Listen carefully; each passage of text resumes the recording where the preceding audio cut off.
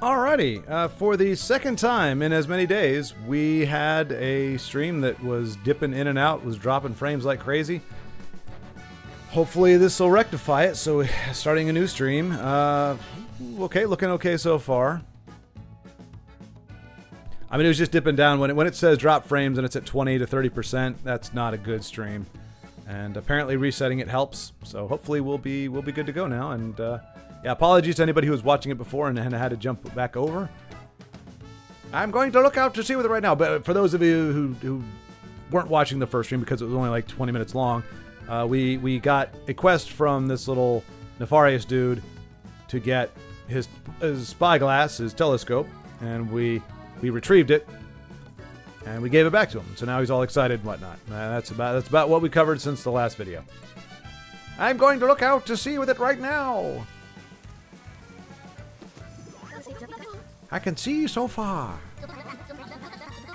I'm glad we were able to find it for you, a good buddy that we just met like 10 minutes ago and still seems kind of skeevy, if you ask me.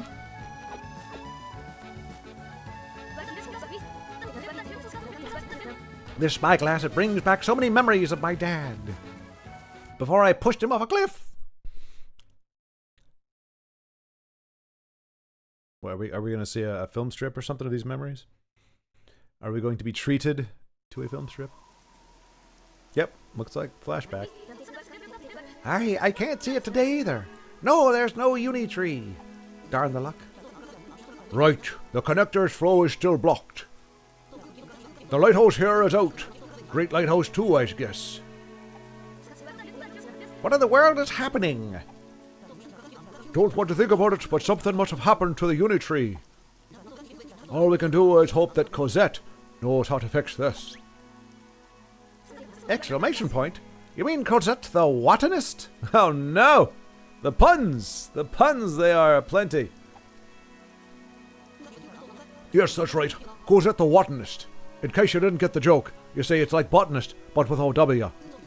If something's up with the unitary, she's the one who'll know what to do. It's the Watanist's job to light the great lighthouses. That's not what a Watanist does. I'm telling you right now. This is ridiculous. This game is ridiculous. The careers make no sense. Like, so many jobs are affiliated with the lighthouse, yet when it's down, nobody seems to care except for us who don't get paid to fix it. I mean, these are obviously not legitimate career people here. What's going to happen now? The world. Want to go back to how it was before? A world with no connector is like, well, it's like you, without a mustache. Dang, way to tie your dad's whole identity to his freaking mustache. God forbid he shaves it. To be fair, my dad did when he shaved his mustache. It was very strange for me. Very strange. I was like, what? You like, it was like he had so much more face. It was very bizarre. He didn't do it often, but when he did, I was like, what the heck is going on? Are we done for? Is there no hope at all? I wonder if I could carry on without a mustache. Mark, this is a dangerous time for sure. Oh, my accent changed. Sorry. I can't remember what I was doing before.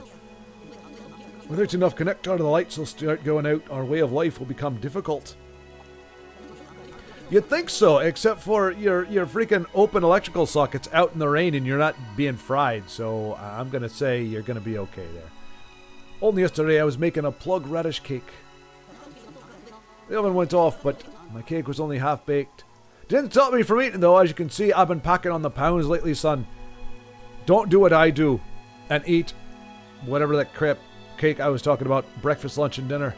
You'll see, it's putting a huge strain on my back, and my little legs are really struggling under the weight. The continent is in pieces and we don't know what's become of the uni tree or Cosette. But understand this, son.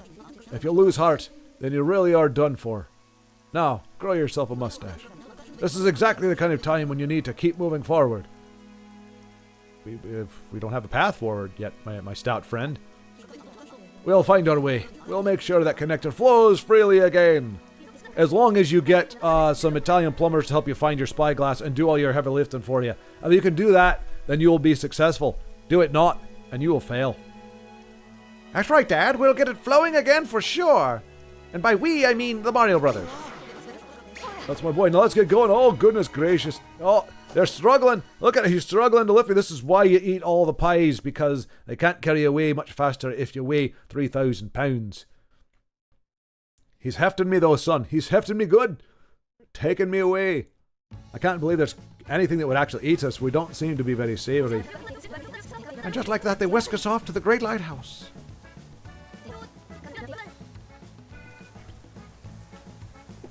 Wow, light bulb. A little late there, but... Oh, that's it. It was my dad. He put me in that capsule and sent me out to sea. I see. So your dad is working for the enemy, because that capsule had a really wicked-looking sign on it. I remember that. Maybe he's still at the Great Lighthouse, plotting and scheming our demise. Yes, he must be. Like he said, this is exactly the kind of time when you need to keep moving forward. He was carried over there by a bird. Don't try to make it sound like he went out of his way to do something. He literally was taken by surprise and carried by a bird. If we could be carried by a bird, this game would be over a la Lord of the Rings in like 20 minutes. Just take us to the Great Lighthouse, birds. The eagles! Meaning, let's head to the next island. Woi woi! Arc scope ×1. Okay. Guess we'll have to figure out what that means at a later time. Oh, okay. We got a reef up on our port side, maybe?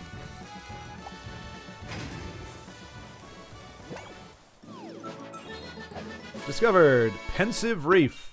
Oh, a nice little ode to the great thinker. Cool. Cool. Very, very pensive. Very pensive and offensive. Alright, hang on. Let's see. Do we need to... Oh, there's... Okay, there's islands. We want to go here. Oh, no. We've got a long way before we get to that island. Alright. Well, we got our next side quest, I guess, right? That's a lot of islands. This is a pretty big game.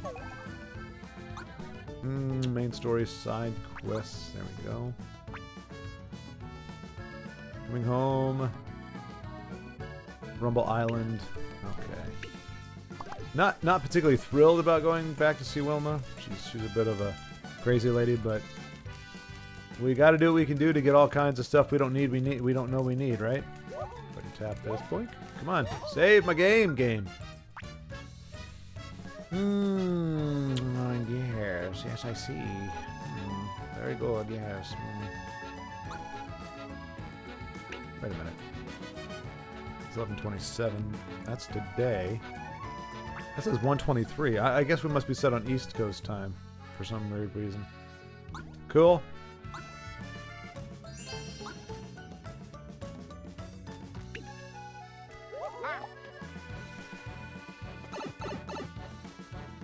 Was it? It was Rumble Island, right? Rumble. Yeah, it's got the little dot question. Mega Man Electric 16. How's the game? I like it, Mega Man. But hello, by the way. Good to see you. Yeah, I like it. I mean, it is definitely. I would say it feels like if we use Mario RPG as kind of a standing point, and even I would say, yeah, I would say this is about like Superstar Saga, but maybe a little bit more kid-friendly, for lack of a word. Like the target audience, I would say, is probably 2 or 3 years younger than like the Superstar Saga. I mean, I don't mind because it's just kind of a fun rompy game. I mean, the controls are kind of fun. It's not super challenging.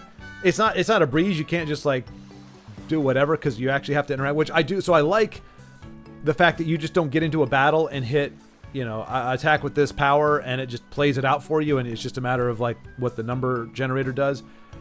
You can enhance your attack and your defense by pushing the button the right times.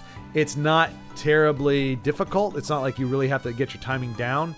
Like it's even easier than RPG in that regard. But you know how RPG, you could, if you push the button at the right time, you'd kind of block. If you push it at the right time, you'd get like a double attack. It's like that, but with a much broader window, I would say, of success. And obviously, as you can see, it's much more colorful. I mean, I would say typical Mario in that way. But it's very Superstar Saga, just, like I said, perhaps a little bit, skewed a little bit younger. But it's pretty vast. Like, you can see, look at this map. Let's see, where is it? So, you know, I've been able to spend probably a couple hours. Now, granted, I'm not trying to breeze through this. I'm not lagging around, but I'm not breaking my neck to get around. And you can see we've been there for about 2 or 3 hours, and we've got still at least 4 other sections to go of considerable size. So, you know, I think it's, you know, something to get your money's worth out of. And, yeah, it won't appeal to everybody. But it's typical Mario stuff.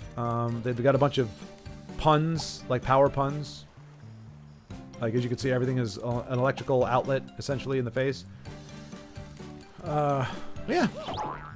We still haven't really met the big bad yet. We don't really know. We've gotten a kind of glimpse of it, or them, or whatever they are. But not really anything, which is, I think, to me, that's the biggest downside right now. It's not like, okay, Bowser did a thing, and now we're trying to get to Bowser. Actually, Bowser and Peach are in this game, but we kind of got separated from them, so I don't know if they're ever going to come into the game, if we're going to see them, play as them, or play with them, or if they're just going to kind of be out there.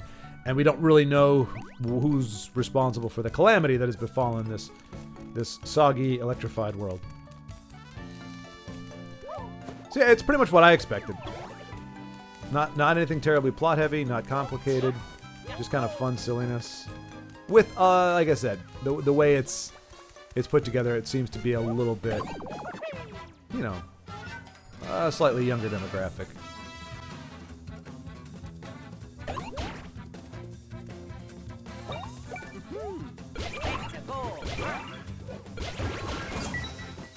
So, I mean, I feel like that window of time is pretty big. Like, it's very hard not to execute these.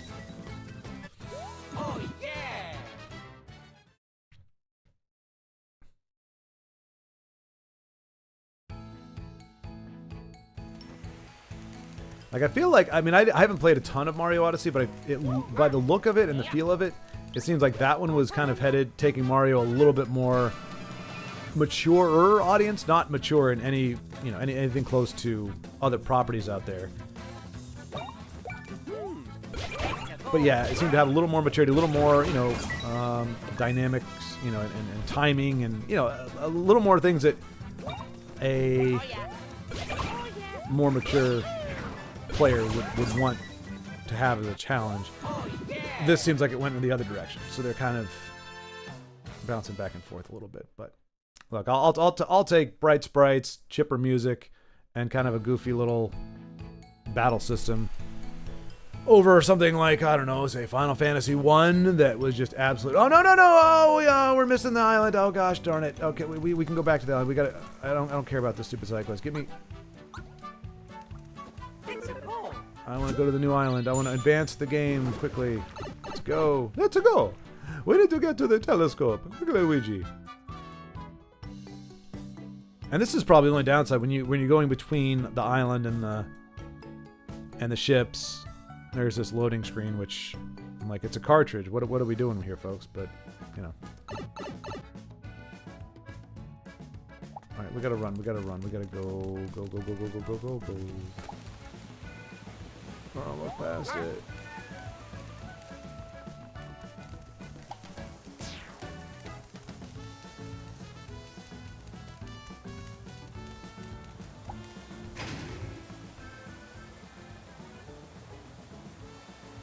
Clearly it's not over there.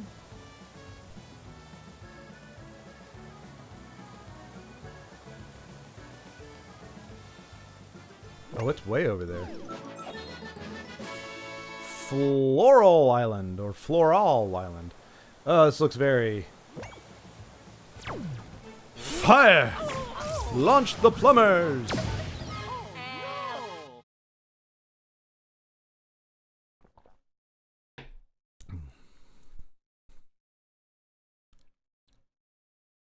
It's kind of interesting how time flies. Like, we started doing the side quest because it looked like the ship was going to take a long time to get within reach of the next island. And there we go, yeah. And yet, we barely got time to do there and do much at all before we were at our destinations.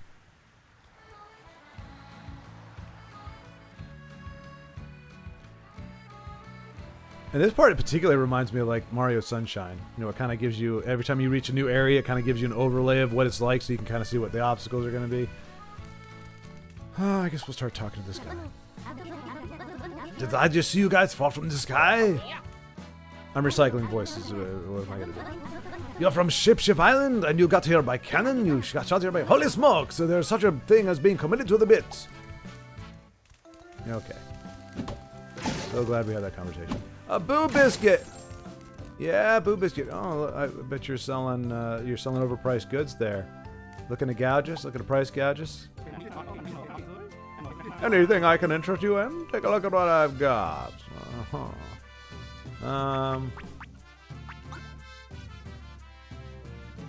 Alright, he's got... We can earn... Oh, we already got the picnic boot. We can earn picnic boots by getting the next quest done. So I don't think I'm going to spend out on those. We don't got a ton of money either. We're not making bank. We plumbers are not great at what we do. Alright, so Hammer is better than what we have now.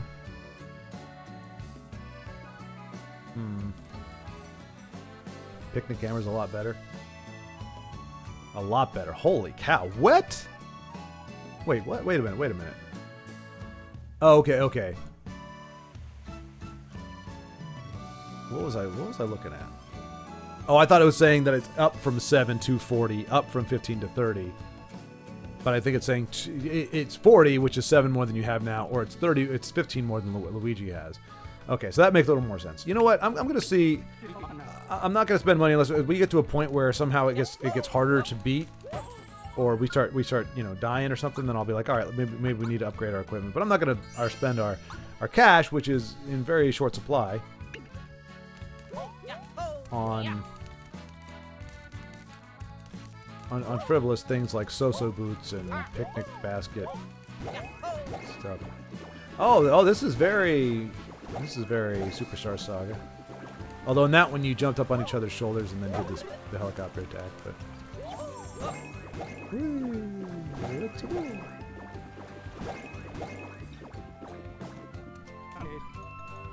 oh, they just aren't blooming. Well, they're probably drowning. You know, wait, is he an old guy? He's got his hand behind his back. I think that's usually an old guy. You know, ever since the land broke apart, connectors isn't flowing like it should. But I don't know if that's the reason some of these buds here aren't blooming.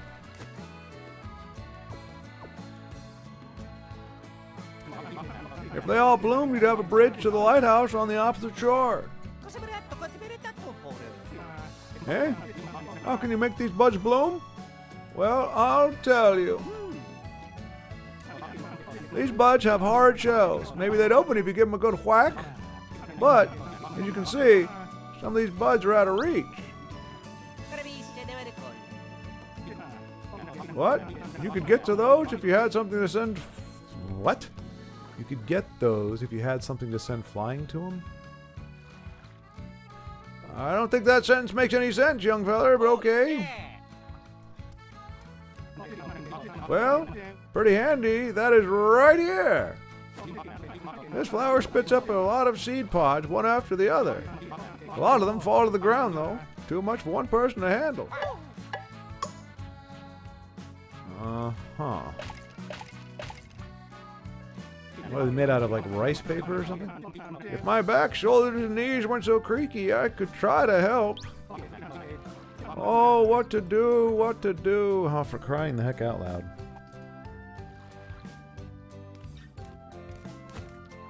Just push him in the river and be done with it. There we go. Luigi is a liability in pretty much every single way, but boy, he's got some great ideas somehow.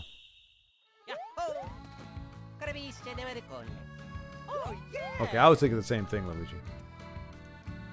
Swing hammer, okay. Oh yeah.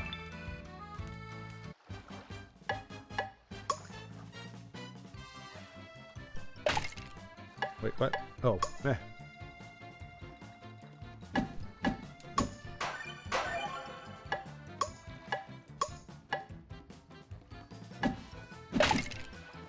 Oh, you got to do them all. Okay, that's cool.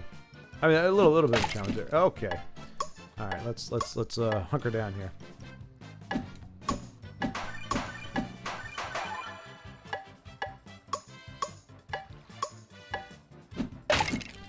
Come on, Mario. Get your head in the game.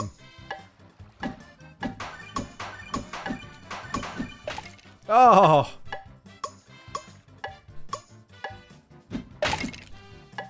So sad.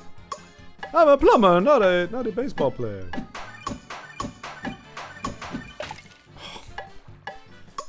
Mario, you're so sad.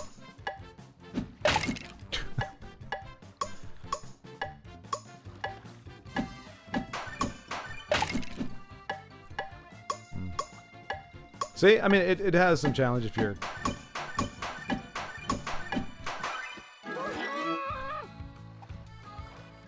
Now, if you had to do all of them in a row, that would ramp it up. But that's kind of my problem with a lot of the old school Nintendo games that we've been playing is it's not that they make it difficult per se, it's that you have to restart, whether it's you run out of continues or whatever it is, and so it's just a time suck. It doesn't up the challenge, it makes it harder to get good.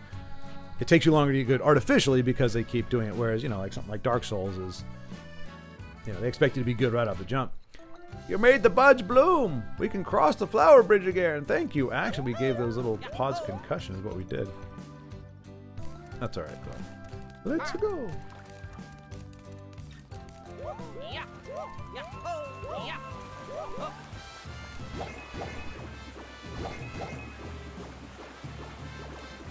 Oh, we totally misjudged that. Oh, you want to fight? Okay, that's cool. I'm gonna mop the floor with you, you sad little vegetable. Vegetables. That. And there you go.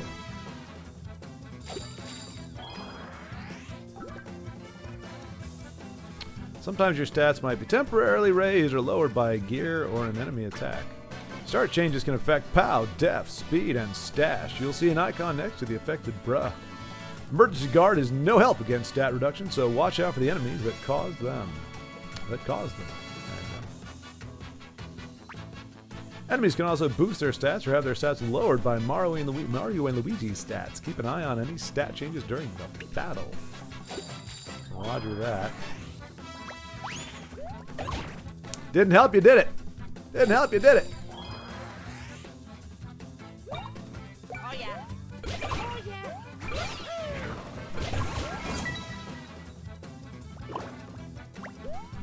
No! Oh, nice. See, and that's the other thing, too. They allow you to make a timing mistake like that, which I'm not a big fan of. Like, I like feeling like I'm getting proficient in a skill versus being allowed to... Oh, dang. You onions do not stand... Or maybe they're leeks. I don't know. I don't even know if there's a difference. I don't even know if there's a similarity. I could be comparing completely different things. This could be apples and oranges. There we go.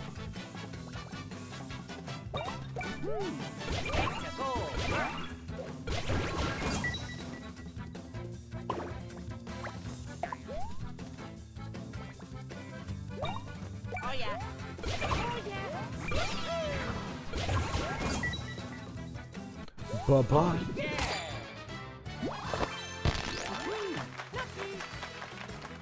Well done, Mario. Well done. Congratulations. You're almost at double digits. Couldn't have happened to a nicer fellow. And I will say they kind of dumbed down. Like, you don't really get to pick what stats you get. Really. It just kind of tells you, hey, this is what you got. There you go.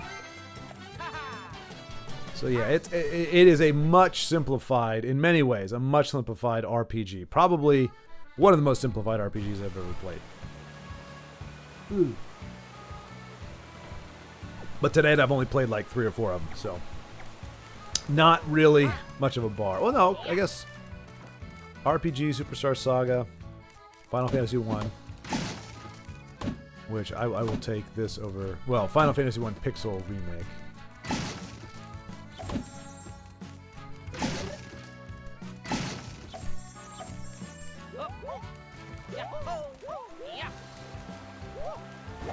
Oh, no, we want to get this. We want to get these.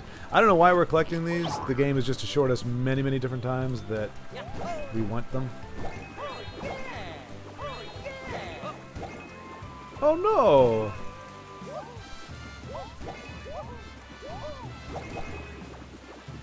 Get out of the way, Luigi. You get out of my way. And we made it. Nice. Alright, let's talk to this little scrub here. I've never seen you before. This is your first time on Floral Island?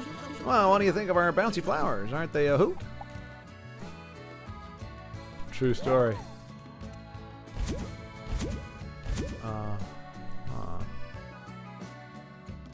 So, Luigi, Mario, Luigi. Okay, I see what they're doing. Luigi, Mario, Mario, Luigi. Luigi, Mario, Mario, Luigi. What a mushroom. What a fantastic thing. What did he do? Just kind of poke his butt? What was that all about? Like, very strange behavior, Mario. Very strange behavior. Just decimate him for me, please. Crush his little head. There you go. I'm wondering why they have better shoes than we do. Oh yeah.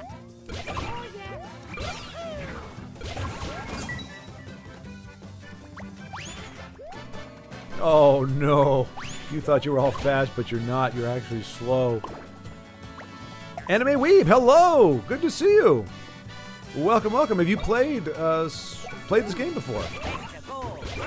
I figure a lot of folks come speculation to see if somebody else is having as much fun as they were. Oh yeah. I'm always curious just to see what brings people by. You don't have to say anything. Thanks for saying hello. Appreciate you.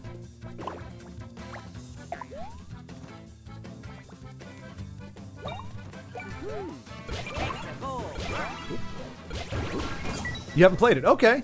I'm kind. It was interesting. This, I thought I would see a lot of videos on it. Like usually when especially a new Nintendo or Mario game comes out, there's usually a lot of people that play, like Mario Wonder. Tons of people playing that. I don't think there was many people playing this for whatever reason. And maybe it looked too cartoonish or something. I'm not really sure, but yeah, there aren't as many people that played it than that usually that I would think kind of usually would play a Mario game. But that's cool. I play it so you don't have to. Unless you want to. Which is fun.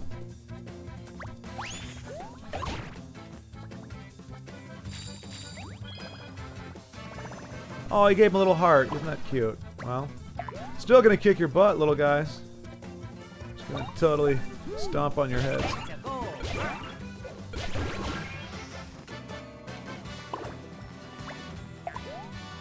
I want to time that better so I can actually... I think I can kick it back to him if I land on it. Speed. Speed is what we need.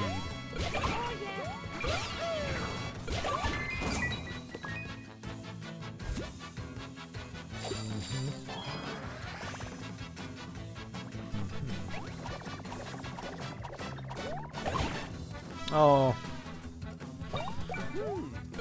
Wait.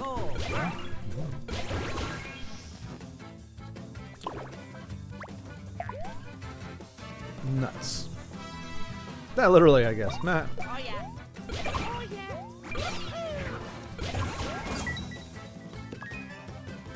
I wouldn't mind if they ratcheted up the difficulty a little bit, like a little more difficult bad guys, but my timing still isn't perfect, so I can't really complain. It's not like I... Oh! Yeah, that was silly. So you can still screw up. I'm not just doing that to make it seem like there's much more difficulty to it than there really is. It's very, very hard to mess up. You have to just be completely silly.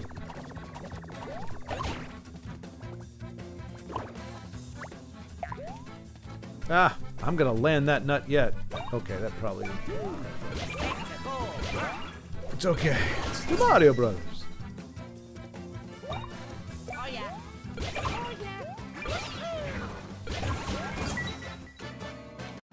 Oh yeah. And I would like some bad guys with some menace. We're fighting a lot of vegetables and other, inanimate objects.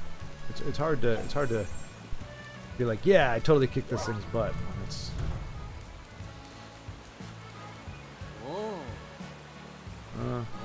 And that's creepy.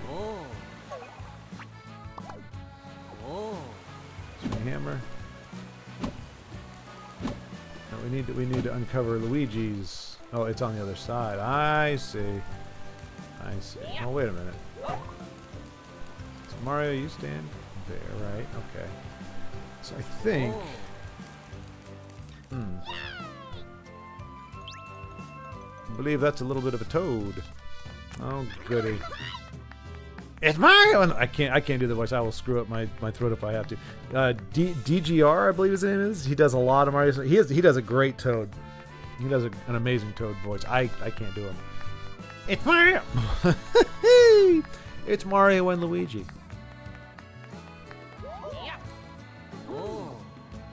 Those are our names. Haha. Yeah. So we'll do flower. No, that doesn't look like the answer. Start breaking stuff. Destruction of public property. It's my middle name. They all remember the name of Mario because I will destroy everything they love and hold dear with my hammer. Alright, share.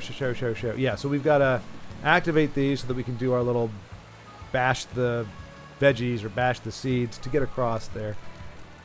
We got to get Luigi on the other side, though. I may have screwed up by hitting this prematurely. So can we reset that is my question. Like by walking away from it, maybe? Just go off screen and maybe it'll go into battle. It's hard to think you kicked an enemy's butt when they don't have a butt. It is, Anime Weeb. It is. It is. We kicked their stem. We kicked their bulb. There you go. We kicked their bulbs.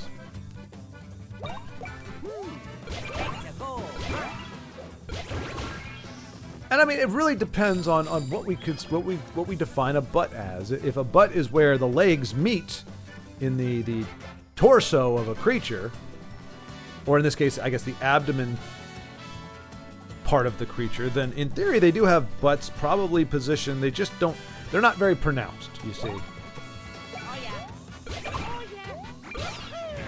So I think, anyway, if we're gonna be fair, we should not just because you have a small butt doesn't mean you have no butt at all. I think that's not fair to say. So it's not a very defined butt. It's not a butt that's gonna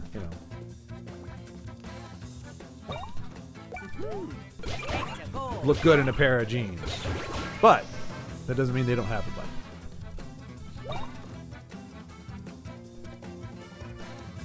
Like typically anatomically you'd say no, of course. A leek or an onion doesn't have a butt because it doesn't have human anatomy, but they have legs or feet of some kind, and they wear shoes. So I think everything we knew and thought we knew about vegetables in this particular game goes right out the window.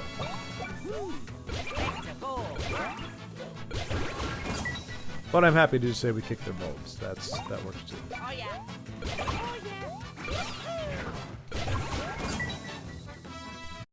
Oh yeah.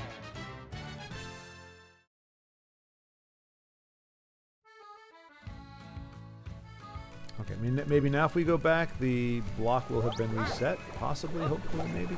No, it doesn't look like it. All right, so how do we? Because I totally screwed that up.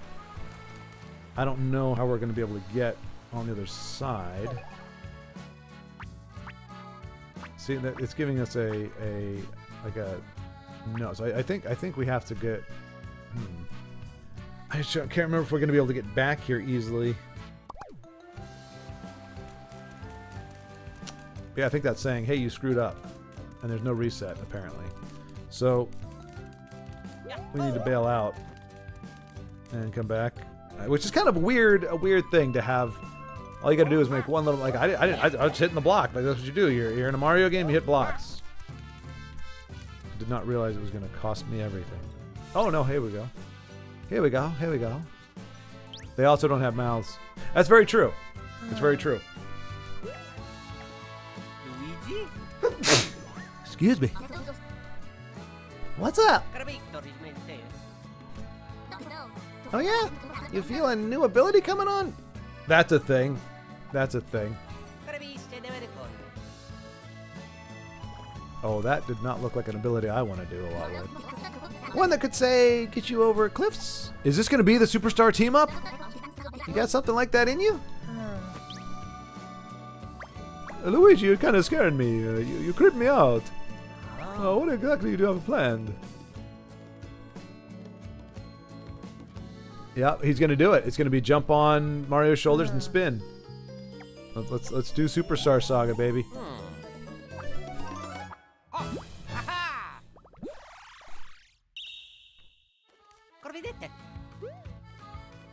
Mario. The heck are you talking about, Luigi? You crazy crackhead. I told you, do not do the shrooms. Leave the mushrooms alone. I'm guessing the answer is yes. Tilt right up to UFO spin.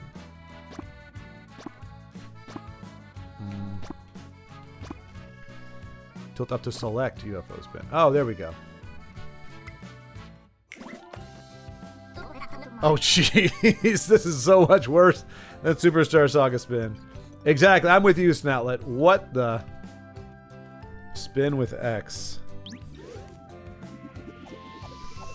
Press Y to stop. Okay. Alright. I mean, can't we just cruise through the entire game? Like, that's amazing. How'd you do that? The power of the waltz. We just come together like we're going to dance, and we make a sweet music. That's the kind of thing you can pull off when you work together. You two guys are real pros. Making that a pro's move. Yeah, I don't think so. It's just kind of something weird Luigi came up with, and it works. Eh? Eh? Nothing? A bruise move? Stop it, Snoutlet. I think of your puns, they suck. A, browse move. Browse move? Oh, think. Oh, bother. Brr. Brr. A bros move. Reaching. Snoutlet reaching. See, Anime, I wish our pig did not have a mouth. I don't know why he would be here, but I kind of wish he didn't have a mouth. That's the one! You learned UFO spin.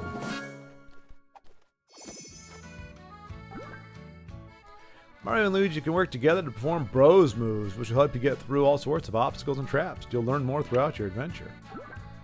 I just wish they didn't say, like, you feel a new move coming on. Like, I mean, put a gimmick or put a thing in the game where, like, if you're gonna say, okay, at this point we need you to be able to learn this move, like, you know, have something where it's like there are morph trees, or there were two adventures that came before you and they chronicled their journey, and if you find their diaries, they have, you know, cool moves that they learned how to do, you know, because they were awesome and you guys, you know, you're a bunch of noobs. And so you come across a journal or a notebook, and they look at the sketch and go, let's try that, you know, something like that, versus just you feel a new move, like a bowel movement, like, oh, there's something that's stirring in my gut, oh, suddenly I feel like I can do the UFO. You're like, come on, game, a little more creativity, I think.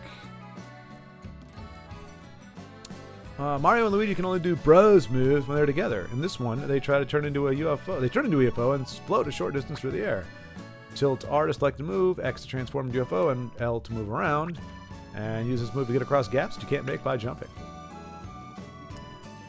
Does he talk out his piggy bank thing? I think so, Anime. I think so. We really haven't been able to. Oh, so it goes for a limited time.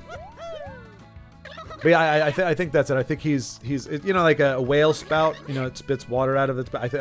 I think he does that, but it's with words.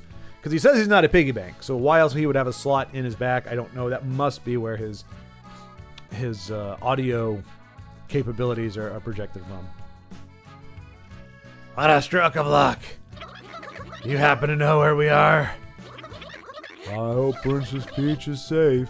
I worry about her. Ah, I got you.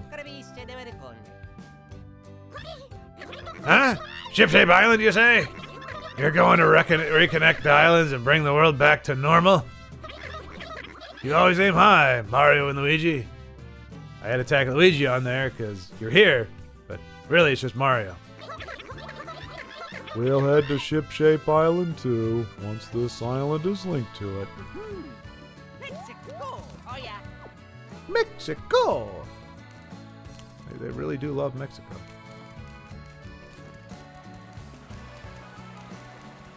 Well, this looks like a job for UFO bros. Or... well, yeah. Well, maybe not. I have a feeling they're not going to let us do the move here.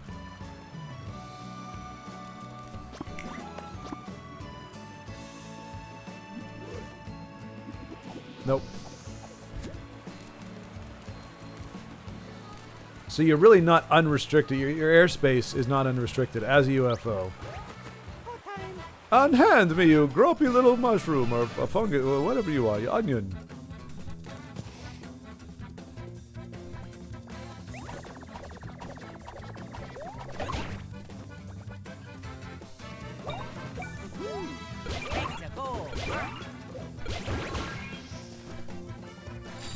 Yeah, I guess they don't have mouths because they don't eat. They just soak up sunshine. I think that's in water. Oh crap!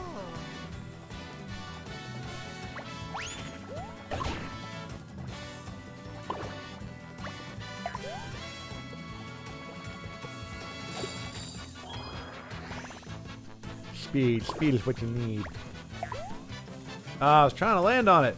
I want to land on it. Oh gosh, that was close. Fast little bugger.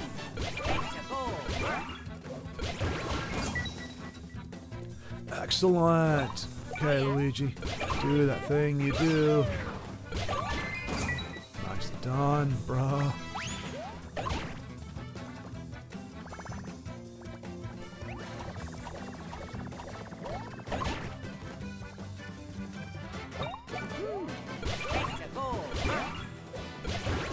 If Luigi went to school, Mario would be the jock and Luigi the nerd. Oh, absolutely. Absolutely. Oh yeah. Oh Yep. yeah. There is no doubt about that. I mean, they're kind of like that anyway. Like Mario's, I don't know. I'm really not sure what they want us to think about. Stop it, guys. Please break it off. There we go. Thank you. Goodness gracious.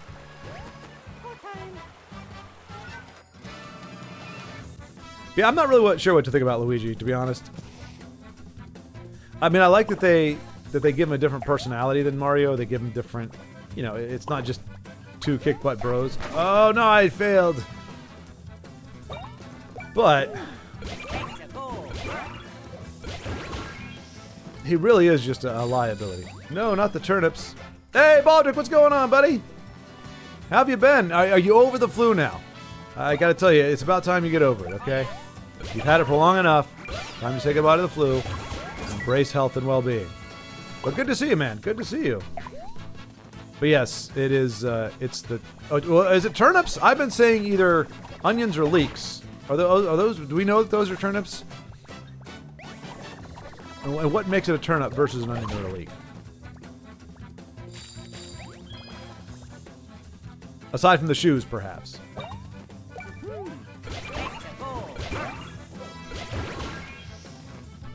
Luigi in this game is basically just the thinking guy. He is. He is. I mean, which is, I mean, again, you have to, like, if Mario did everything, then, you know, Luigi would be pointless.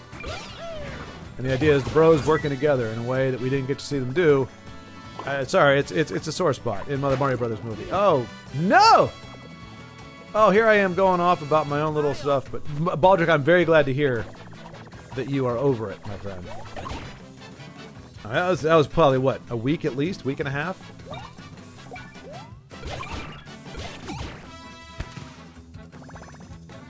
Oh, we are a sad team of bros right now.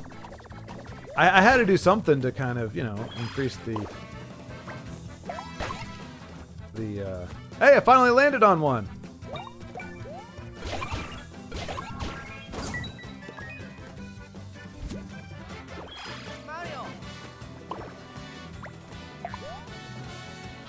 Dang it. Why'd you get to go twice, you little nut?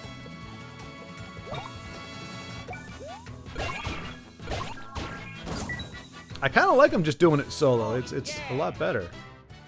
It's the pasture. I wouldn't know they could be onions or whatever. Week and a half. Jeez. That's a long time to be miserable. Alright, we're gonna go ahead and use one of our many mushrooms. 20. Wait, how much does it give you? 30? Yeah, might as well give it to Luigi too. There we go.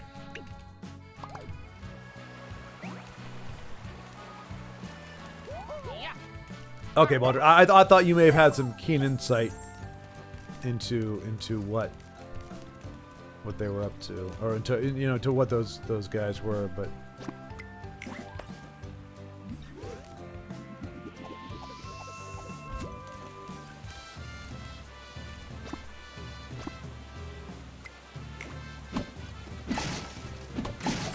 Break the stuff, Luigi. Break it.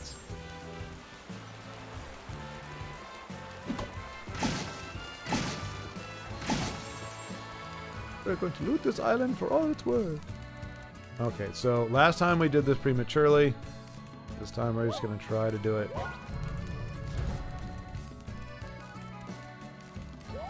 See, I want to loop back around. Okay, that looks pretty close. Okay, there's an easy way back up here, so we're going to jump down. Get ourselves a syrup jar. Hey, come back down here! You grubby little sprites, how dare you float away where I can't get to you. Let's grab it.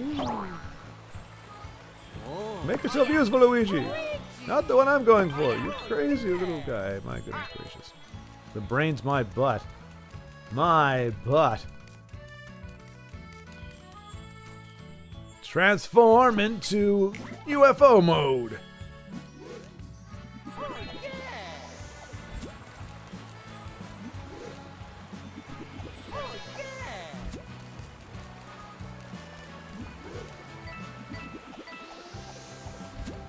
No!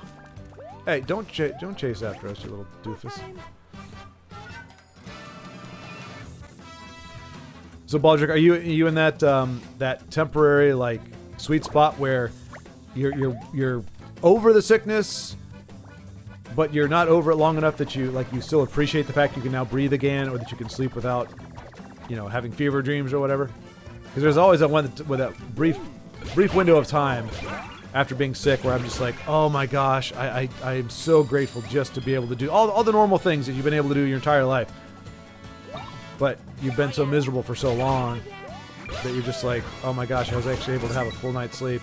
I don't feel like absolute crap when I get out of bed in the morning. I don't hate life. And more importantly, have you been playing Magic the Gathering? I haven't seen you online. Although I haven't seen Ugnip online either, which concerns me a little bit, because that's... He played all the time back for like that first couple weeks. Oh yeah. Oh yeah. I'm over it. I can breathe without leaking. Oh, glory days! That's what I mean. Like, you say something like that normally, it's like, like me, I haven't been sick in a while, so I'm like, oh, breathing, yeah, okay, whatever. Cool, yeah. But it's like, no, you don't understand. I can breathe. You don't know what it's like. Which is funny, because you kind of remember, you don't remember how miserable you are when you can't breathe until you can't breathe. And you're like, this is the worst thing in the world. How am I supposed to live my life like this? I'm just calling it. I'm calling it right here. Screw it. Not another day. I won't do another day in this absolute misery.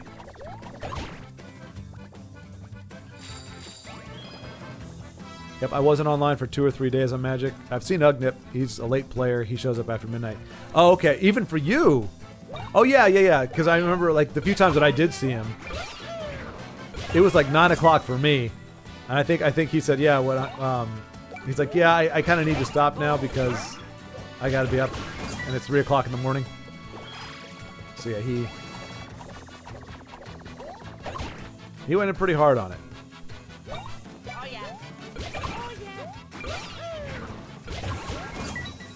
I'm trying, but I'm actually finding it a lot easier to build a real-life deck that I'm trying to, like, I can get more of the pieces in real life than I can get in the digital version, which shouldn't happen, but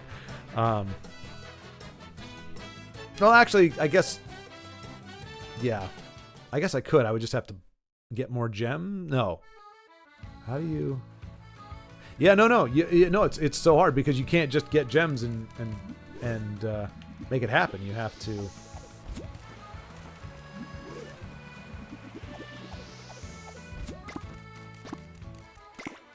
Whereas, you know, on eBay, I can go on eBay and most of the cards that I want are $1 or $2 a piece. So I can put together the deck that I want there. No, I forgot to do the thing. We have to dance together, Luigi. Let us dance. Shall we dance? Ba-dum-bum-bum. Wow, they even jumped together. That's kind of weird. Okay. Here we go. Hey, we did it! We did it again! Okay, we have to break up. Alright, back to this.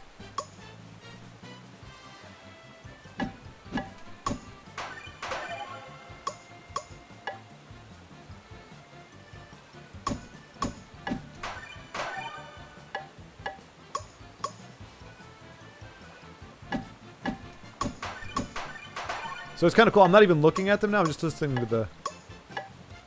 Okay, never mind. I'm going to listen. Okay.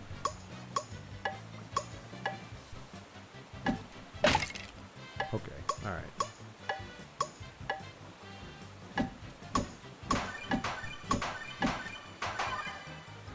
I'm a natural. What can I say?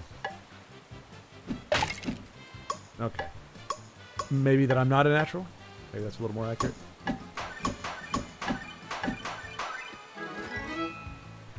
Bam! Reflexes like a cat. Meow. When I'm sick, I have to focus on breathing. It is so hard. Yeah, anime. Yeah, it is. It is. You know. Yeah. Even the mightiest among us, on a sick day, will just be absolutely out of sorts. And yeah, you do. You really have to. It really becomes about how can I make myself breathe? How can I open the nasal passages? How can I, like, you know, and there's different things you can do. Obviously, you know, thankfully we have antihistamines like, I don't know if it's an antihistamine, but the Afrin. But you can only do that, like, you have to use that sparingly. I typically only take Afrin at night when I'm trying to sleep. Because otherwise it starts to lose its efficacy, and so it's not addictive, but it kind of, it loses its potency after a few days if you use it all the time. So you kind of have to be sparing with it.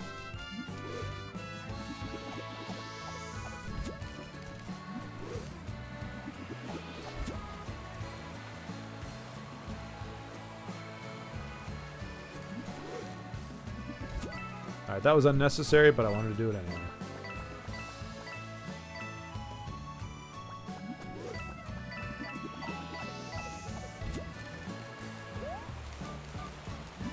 And here's the thing, a lot of people would like these cool powers. Every time I get a new one, all I think is, this is another power I've got to remember what to do. Okay, Luigi, you gotta stand there. Never mind. Oh yeah. Alright, back to the nut bashing. Oh, wow. Okay.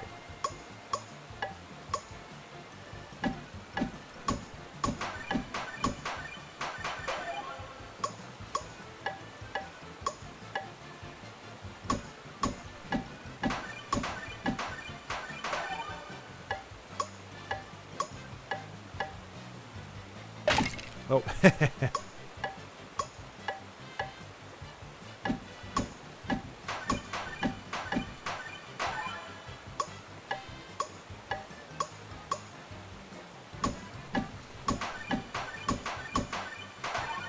It really is a lot easier going off the sound.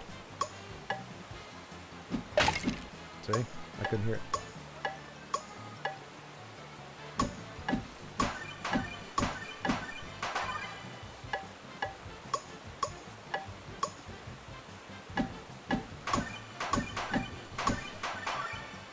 Alright.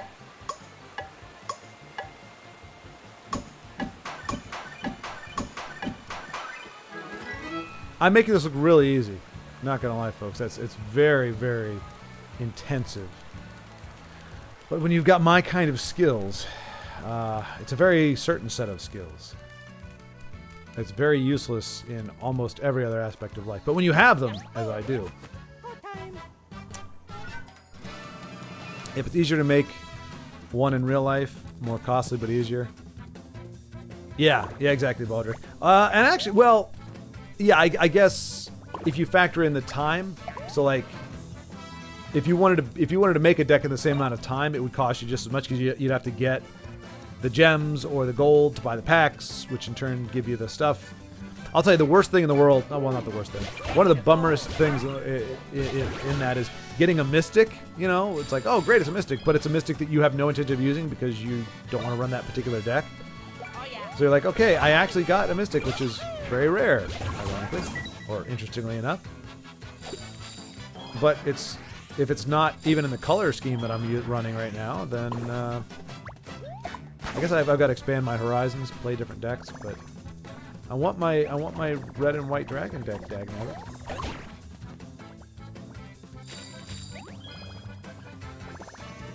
But of course, every dragon is a freaking mystic, so I've got like one of, and that makes for a very difficult time.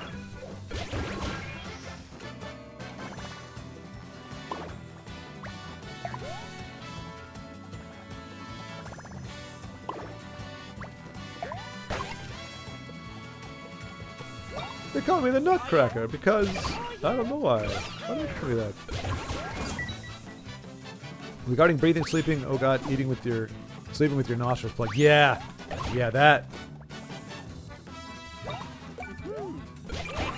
Like you get, I'm not like scared myself, but like, you know, you're trying to lay there and you're like, okay, I don't want to sleep with my mouth open because it starts getting really dry. But if you close your mouth and you can't breathe out of your nose, you just start suffocating. You're like, oh my gosh, like I literally, like if something were to happen on my mouth right now, if something were to be in my mouth, I would actually suffocate. Whereas, like, you know, if you're like chewing food and you can't breathe through your mouth, that's fine. You should breathe through your nose. But when you're stuffed up, you only have one orifice left that's able to bring oxygen in your body, and you're like, please don't let anything happen to my mouth. It's quite terrifying. And yeah, it's just impossible to sleep. It's like the two things that screw me up. Well, I should say that there's a lot of things like, you know, headaches, injuries that. You know, fresh injuries that are aching and throbbing. There's a lot of stuff that prevents me from falling asleep, but the two biggest ones that aren't injury related are stuffy nose and if it's too hot. If I'm sweating into my sheets, or even if just like makes it very hard to sleep. I have to be. The only good news is that if there's enough nights like that, I get so tired from sleep deprivation that eventually I fall asleep just because.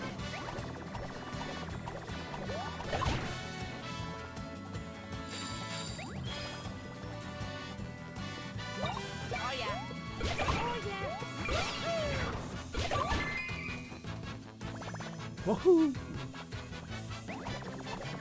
Come at me, bro. I squish you. One more time. Okay, never mind. Omega Man 87272. Welcome. Good to see you. I'm much further in the game, so I'm not going to spoil, but it's a great game, so I hope you enjoy it. I am definitely enjoying Omega Man. I am definitely. It's I'm in my 40s, so it may be a little. You know, a little young for my particular taste, a little easy. I find it a little bit easier or geared a little lower than like Superstar Saga, like just a little bit like easier or walk with you. But I enjoy it. It's bright, it's colorful, it's fun. You know, it's enjoyable. It's not grindy. So yeah, I'm enjoying it. I'm glad you enjoyed it, and you said you're much further along. How many hours do you put into it, Omega? Just out of curiosity. Oh my gosh, there he is! There's Ugnip. Hello, Ugnip. We were just talking about you. Your ears must have been burning. I have not seen you online, sir. In Magic the Gathering, I've not seen you. I get on pretty much every day so I can get my gold for the day because it's very important to buy those packs. And I haven't seen you. I was like, I was getting worried. I was like, is Ugnip still around? Cosmo plays. I won the game. Metric retracted. Well, Cosmo plays. I'm happy that you won the game. Winning is good. What game are you talking about? Are you talking about this particular game? Are you talking about the game of life? Or are you talking about another game altogether? In any case, I'm glad you won, and I'm glad you're excited about your win. And hopefully it was a win that is fulfilling and rewarding, and and is going to, you know, I was going to say change your life, but, you know, a lot of times we just win, and it's just a moral victory, you know, something for us personally. So in any case, I hope it is a good win, a big win in a big way. Yep, during summer nights, I put beach towel over my head in bed and sleep on that. I put one over my gaming chair. Oh no, I was about to say, wait, does that, I was like, oh, Baldric is about to clue me into like a way, like a cheat, you know, a you know, away from the mystic lands beyond, a way to make it cooler in bed. So I'm like, oh, maybe putting a towel down makes it cooler. And now I'm going, no, I think he does that because he's just saying, I'm going to sweat. And I'm going to sweat into a towel, which is not quite the worldly wisdom I was hoping for. If I'm interpreting that correctly, it is not a. So wait, does it really get hot over there, Baldric? Because I know, like in the UK, they don't have air conditioning, but that's because it doesn't really ever get hot there. It might maybe have a few days out of the year where it actually is warm enough to warrant an AC without like a fan or something, but most of the time it just wouldn't be worth it. So I was thinking / hoping it would be the case with you, but it doesn't sound like that. It sounds like you actually have some hot days and all you can do is sweat into a towel. Omega Man, I've already put roughly 30 hours. Holy cow, but I haven't been playing for the past couple days because I've had work. Fair enough, Omega Man. Yeah, I'm trying to make hay while the sun shines, as they say, because once I start working, it's going to be, you know, these moments are going to be few and far between. But that's awesome. So you're further along, but you're not done with it, and you're 30 hours in. So I mean, you're getting your money's worth out of the game. You know, there's plenty of games that you. I mean, now granted, this costs $50 to $60 depending when you got it, and something like a Katana Zero or, you know, some of these other like indie games only give you about 7 to 10 hours, but they're only like $20. So for what you pay, I'm glad to know that it'll take you at least 30 hours. I was looking at the overall map, like how many islands there are or how many circuits there are. And there's a lot. There's like 6 of them, I think, 5 or 6, and we're still on the first one. So it does look like a pretty expansive game. And I'm glad to hear that it is. I'm just a bit off lately. Lost all the water in my oh no. Lost all the water in my building last week, so busy visiting the gym for showers and the garage filling up buckets. What? Wait. So did you have a pipe burst then? So you can't use the water, but then you flooded your garage. Oh my gosh. Oh, that is hell, Ugnip. I am sorry, man. And then, yeah, having to go out. It's a 24-hour scout camp. Wait. Oh, the place where you're going? Where you go for the shower? Oh, geez. How far away is it? Because I know you were driving, like, so far, every place you had to drive has been like an hour. Is it at least kind of in your neighborhood? Oh, my gosh.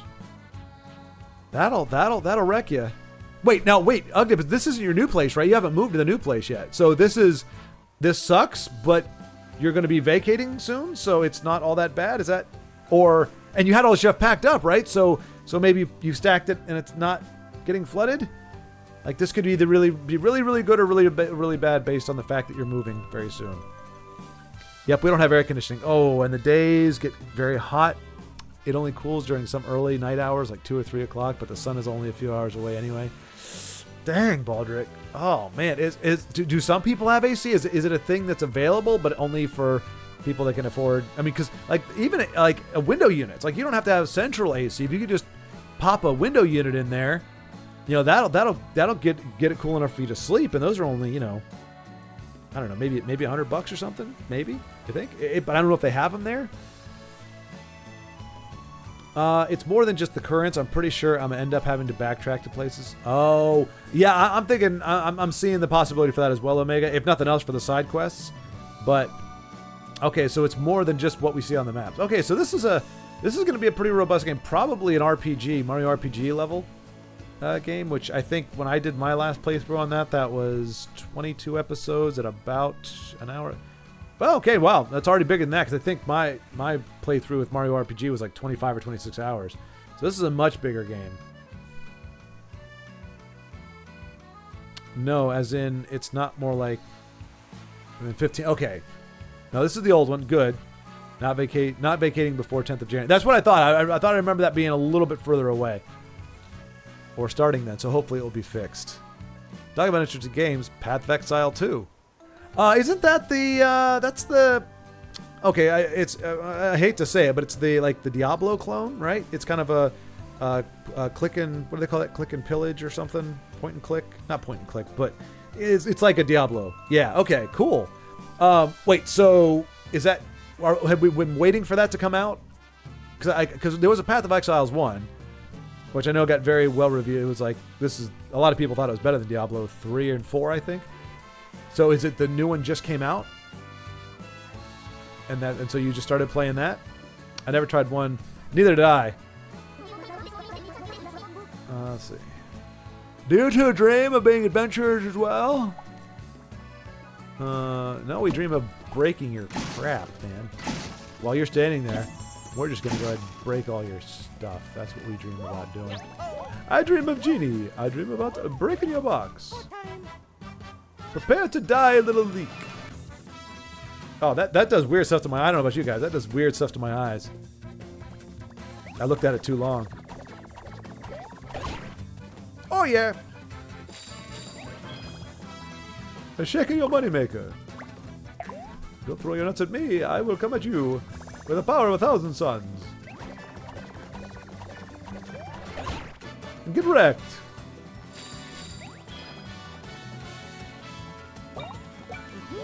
Feel the wrath of the Mario Brothers. A squish. Oh yeah. Oh yeah.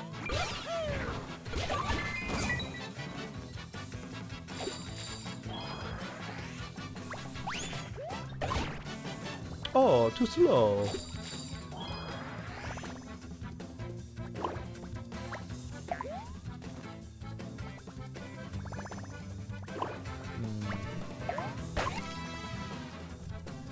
I guess it doesn't matter if you land on it. It doesn't really do anything. I thought maybe it would kick it back at him.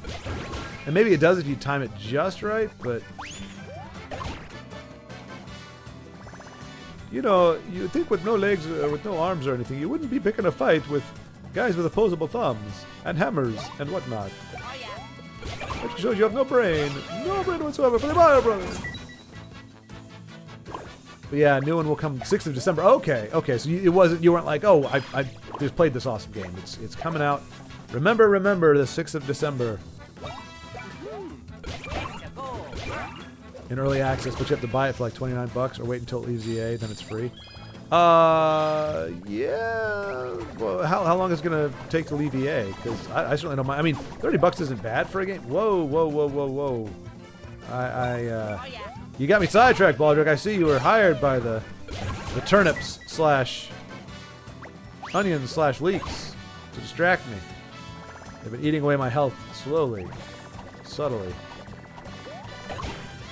Like very, very slowly. And very, very subtly. But it's been happening.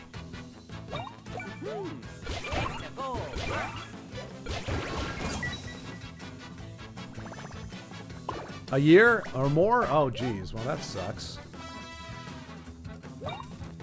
That's all right. I mean, I got so many games to get done, and man, I don't want to do it because I feel like I've got too much to do already. But somebody recommended, was it Days, Ark, and no, not Ark, Rust, which would play really well on a PS5.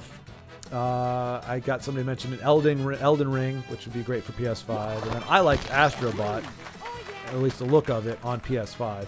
But that's only 3 games. I don't want to spend, but they got the system on sale for $375, and I'm like, that'd be pretty cool. And Elden Ring, the original version, is only like $20 now. But I'm like, there's so many games I haven't played, and I'm like, why would I buy new ones? So I could probably wait. I can probably wait a year for it to be free. Well, a year or more. But I don't know. It sucks though because sometimes you just get in the mood for a certain kind of game, and it's like it could be like, oh yeah, I could play any kind of game right now, but I kind of want to do the ARPG, and that's the only way. That's I need more cowbell. We chose not to install it. It does not help if you're constantly in and out. The temp difference can be too big. Oh, we chose not to install it. It does. Talk about the AC. I thought the game. We chose not to install it. It does not help if you're constantly in and out. The temp difference can be too big, and after a while, it starts to bother even me. Not to mention my elderly parents. I got you. Okay. I do have D4 on both PC and Xbox though. I don't have a PS5 Ugnip. I was thinking of, because it's on sale now, my friend was like, because he wants to play Zombie Cold War, and my Xbox One is, I think, on its last legs. I think it's kind of dying. It's fritzing out on me a little bit. And so it'd make it easier. But he and I only play like for a couple hours on Sunday night, so it's not even like that big of a thing. And I'd have to buy the game for that. So it's not like I just buy, okay, $300 or $400 after taxes, and I can play all these games. No, I would have to rebuy Cold War. I'd have to buy Elden Ring. I have to buy all these games. And, for somebody who's currently not working, doesn't seem like a good idea. Just doesn't seem. But then I'm like, well, I don't know. I'm like, but Ugnip has it. Yeah, Xbox X or PS5, or preferably both. Well, preferably both, says the guy who has both. A little bit of bias there. But see, I got to think about. Yeah, I mean, and that's the other thing too. I think I could get all or most of those games on Steam, but I don't know how well my computer's gonna handle. Oh, that's the first time I failed with Mario. That's what I get for looking away. Show him how it's done, Luigi. Oh yeah.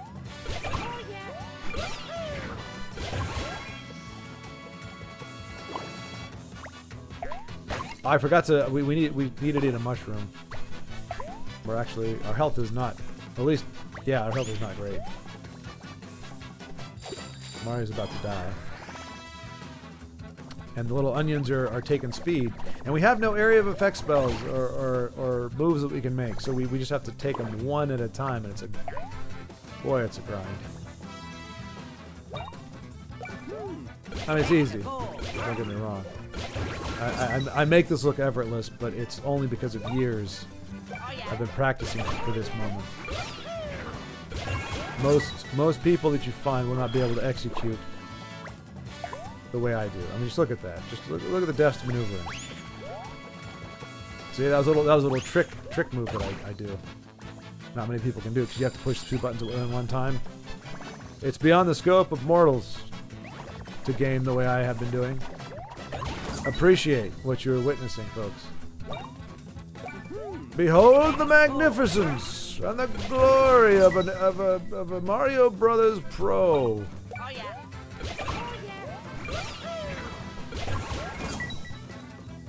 When you really think about it, this game isn't quite. It's not as different from a game like Elden Ring as you think. Like, the difficulty is about on par. I mean, the graphics are a little less realistic. But I mean, if you were to squint, when you look at it, you might think you're watching Elden Ring. Very, very similar in terms of the overall presentation, the feel that you get from it. Like, the Elden Ring has little glowy, spritey things. We've got little glowy, spritey things. It has grass. We have grass. It's got hills and mountains. We have hills and mountains. It's. I mean, Mario did it first, so I can't say that they copied Elden Ring, but you can see they took inspiration from it.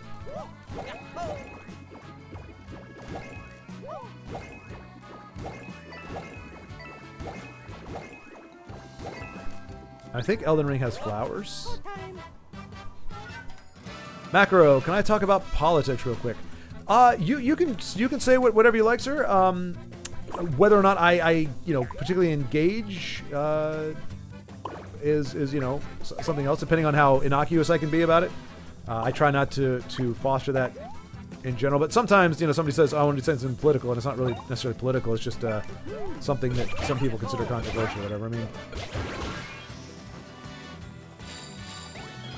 yeah. So just know, like, as I've told other people, I may or may not agree, but I'm not going to try to go too deep into a political thing just because, I mean, it is divisive. It's a divisive thing.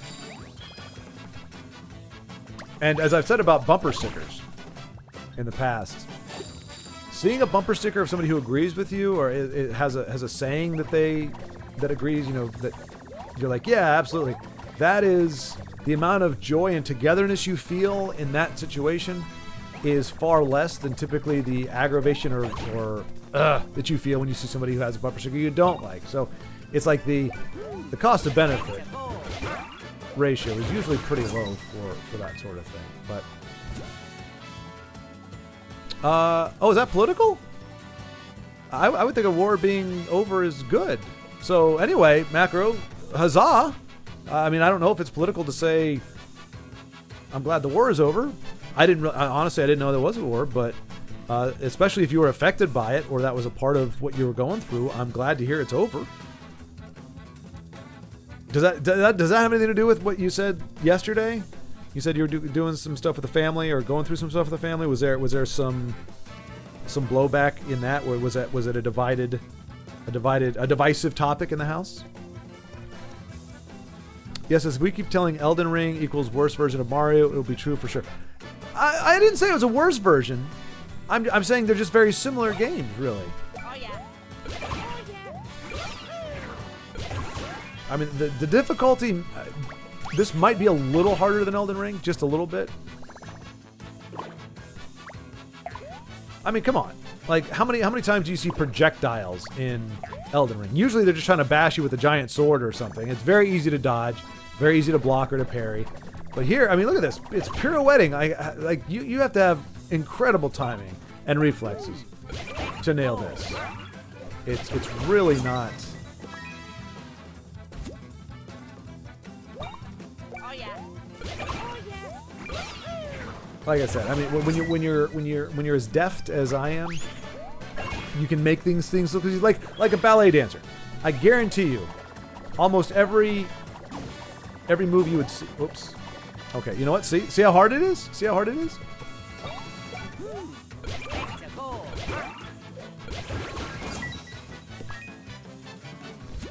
But the other thing is, like in Elden Ring, you've got a ton of little potions that you can crack all the time to keep your life up. Here, you've got to be very, very careful about your mushroom usage. Otherwise, you could find yourself in a tough spot. So resource management is key in this game. So we're gonna do some of that right now. So here we go, mushrooms. See, we only got 21 of them. There we go. Bam. Alright, what am I missing here? We can't jump off here, can we? No. Alright. Oh, here we go. Alright, that's kind of cool. Let's see here. And most of the 500,000 Lebanese refugees in my country are going back. Okay. Okay, so there is a cascading effect going on there. Actually, it's a lot of projectiles. Don't get technical. Don't try to bring logic into this discussion. I'm speaking from a place of unquestionable authority and truth, and I will not have my narrative destroyed by any type of realism or experience. Just because I've never played the game and only watched it for perhaps, 15 total minutes, does not mean that I don't have a very good grasp on what Elden Ring is really all about and what it entails. I've seen things.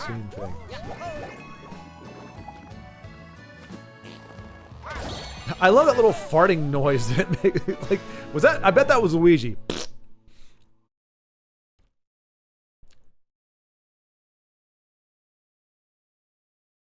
Macro, no, they're just like, you got to take care of yourself. Me doesn't take care of himself. Them angry. I mean, I guess that's kind of understandable, Macro. It's like, I'm not a parent, but I'm of the age, have been of the age for parenting. I've seen parents, and it's like parents are just so, like, when parents care, it can be a combination of like frustration and kind of a despair thing when they see their kid doing stuff that's kind of self-destructive, because they know things add up over time. So many folks do things for one reason or another. It doesn't have to be bad, and sometimes it's not even voluntary, but they end up paying for it later in life. And there's so many times where you realize, my options are limited now, or this is a problem because of a cascading effect. And your parents a lot of times can see that. I'm not taking their side. I'm just saying a lot of times they can see that. They've gone through it. They've just lived through personal experience, and so they would rather be able to just say, hey, take care of yourself, or hey, do this. and have you do it, not because we want you to do what we say, but they're just like, please just take my advice. Because if you have to learn it the hard way, you're not going to be better off than we are. Parents, good parents, I will say this unequivocally, a good parent, their desire is to see their child go further than they did in their life. Whether that's a career, whether that's, ambition, whether that's whatever it is, parents want to see their children go further in life than they did. And they want to equip them with knowledge and with discipline and with all those things that will allow them to go further. They can instead of having to start at square one, they can start you at square 10.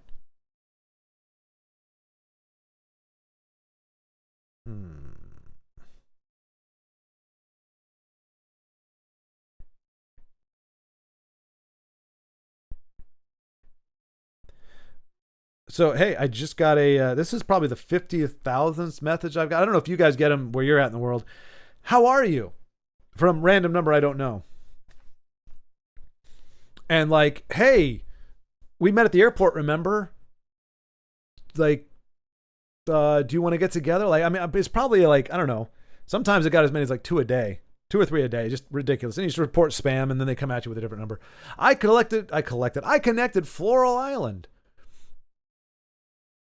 I can see it. And no, I've never actually played Mario since I did it on Commodore 64. Or was that Gianna Sisters? And some jumping. Wait. So wait, hold on, Ogniv. Hold on. Are you trying to tell me you've never played a Mario Brothers game ever? Ever? Ogniv, that's not healthy. We were just talking about healthy things. If you have not played a Mario Brothers game,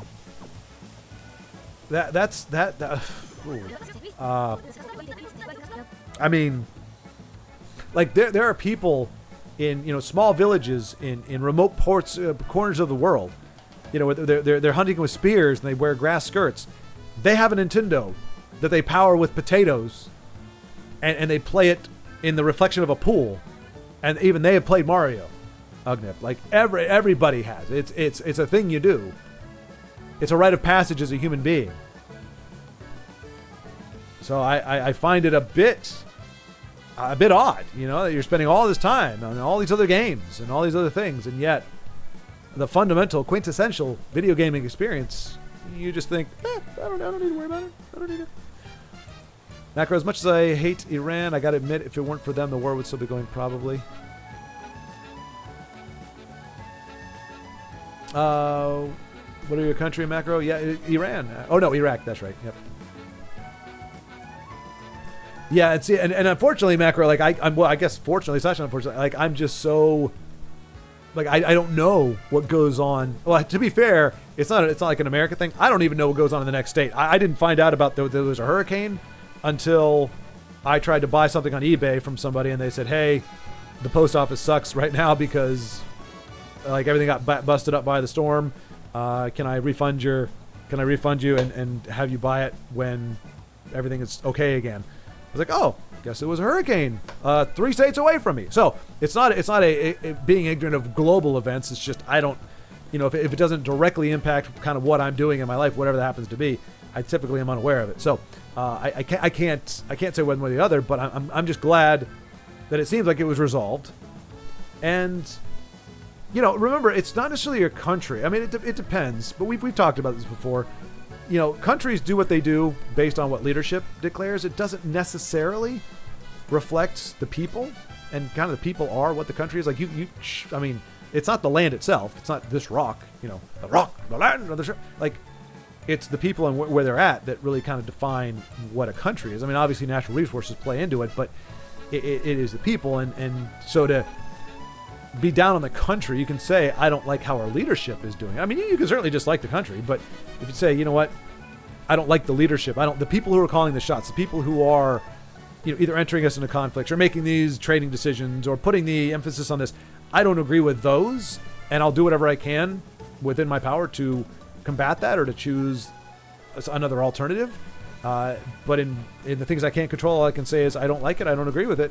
But it doesn't mean your neighbor or your neighbor's neighbor or the 5 people around you or the 20 people in your neighborhood or the 50 people that you interact with on a daily basis aren't pretty much of the same mind, at least on certain big topic things. So it just I find it kind of helpful, like, because I looking at whether it's my country or somebody else's country, and I'm going, oh, that sucks. But I'm like, well, that's these X number of people who have a say in that, and the people may be going, "What are you doing? I don't. This isn't cool."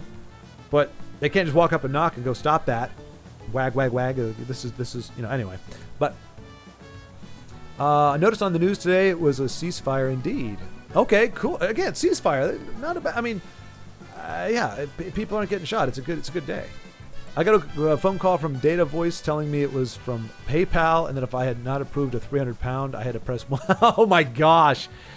Wow, they're not even trying.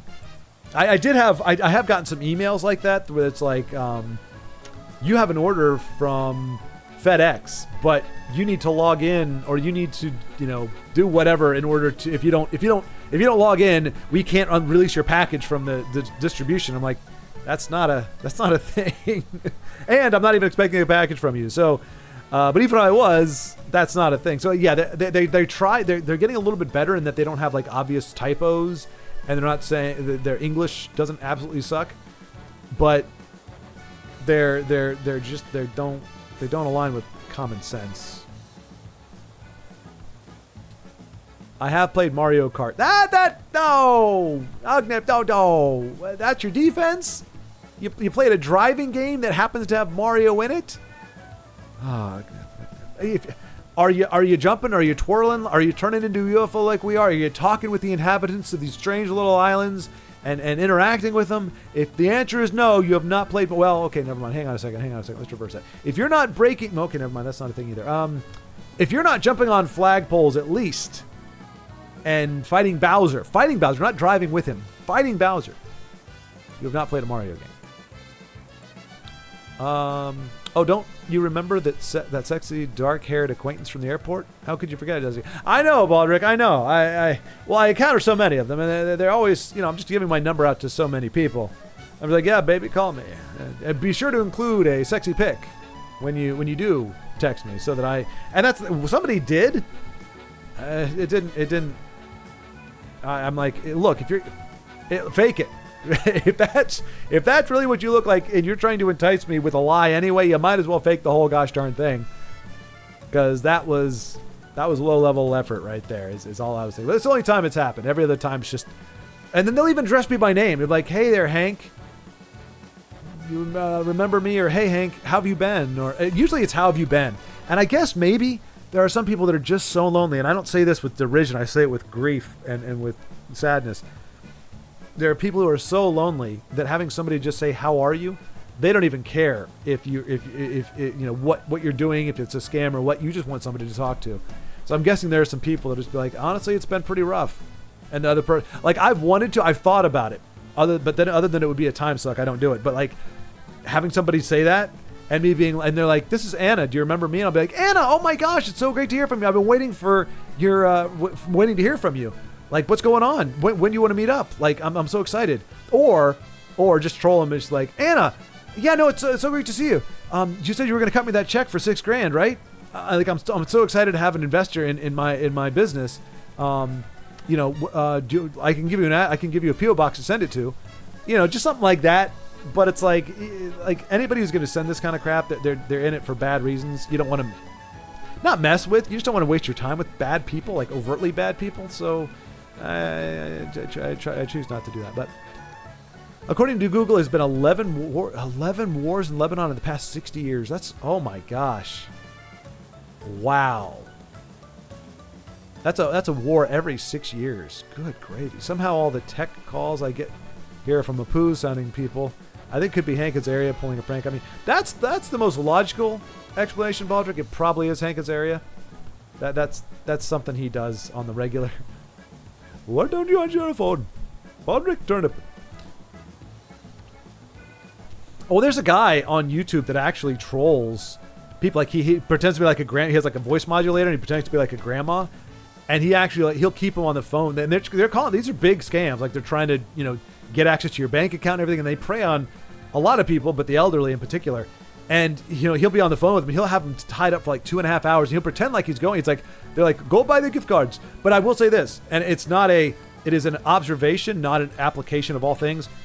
It's all India. Like every single, the voice anyway. So either it's Hank Azaria doing a bunch of different people, or there's call centers in India that just do this nonstop and do not redeem. Do not. Yes, you know what I'm talking about. Do not redeem. No. Did you? Why are you not listening to me? Yeah, that you know exactly what I'm talking about. Hank Azaria Macro is the gentleman who did the voice of Apu on The Simpsons, as well as probably 20 other characters. I can't remember all of them now because I can't engage it. But it was Harry Shearer and Hank Azaria. Between those two, they did I feel like 90% of the voices. Frank Castellaneta, who did Homer, did a bunch of other voices too. Bart, he did Martin, or she did Martin. The gal who does the voice of Bart also did Martin. Oh no. What's his name? Nelson, I think. I think she does Nelson as well. So I mean, most of the cast does multiple, but Hank Azaria and Harry Shearer, more than likely, if it's not one of the main characters, more than likely one of those two guys did the voice. For a second, I thought the message you get were real and not people trying to rob you or whatever. I'm so dumb. Hey, you know what, Macro? I only know from experience. I didn't fall for it on the phone, but for 3 different times, I had people approach me just cold turkey. I was in a Barnes and Noble, which is like a bookstore, big bookstore. I'm in this bookstore and I'm going through the film stuff, and this guy comes up and he's like, he was just kind of standing there for a second. He's looking.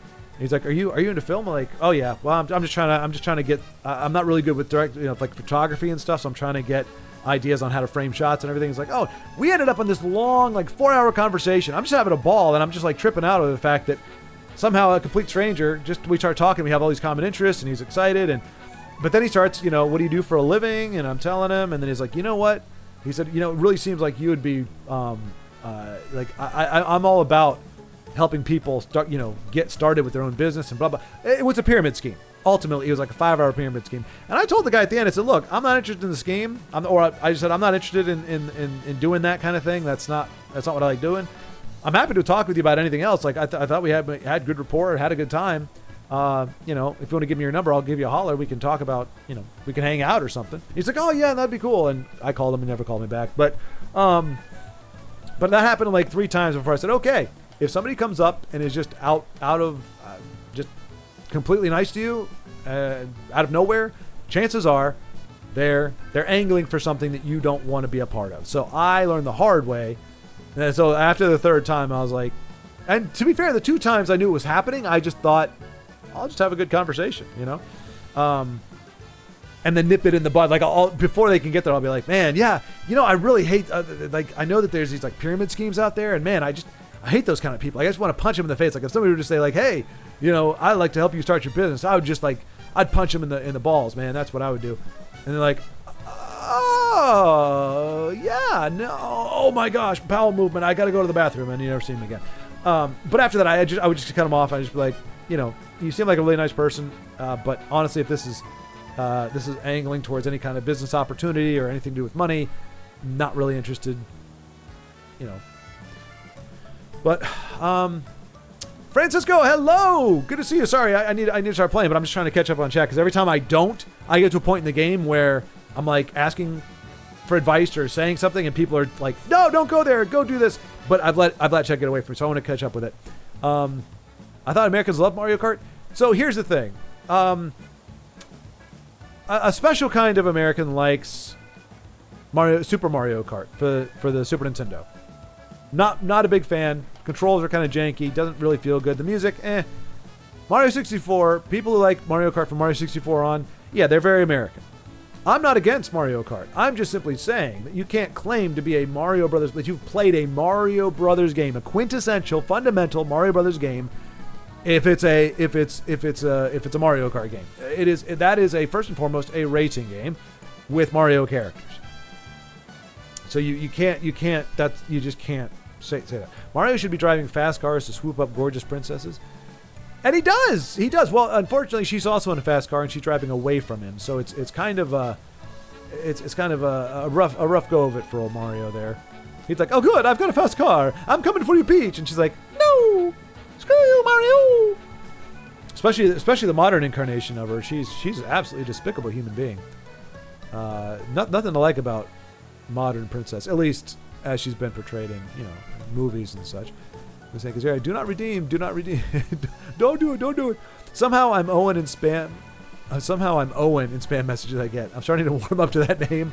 I'll start to introduce myself to people like that. I'm Owen. Owen Wilson. Nice to meet you. Oh yeah, Owen Wilson. He's a great guy. He's a great guy, Owen Wilson. Who doesn't want to be Owen Wilson? I mean, just know he's got a little bit of a bulge. Mine does too. It's okay. It's all right. That's great. Yeah, Owen Wilson. He's a fun guy, man. You should totally be Owen Wilson. I like. He seems like a pretty cool dude. At least in Zoolander, he's a fun guy. But yeah, it would be kind of funny if you actually met somebody like that in person. And you're like, I'm Owen. They're like, I knew it. I knew you were Owen. He also did voice for Mo and some others. Yeah. Wait. Yeah, Mo. Yep. Mo. Yep. Mo Sizlak. I was gonna say because it was.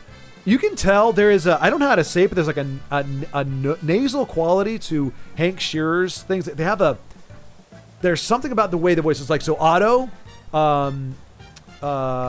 Smithers, Mr. Burns, what's his face? Hibbard, Mr. Hibbard. Like all you have to do is listen to their voice in your head, and you can hear Hank Azaria's. He's got this. It's not a lisp or impediment or anything. It's just a certain way that his voice sounds. I guess I've never heard him speak naturally, so I don't know what his voice sounds like otherwise. But every time he does a voice, he's got this Will. He's like, oh no, okay. There's something to the voice. I don't know what it is, but you can tell that it's him just when you listen to it. They're still great voices, but only time I have actually been scammed was when I came to New York. But yeah, what can I say about U.S.? No kidding, Ugnip. Well, hey, it's cool you got over here to New York. Why would you go to New York? I mean, I guess I understand to a degree. Like it's the one that gets the most hullabaloo. It's probably the closest to you guys. But like when I to be fair, when I went to England with the theater class, we stayed in London in was it Kensington Street? I think it is. It's the same street apparently that Notting Hill was shot on. Yeah, I think it's a Kensington Garden or something. Anyway, stayed in a hotel there. My favorite day though was when we went out like 2 hours to Stratford-on-Avon or something, and then we went out to the countryside. Absolutely gorgeous out there. I didn't like London. Was kind of gloomy and kind of miserable, and it just wasn't a thing. So, but I guess it's your disposition. Like if you like cities, then like you go there. But like if I were to ever go back to the UK, I would not be going to London. I'd fly in there obviously, and then I'd get the heck out of there. And I'd go find like a quaint cottage or village or something in a local pub and have me some fish and chips and everything. Govna. And then I go to Croatia and be like, Owen Wilson, where are you? Why do they even talk with you about this stuff? Be right back. Because pyramid schemes, they're trying to make money. Oh, well, no, the phone stuff, I don't know. I don't know what they're actually angling for. I don't know if it's phone set. I really don't know what the. Oh, I'm sorry. I just skipped over dialogue. I'll catch up in a second here. Smooth sailing all the way. Give me the next drifting island. I'm ready. Thanks to Mario and Luigi, all my plans are coming to. All the islands in this region are connected exactly as I have hoped they would be. Once they're all connected, I can rule them all from one place. But next up, Great Lighthouse Island, where I shall establish my throne and rule over you all. Oh, yeah. You remember when I told you about the Great Lighthouses? They're great. Oh yeah,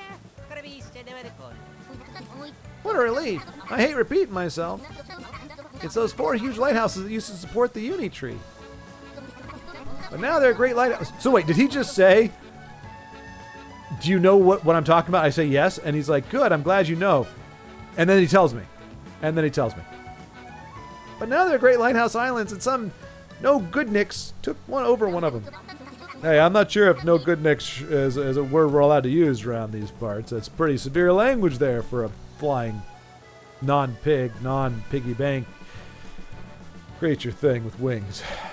We need to find out who's doing this, and why. ¿Por qué? ¿Por qué, Snotlet? ¿Por qué? Alright, Captain, the situation has me a little worried. But with Mario and Luigi on it, what could go wrong? Or rather, what could go right? Say, do we have a plan after the Great Lighthouse Island? We'll head to the colorful sea to look for new drifting islands. That's the whole reason we need to restore the lighthouse. Oh yeah, you said something about its light showing us the way? Aye, aye, and the only person who can bring back that light. Only one person can bring back that light. That person being our very own botanist, Connie! Huh?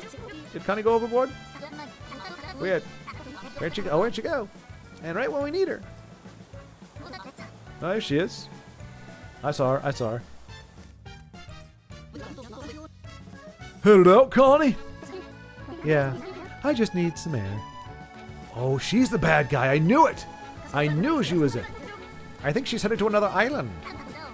She, knows she's crucial to the scheme, right? Ooh, oh, it slipped, Snoutlet. They're all in on it. They're all in on it. Snoutlet, whatever the crap his name is, and Connie, they're all in on it. They're all in it together. They're going to turn their back. They're going to backstab us as soon as we're not looking. As soon as they have all the pieces, they're totally going to wreck us. I mean, he called it a scheme. Like, we call it a plan. If you're a good guy, you call it a plan. You call it a scheme if you're evil. I mean, Snoutlet's at least a problem. She knows she's crucial to the scheme, right? Sure, but she's still finding her sea legs as a botanist. It's natural she'd be eager to explore a newly linked island. Just go after Connie and tell her we need her here. Command her to come. Command her to come to my bidding. Come to my... Heed my call and do my bidding. Nothing wrong with that, right? Am I right, Mario Bros? Nothing like a little coercion and demanding that people do what I command them to do? Alright, so we're gonna go out here. Because we want to be able to find a connection to this current. Oh, well, that sucks.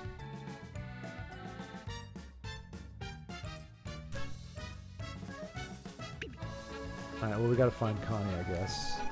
We saw her... Sure. Bam! Hey, it's Mario and Luigi.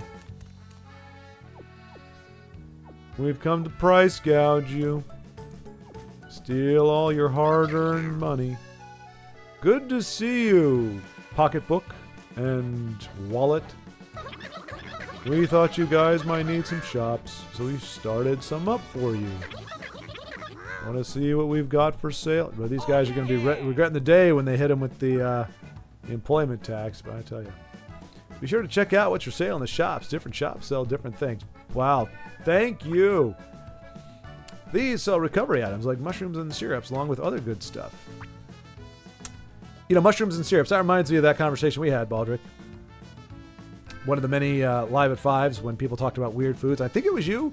When we were talking about like putting like pancakes and syrup with mushrooms, or it was some weird combination. And then we come to find out the pancakes mean a little something different in different parts of the world. So it's not quite as bizarre, but it was still kind of bizarre. These sell stuff that Mario and Luigi can equip, like boots and hammers and increased POW and other gear to increase def, which def has left a bad taste in my mouth. You drive in trucks, and Carlos, if you're still watching, you know this. It's a diesel tax is what it is, and it's freaking it's ammonia. It's like urine water. It's ridiculous. But it's like you pay like $4 a gallon for diesel, and then you have to pay like $3.75 a gallon for def. It doesn't do anything for you, but if your truck runs out of it, it's like running out of gas. It just shuts down. It doesn't shut down because it can't run. It shuts down because you haven't paid the diesel tax. It's obnoxious. Every time I see def now, I go, ugh, def, I hate you. There are also backpack-wearing merchants throughout Concordia. They all sell different things. You can also sell items you don't need at stores to make some coins. Shops may also change up their stock as your adventure goes on, so be sure to check back periodically. Okay. I don't need your stuff.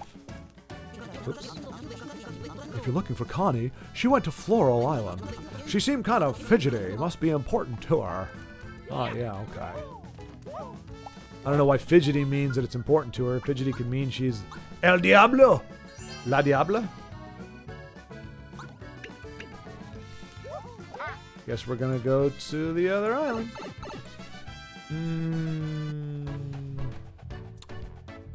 My Google connected accounts got hacked by an Indian. It was my fault. Oh dear. Dang, Macro. I tried to crack FL Studio, but got an EXE. Wait, what's FL Studio? EXE that I thought was a setup. Spoiler alert, it wasn't, and it gave them access to my... Oh, jeez. Luckily, any account they got a hold of was either deleted by me, suspended automatically so they won't post horrific stuff, or just left alone. I don't know. Wow, man. That is scary. I'm still thinking about it, though. Macro, we don't really know. The snortlet or snatlet, or whatever that it's called, has said that it is decidedly not a pig. It is not a piggy bank. And that the slots are not its nostrils, but its eyes. But it has not actually said what it is. So it's a thingamajig. It's a do-floppy dilly thing. Alright, so if we want to advance the story, we go to Floral. If we want to get the side quest, let's just go ahead and do this real quick. When we were playing fighting and raging on the streets, yes. Why is Purple Toad depressed? I don't know, because I can't do the voice. So I just go the opposite direction. It's usually like a high-pitched screechy noise, and so I just do the opposite because it's really easy to do. And it makes me think of Sour Bill from the first Wreck-It Ralph movie. Everybody welcome Princess Penelope. Here we go. Feeling good, baby. Feeling good. Double digits. It was you, Baldrick. Okay, I thought as much. I mean, there were some people that had some pretty hot takes, but I definitely remember the syrup and pancake discussion. We're supposed to be going to Wilma, I think. If I'm not mistaken. I think we're in the right island.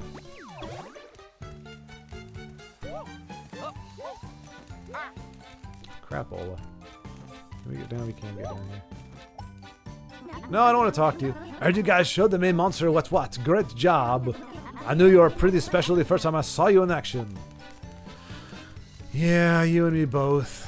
Worship me, fools. Worship me. Scream Hosanna on high to Mario, the all-powerful god of mushroom consumption. Fungal growth. That doesn't sound good at all, does it? Hey, let's uproot these little things. There we go. Steal your coin. Steal your stuff. We've loot and pillage.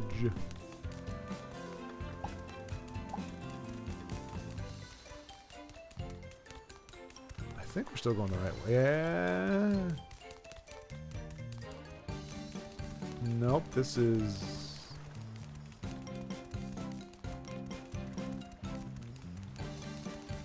I don't know where the heck we are in this freaking island. Oh, they're all connected. That's why. Okay, that's kind of cool. Oh, geez. Okay, yeah. So we missed it. I like games that give you this. Look, I know the game does simplify some things, but like, for me, okay, maybe there's some pathfinding I have to do, but saying, okay, by the way, here's kind of the general area you want to get to. I appreciate that. I like, you still have to navigate, but I just don't like if they didn't have that, I would have gone. I was like, I don't know where I'm going. No, guys, come on. I don't need you to be doing a little dance thing. Do a little dance. Oh, goodness gracious. I'm tired. And I missed it again. Back up this way, Luigi. Why can't you ever be smart? Why can't you ever help me out? Here we go. Oh, let's break some more stuff.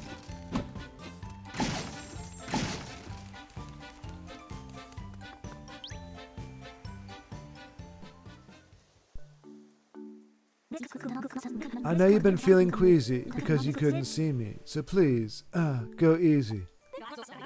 What are you talking about? I'm just glad you're doing okay. Not happy to hear you trying to do your little freestyle nonsense all the time, but you know what? I love you unconditionally because I am Wilma.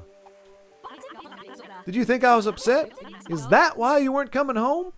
Look, just because Never mind. I mean, What's the intention? Why even mention? What? Yeah. Huh? So I've been snowing anxiety. What? Oh, sowing anxiety. I was like, what are we doing? So I've been sowing anxiety. Not exactly sly on me. What? Oh, time out. Is she gonna talk without rhyming now? That'd be kind of dope. A gift of gratitude for putting up with my nerves and attitude. Hey, come on. Knock that off. It sounds ridiculous. I know how important it is to you. That is to you. A tool is made to be used. If you didn't want it recorded, you shouldn't have taught it. What?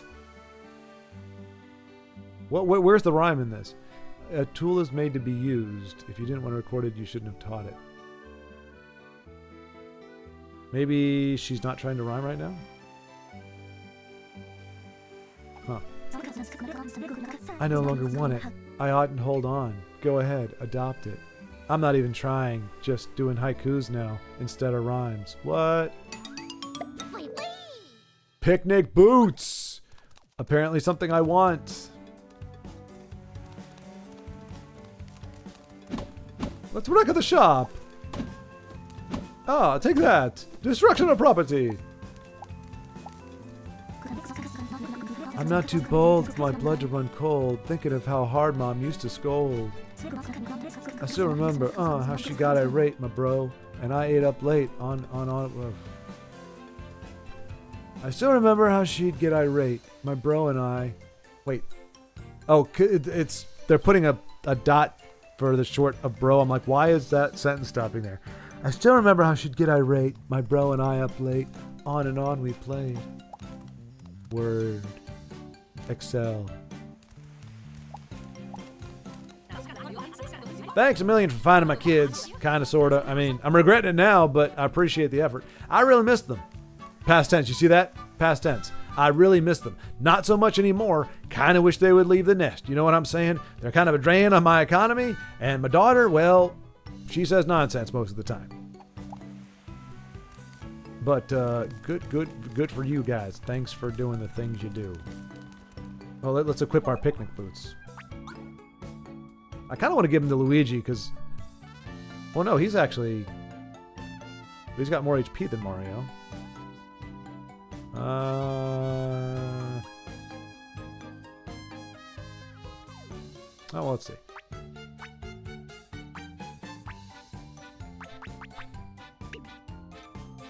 There we go. Gear, that's what I want. Alright, so Mario's got discount boots. If we go...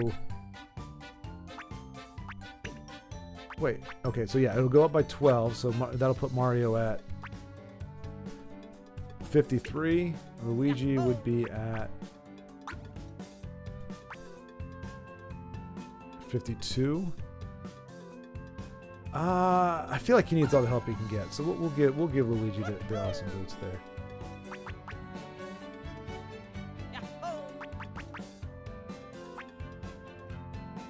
Okay, he's got an increase in power already. That's fine. It's fine. That's what I mean. This game isn't too crazy about this kind of stuff. I don't think it's going to punish us. But let's go ahead and get this other... I can't do it. As good as Build It. Build It is my hero. He was a clumsy kid, but he got past it to be the best. Now he's a clumsy adult. Ha ha ha ha ha ha. I'm clumsy too, so I look up to Build It. I've been working hard to get better. Is there anyone else who could teach me how to use a hammer? Do I care enough about the heartbeat? So wait, we in the real world, we have kidney beans, so they have heart beans in this fantasy world. Do they have liver beans and lung beans too? What about colon beans? What about? I don't know.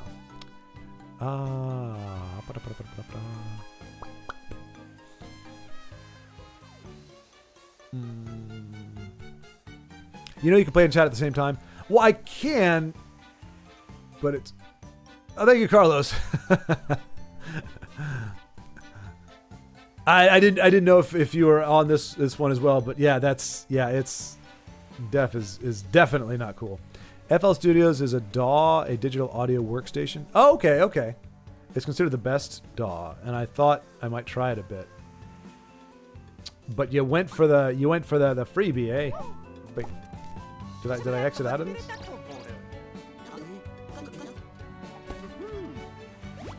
I mean, it's pretty easy, I guess. Oh yeah.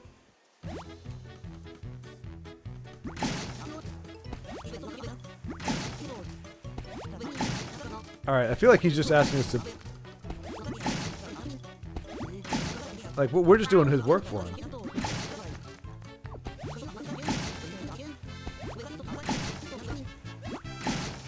What is going on? Yeah, exactly, Mario. Well said. Hoist it above your head and swing. I see. Yeah, I'm getting into the swing of things. Oh my gosh! Stop talking. Why, these people just need to stop talking. They just need to stop talking. They can't say a sentence without sounding like cheese balls. It's ridiculous. Oh yeah. Thank you, and let this reward be your second thank you. A heart beam. Yay. Yes, I'm gonna hit it big.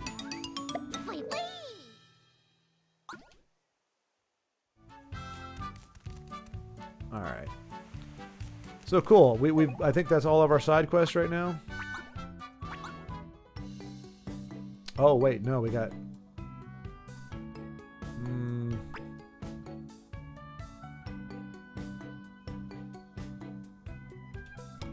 You know, we're gonna go find Connie, I think, right now. Well, we're gonna save first, and we'll go find Connie. I kind of want to do like a combination of advance the plot, but then also, you know, do a few side quests. But we don't want to get too bogged down with that. We want to make some progress as we just to feel like we're getting somewhere with the game. I just sucked at pirating back then. What does Heartbeat do? I'm gonna find that out, Macro, because I don't know myself. Let's see. Alright, so it's Heartbeam. Adds 1 to max HP. Okay. That's not bad, really. That's like a heart container in Zelda. Well, a small one. So Mario with having a less health. We'll go ahead and give that to Mario. So that's actually better than I thought. I thought it was going to be like, you know, restore all the party's HP or something like that, which I guess is what the syrup jar does, or the nut, or the candy. I don't know.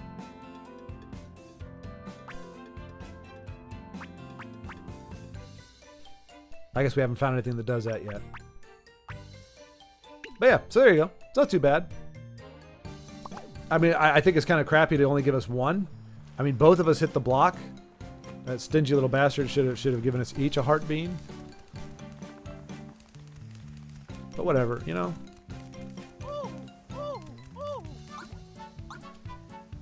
Wait, do we really want to go to Ship Shape Island? Yeah. We gotta find Connie. She's on Ship Shape. No, she went to...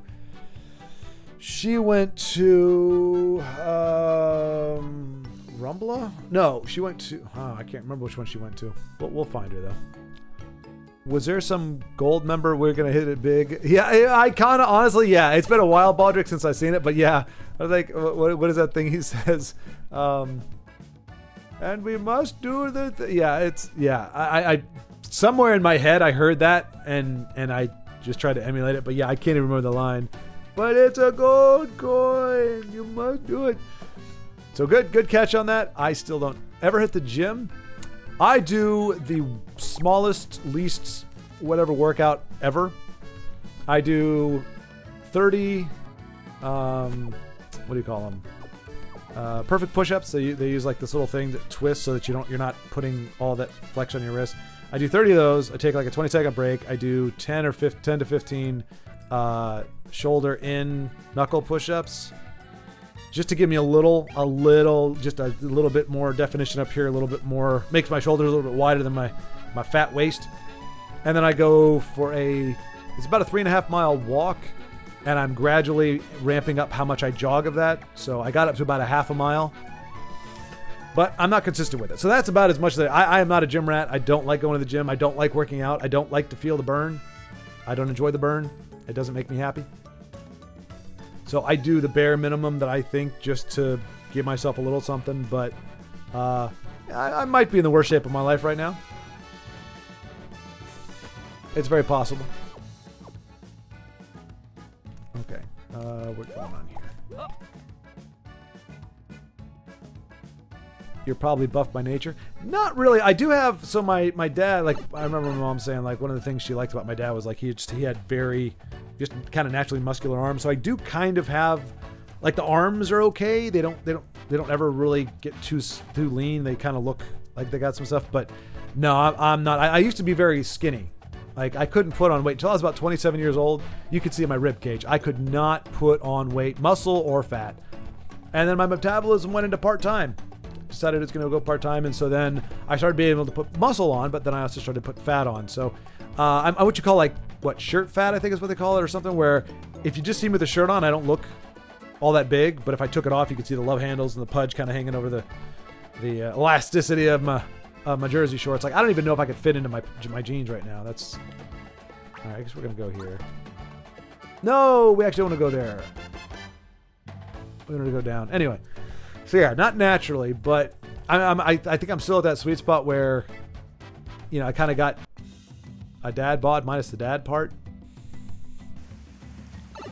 But if I don't get a better workout regimen, if I don't start hunkering down a little bit more, I'm gonna start putting on more weight as I get older.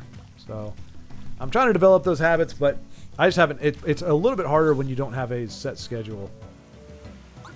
I'm not complaining, but no, I didn't want to do that. Well, screw it. We'll go, I guess. Sorry. We're a little discombobulated. I'm trying to remember where to go to find Connie again, but I think it's Rumbla. Search the islands you connected for Connie. I thought they told me which island she went to. Did they not tell me that? Am I really just searching aimlessly? I bet we can hit our little magic button here. Go to our adventure log and quest. Connie wanders off. Oh! Doesn't tell you which island. So it could have been the one we just went to. Dang. Alright.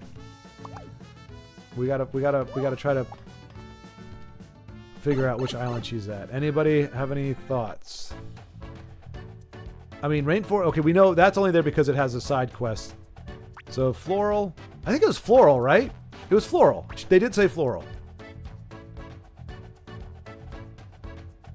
I have a villain backstory, so my goal from working out is to beat the out of X who pissed me off. And there's a lot of them. Oh, there's a lot of them. X's people. YouTube censorship. Oh, jeez. Well, Macro, that is... I mean, that is a... I mean, you know what? You know, on the I guess the plus to that is, hey, if it gets you in the gym, that's a good thing. To get in the gym to work out. But... as my karate instructor said, nobody wins a fight. And getting strong does not... You're not going to win a fight by just being strong. That's a misconception. In fact, you might be a little less apt because, you know, if you don't build the right kind of muscle, or you build it in a certain way, it can actually restrict or inhibit your movements. So you might be able to crush somebody, you might be able to grab them and, like, you know, squeeze them. But if they're faster and they can get in hits on you, or they just have better technique, I mean, now there is such a thing as, you know, weight class. There's a reason why boxers have a weight class and wrestlers. When you get 10 pounds on somebody, even maybe 5 pounds, you start to have an advantage. So if you get bulkier and you just weigh more because you're muscular, you are going to have something of an advantage. But yeah, I mean, because I remember watching, you know, videos of these guys like, man, yeah, it's kind of the same thing as you. Like, I'm going to go beat some people up, so I'm going to hit the gym. It's like, well, that's great, but if you don't know how to swing, if you don't know how to put momentum behind it, if you don't know how to have the right technique, because the thing is, you can't really build up your face. You know, you can block, of course, you can dodge, but you can't do anything to make your face stronger. So you get somebody in there who just knows how to get in and work it.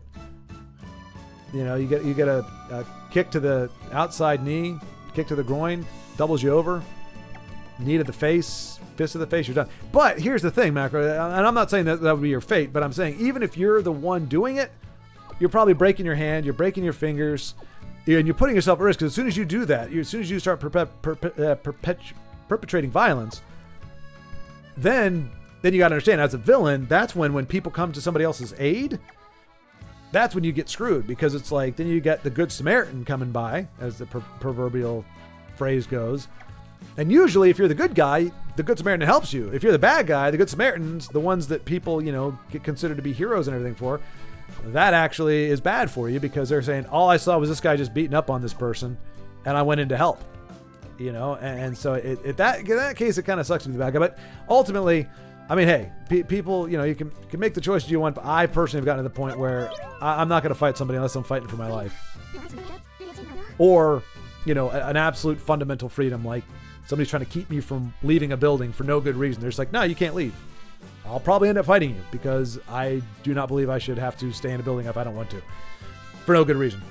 So barring something like that, it's only life and death, because otherwise it's just not. And then you got the whole the retribution thing.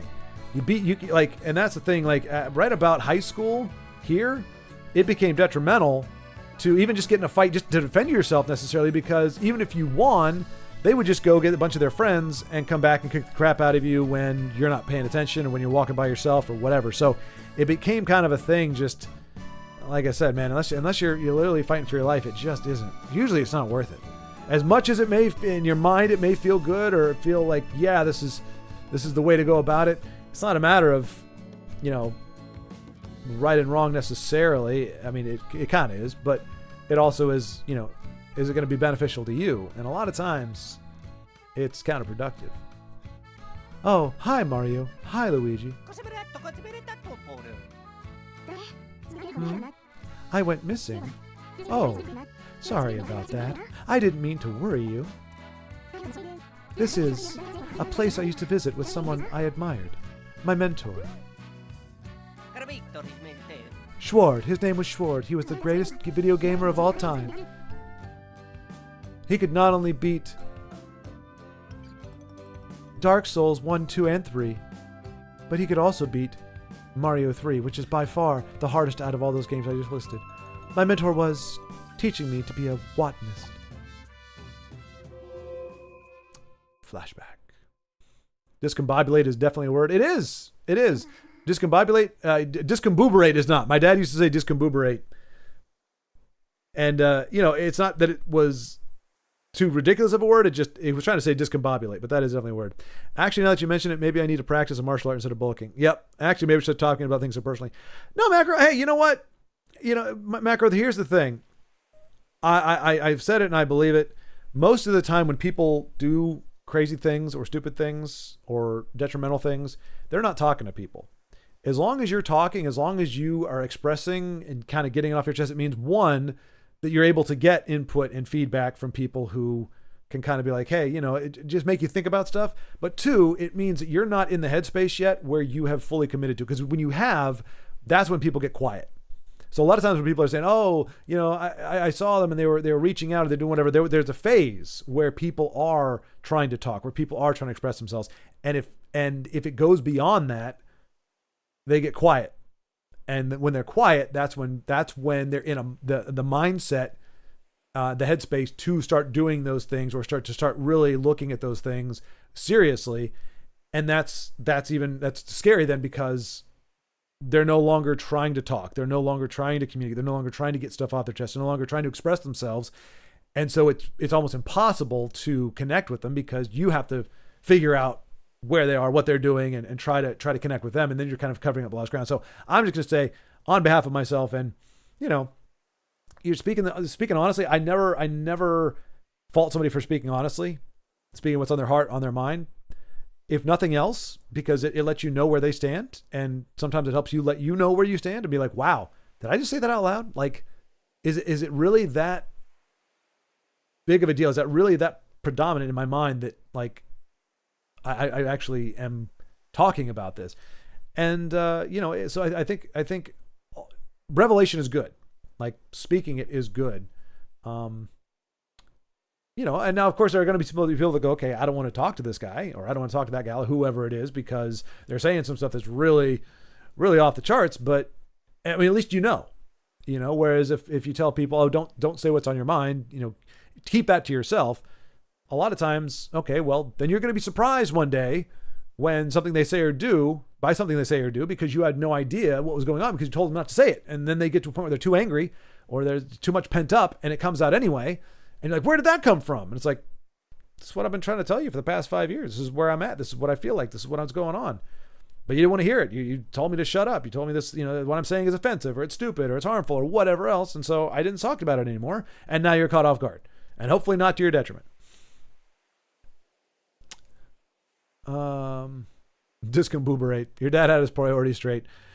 I don't even know if it was that. It could have been that. But he had a knack for mispronunciation. He was very close to a lot of words. Like, what was it? He was saying we were playing like the Bible game at one point when I was younger, and he thought it was the Garden of Yosemite. It's the Garden of Gethsemane is the actual name, but he called it the Garden of Yosemite.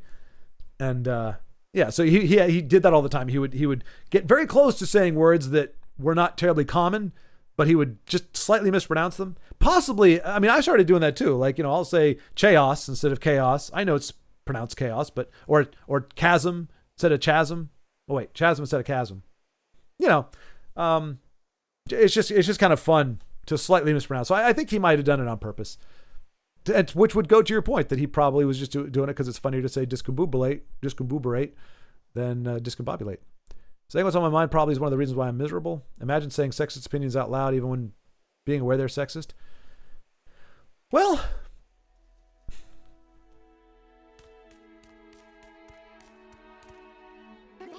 I mean, I guess it depends on the approach to it. If it's going, yeah, it's sexist. I know it's sexist, and but it's what I really believe. I mean, if it's what you believe, it's what you believe. It's not going to change whether you talk about it or not. But yeah, it can be antagonistic. We'll put it that way. If you say certain things around certain people, well, in general, I think it's good to hear other people's opinions and hear what they think, so at least you know where they stand and you're never caught off guard. Yeah, it doesn't mean that it's necessarily going to be a welcome comment or a welcome thought. But it's better than BSing it. I mean, yeah, there is discretion. So you go, okay, around certain people I can say this, and not because they agree with me, but because they know that I'm not a horrible person. I'm just going, hey, this is how I see the world.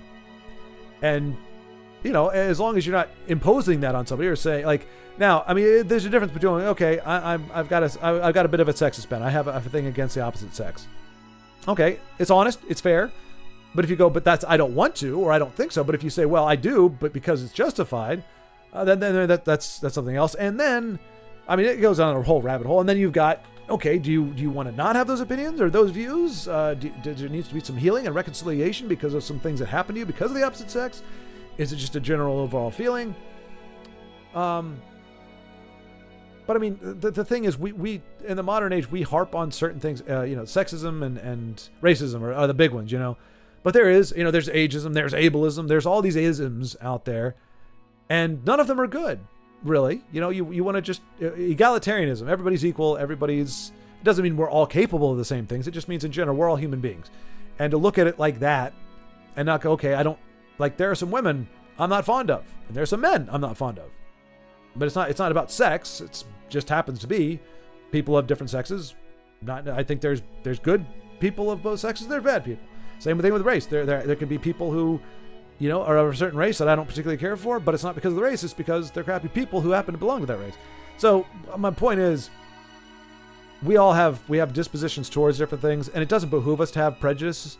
Bias comes from experience typically. It doesn't mean it's correct or accurate, but at least it's based on some kind of experience that you've gone through. There's some reasoning behind it. Prejudice is just going, I believe this about this person because they belong to this group, or because it's a man or woman or whatever of this religion or this country or this nationality. And that's not good. I mean, that's ignorance. That's just a stance of ignorance. But, you can't help it if you have a certain experience with certain types of people and you say, you know what, right or wrong, pretty much everybody I can think of that I've had this interaction with of this whatever group, Star Wars fans, they always react this way when I talk about this kind of thing. I don't know. We're going way off on a tangent here. Let's get back to the story. Isn't this flower pretty? It certainly is beautiful. There's a ton over there, just like it. I'm taking this one home. Oh, but Connie, if you take that flower home, won't it be all alone? You should pick all the flowers and take them with you. Relocate the garden to your house so that they won't be lonely. That's the solution. Huh? Oh. I don't think flowers get lonely. I kind of think they're vegetation, but I'll humor you. Either put it with the other flowers or keep it company. There you go. The choice is yours, Connie. So either pick them all or don't pick any. So, moderation. Pew! Goodbye, moderation. It's now excess or starvation. No flowers for you or all the flowers for you. Those are what you get, Connie. This mentor sucks. Oh, I thought my mentor would be a little more logical and reasonable. But it turns out my mentor is kind of a sick SOB. I think it's a gal. I can't tell.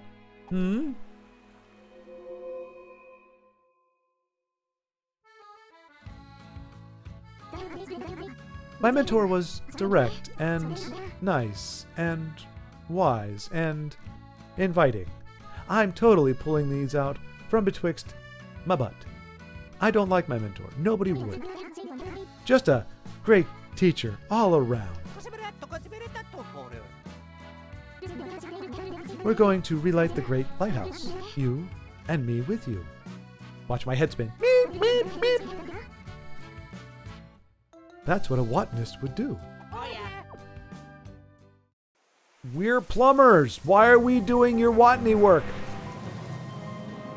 Why are we doing your Watney work?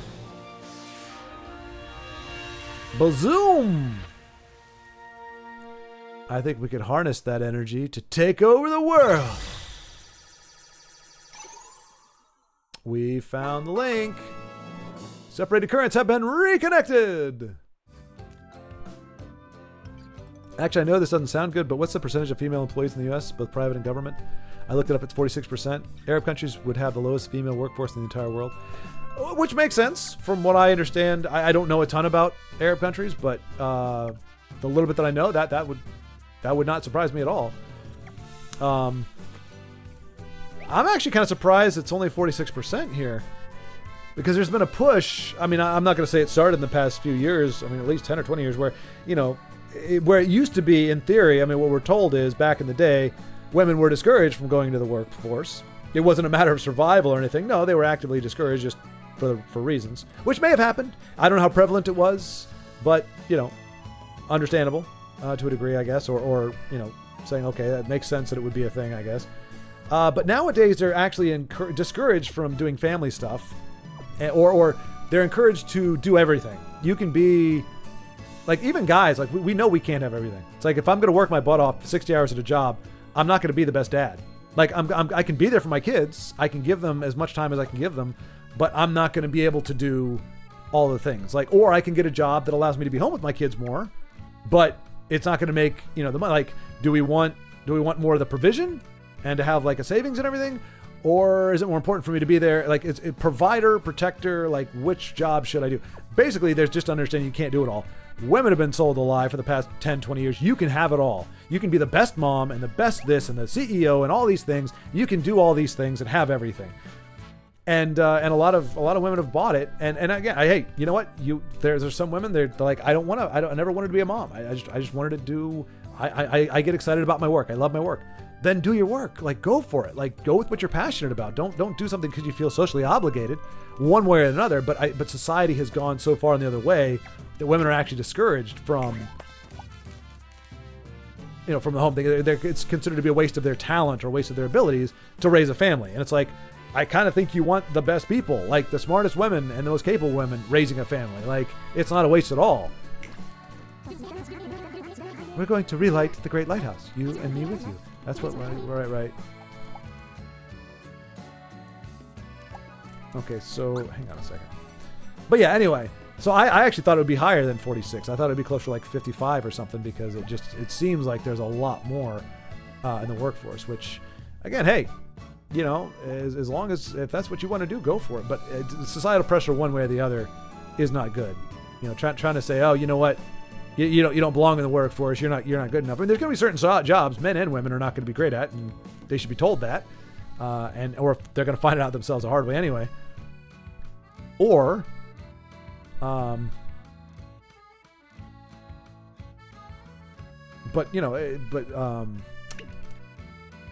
trying to figure out what we're supposed to do at this point. Let's take a look at our. It's a little. Are we supposed to? Okay, go to the Lighthouse Island.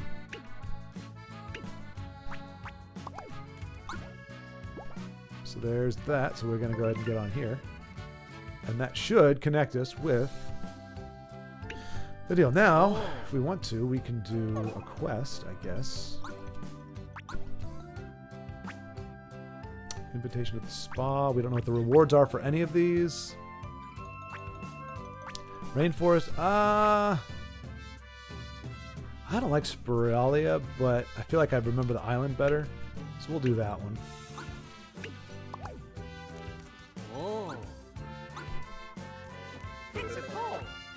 No, I wanted to head to another island. I keep hitting the wrong key thing. You're correct. Due to religion and culture, women are practically sanctified over here, and so they don't have to work as much as men.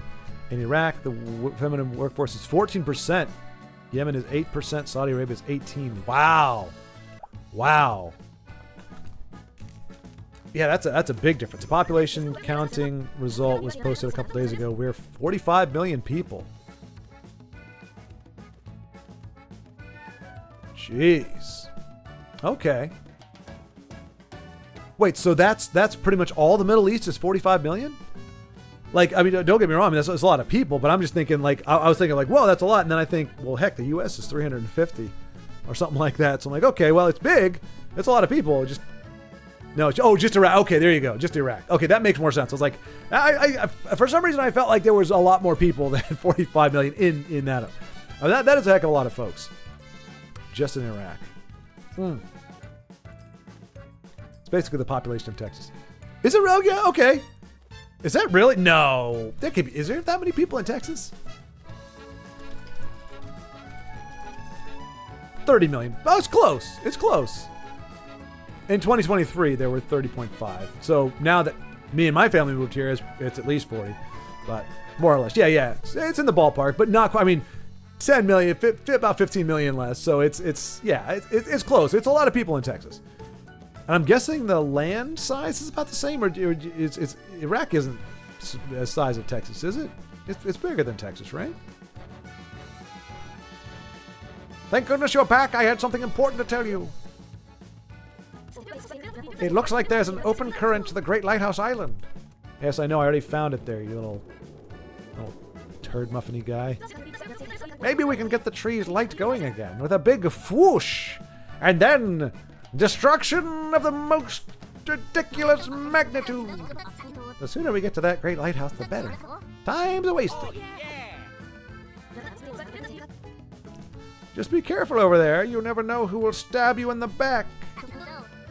Oh, right. I forgot about the shady creeps who took it over.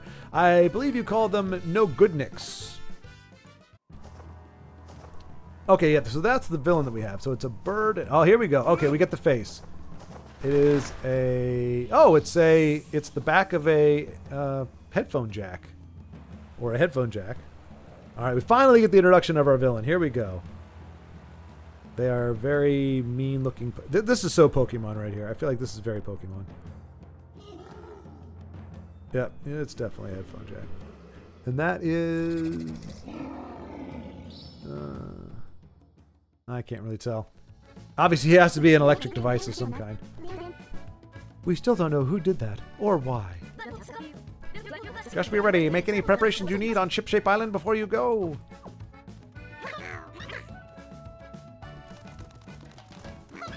We were wondering if there's anything we can help with. I just had an idea. What if Shipshape Island could move a little faster? Haven't you ever wondered that? No. Leave it to us. Huh? What will you do? We'll take the weird big leaves we found on Floral, twist them into fans, and flap like crazy. That sounds like the dumbest idea I've heard. You know what? That definitely sounds like it came from an anthropomorphized fungus. Not gonna lie. That idea sounds just like something a mushroom would say. Then using the power of Connectar, Shipshape will move faster. Probably. Don't clap. Don't you guys just buy into the delusion. Come on, guys. You got to be you're not engineers, but come on. You got to have a basic understanding. It's all because our pals Mario and Luigi linked up the islands. So if you ever want to plow through the seas in a hurry, we'll give it all we've got. Okay, we'll get things ready. They're going to destroy the freaking island. Faster sailing. When you want to sail faster, you can speed up Shipshape Island by pressing X on the ocean map screen to change your speed. When you find a new island or reef, Shipshape will revert to standard speed. You'll probably want to slow down when you're focusing on side quests. Excuse me. We were talking about how much we wish we could help you out, Mario. Can you come with us? Sounds like we're getting dragged off to another quest. Let's see. Why is California decreasing in people? Because the state is not particularly well run. I mean, you got to figure it's got a lot going for it. It's, you know, it has a rich history in terms of, you know, Hollywood and used to be a really great place. It's got some of the best weather in the country, if not the best weather. So for people to be leaving, it's you know, between the cost of living and basically, like I said, the way the state is run. I won't get too much into it because one, I don't live there, and two, you know, it can be a sore spot. But yeah, I mean, companies have left there. A lot of companies, well, yeah, at least a handful have left California and relocated in Texas. And it's again how the states are run, how taxes are set up, what that money goes to, policies. I mean, you got the governor. I can't remember his name, but you got the governor over there. He's like, yeah, we're gonna be. I think it was saying no more combustion engines as of like 2030 or something. So maybe even sooner than that. But essentially saying we're going to be all running on electric power, not electric cars. Not that we've established that electric cars are actually like the future, that they're actually really viable, that they're sustainable. But we've just decided we're going to go that way. So start passing rules and laws and everything to make it, you know, harder and more expensive to run a combustion engine vehicle. And yeah, and then of course, but they still have brownouts. They still have times where they'll shut down parts of the city or places in the country, the state, because of power problems. And it's like, so you're gonna switch over to electric when you can't even handle the electric grid that you've got now. So it's just really bad planning, really bad policies. They had a governor or a district attorney in, I can't remember, it's LA, one of the bigger cities, that was like, we need to be soft on crime. You know, if you steal or whatever, no prison sentence. Assault and battery. Like, there's a lot of stuff where it's like, we just need to be more understanding and more lenient on criminals. Well, and so crime rates go up, and people go, hey, I don't like getting robbed. I don't like walking around and thinking I'm gonna. I mean, I don't know. It's some of that. I mean, it happens. Obviously, how much of it happens, I don't know. But yes, people are leaving California at a pretty decent rate. We already talked to this person, right? Oh yeah, it's the Mumph person. Mumph! You guys! Oh, I see. I didn't think you guys would be Mario and Luigi. Oh, this is somebody different, maybe. Mumph, that rocks! I have a request for you. You guys are linking up drifting islands, right? If so, while you're out looking for drifting islands, I'd like you to find rare reefs for me. Wait, is that one of the islands right there? Of course, there'll be something in it for you. If you find a lot of reefs for me, there's a reward in it for you. I guess if we can do it on the side, we might as well try it. That rocks. Also, if you take a good look at the ocean map, you can map out the positions of the reefs. You can make out the positions of the reefs. Hey, Rocky, if you could use a big cannon to get a good look at a reef's shape. I'm looking forward to it. I'm getting tired. In Concordia Seas, you'll sometimes spot rare reefs with strange shapes. Notice them on the ocean map, discover them all through the Big Canyon scope, and then tell Isarok. Isarok, I guess. She'll reward you based on the number you found. It's fun to explore all the corners of Concordia in search of reefs. Enjoy all the different shapes. I'm not a big geometry buff, but last I checked, it wants to be independent. It does now, probably. It didn't for the past 4 years, as far as I know. I wouldn't be surprised if they're talking about that now, but it had not been a narrative for a while. Well, as far as I knew, and I have several friends that live out there, and I mean, we don't necessarily talk about what's going on with the state because that's, you know, we're just catching up on friend stuff. But I haven't heard anything yet of like, hey, yeah, we might be, you know, appendicizing ourselves or cutting ourselves off. But they could very well think they want to do that. I don't. Yeah, I don't know that they're really in a... I mean, I'm pretty sure they've got a huge deficit. I don't know that it would work out well for them, even if they were allowed to, but historically, America has not been keen on letting states not be part of the United States. I'll tell you how many reefs you found, too. That's how many. That rocks. Thank you. The number of rare reefs you found for me so far is 2. Find one more and I'll give you a reward.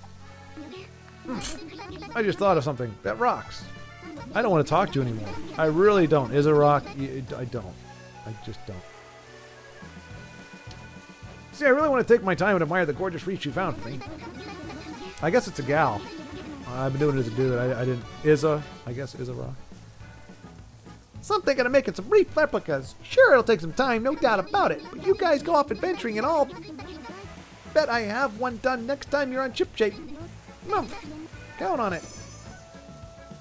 Yeah, okay. From now on, just a thing. Anybody who's got a hammer stuffed in the back pocket, not somebody you want to talk to. They're the mumph people. They talk in mumphs. All right, hang on a second.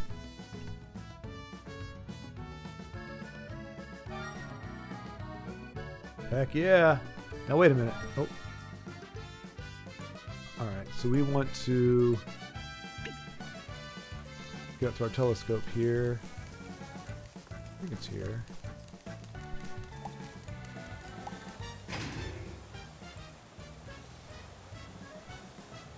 It's crazy we can't zoom in. But... Ooh, oh, no! I'm missing it! Oh, no! I can't see the blooper statue. I mean, I can. I could obviously see it, but I missed the blooper statue. Or reef, I guess. I missed everything. Oh. All right. Well, this is a quandary. I thought we were going to be connected, because that.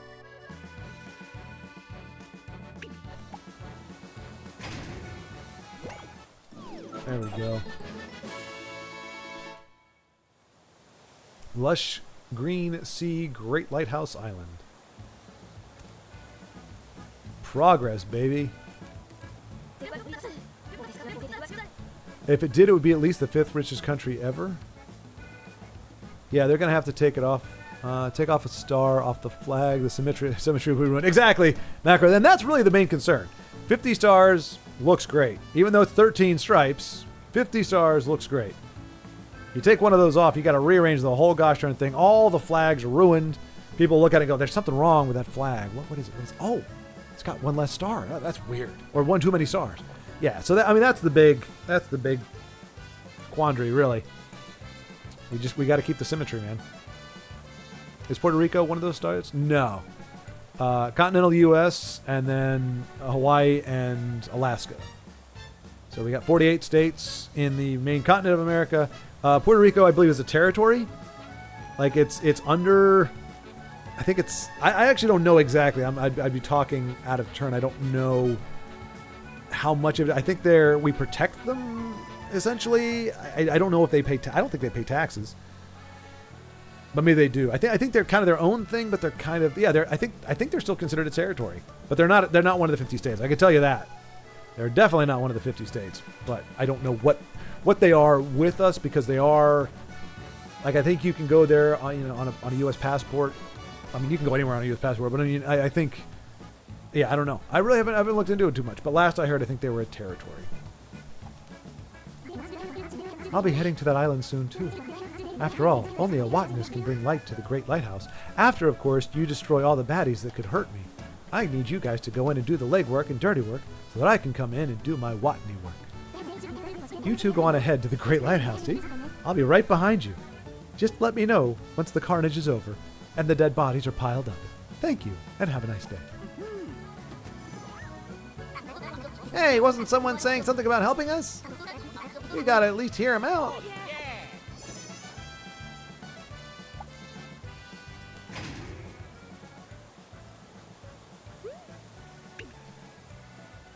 Oh, of course. So now we've got to... Now, I don't know who we have to talk to now. Who was saying they were going to help us out? I don't remember. This is the worst part of RPG. I never remember... Like, I need to have a notepad and just...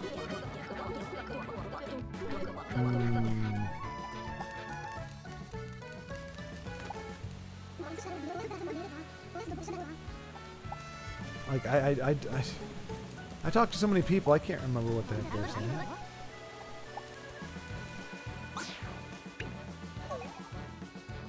Ridiculous. I'm being hamstrung by. What, is that the? Is that? I think that's the quest marker down there. Let's just. All right, we'll go down here and see what we can find out.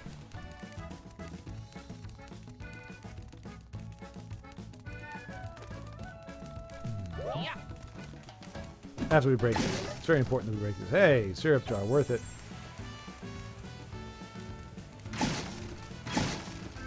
Were they all going to help us? Maybe that's who it was. Johnny told us everything. If you're on a journey to restore Concordia, we want to help.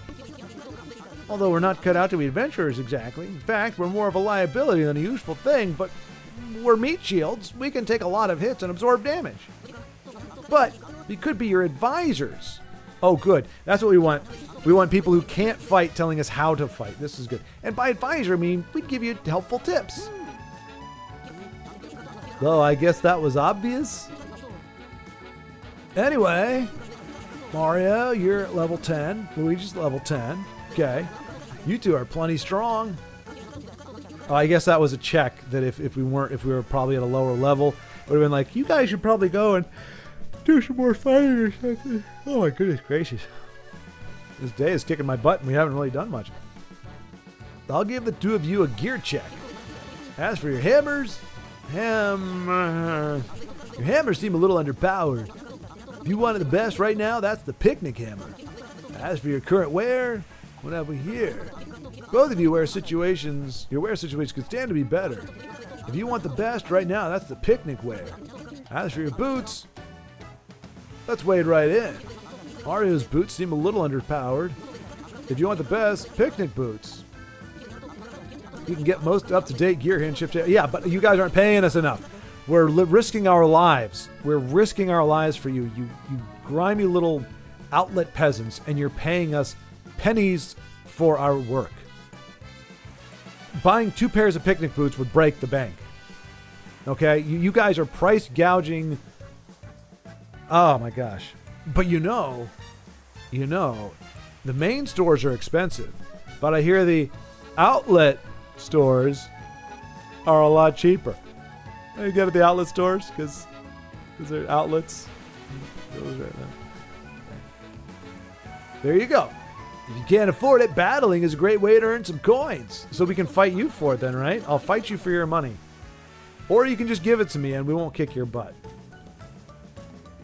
If you want coins at more levels, the only thing to do is battle. I've got the voices all mixed up. Mea culpa. Looking for fights on Lake Island. Excuse me, is the quickest way to level up. What did you think? I hope our advice was helpful. No, don't. I wish you could push X for thumbs up or Y for no. I'll go around the connected islands and gather information. If there's anything I can advise you on, please let me know. Yes, feel free to consult us before heading to a new island. Okay. Well, let's get up. We want to get to the reef. I want to see the reef. I want to see the reef. We're going to miss the reef again. Get up there. Go, go, go. Run, you little stubby man. Run. Run like the wind.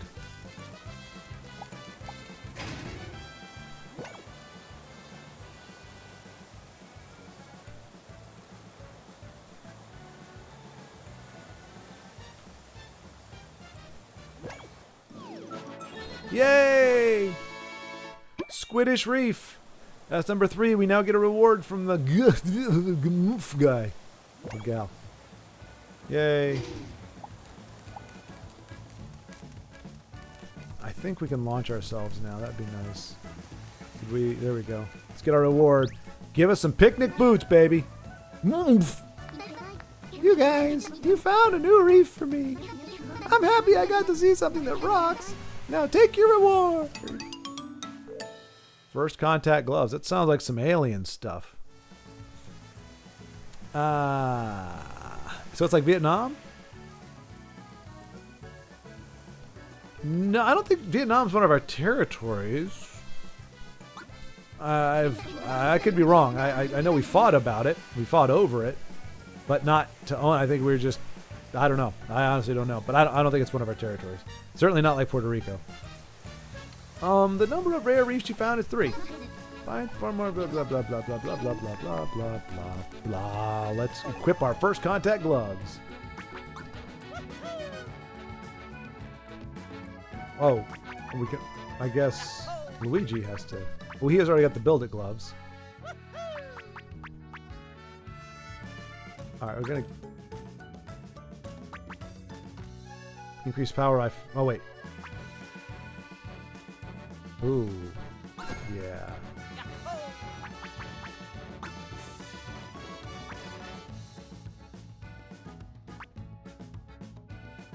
Hmm.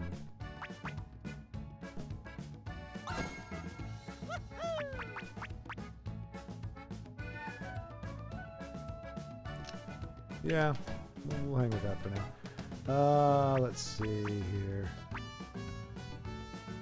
So we got that.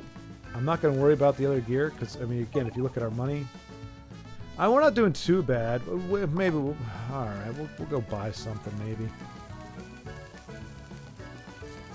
I just don't want to get all the way out there and then be like, oh, we're getting wrecked now because I didn't, like, suddenly the game difficulty is ramped up and we don't have all the stuff.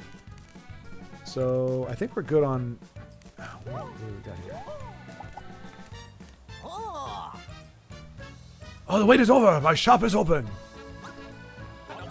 Take a look! It's all great stuff!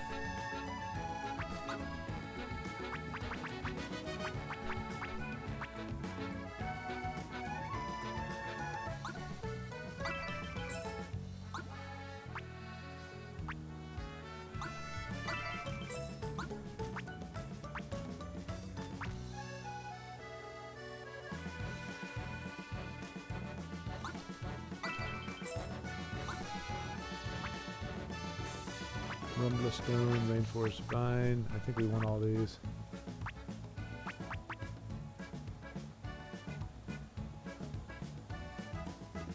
Yeah. We already got speed gloves. I can't equip anything else really, so nothing good there. Wait, is that all he's got? No hammers or anything? He's got a hammer next to it. Show me the useful materials you'll find and I'll turn it into awesome gear. In Build It's Workshop, you can have make special gear for you. To get building, find him on Ship Shape and select Gear Request to get the details. After you hear him out, hand over the materials you need and he'll make gear for you. Watch for materials as you adventure through Concordia. Defeat enemies can drop them. Once a piece of gear has been made, it'll be for sale in the workshop. You won't need to look for materials again. There's got to be something you want. I want a hammer. Dude, not gloves. Why are you have a hammer for gloves? You should be a seamstress person, guy thing man. What else can I do for you? Quit. You can quit. Quit your job. You're horrible at it. You make crappy things.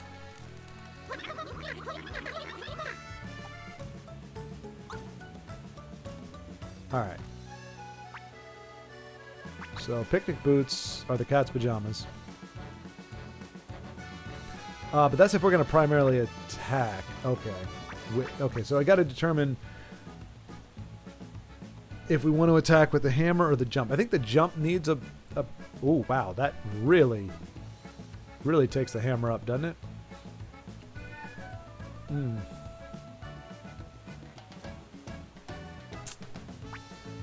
Well, the best defense is a good defense.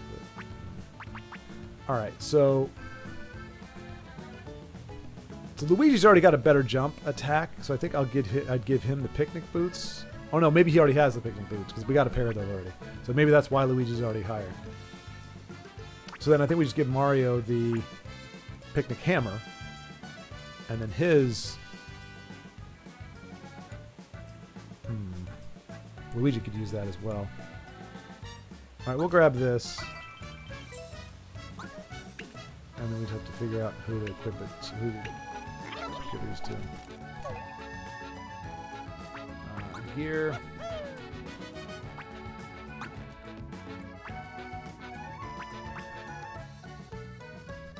So Mario can get up to 50... 53, yep. Alright. Luigi, he's got the picnic boots, so his jump is better. Mario's hammer's better. So when we can, we'll just have to use them strategically. Since we're not flush with cash. We need more.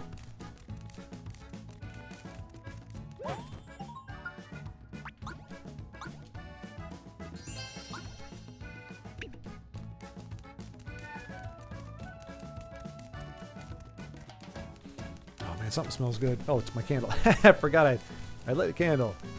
And it smells like the holidays. I love it.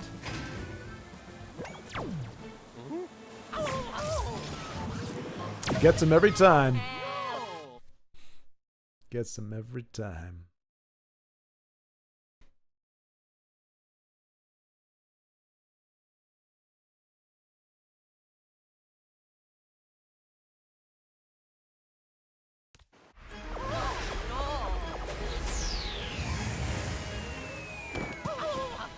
Luigi? Oh. Somehow he crash landed into a bit of bandages there. Oh. It's a goal. Huh? Ahem.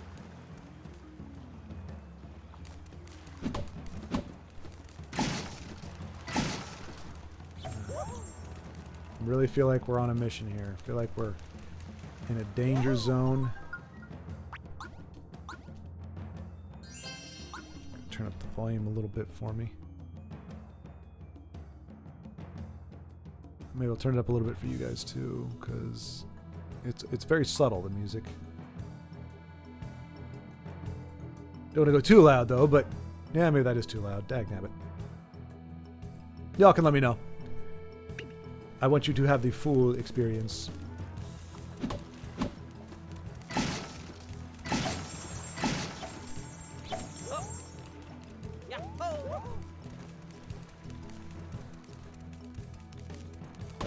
I mean, we're definitely kicking the crap out of some boxes, like with. Oh, there we go.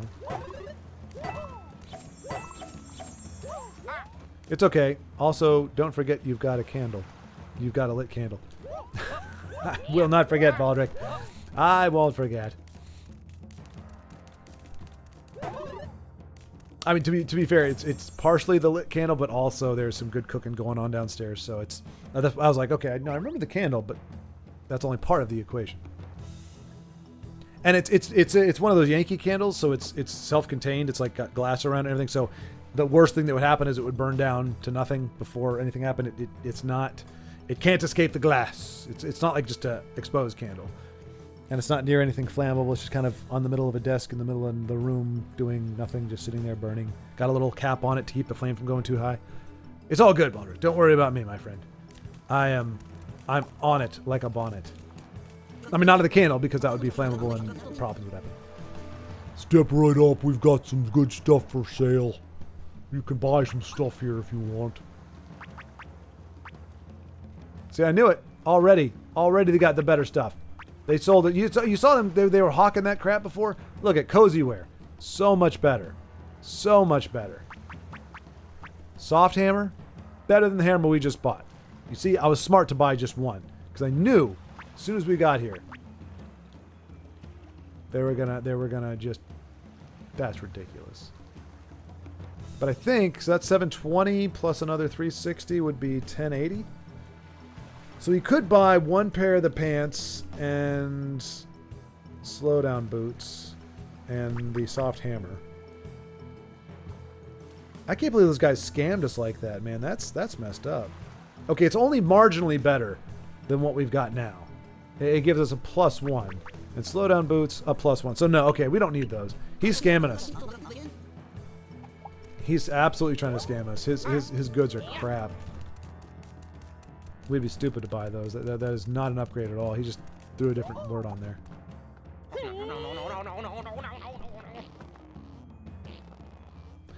Well, you guys gave it your best shot. And it sounded like you farted a little bit too, so. Yeah, I guess we can't stroll on in. These evil types are so paranoid.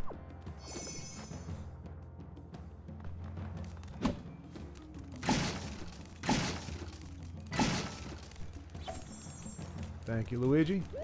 You're always good for picking up my leftovers.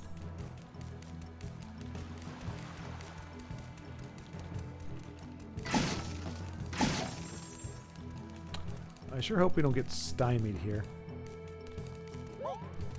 If I didn't know any better, I would say we were taking the long way around. Let us go through the mines of Moria.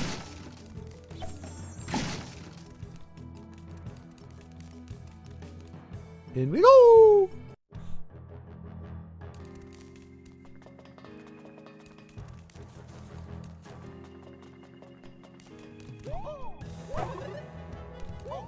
See, the thing is, they make the lighthouse look creepy, but the thing is, it looked like this before the evil got to it. It's not like evil came in and renovated the place and like, okay, now everything is made out of metal that looks purple and whatever. It was like, it was always like this. They just took it over. Oh, see, now we can't jump on these guys. We're gonna have to hammer them. Is Mario that has a hammer? Well, I guess it really doesn't matter. Because we're not gonna jump on the spiky things, the spiky Pokemon.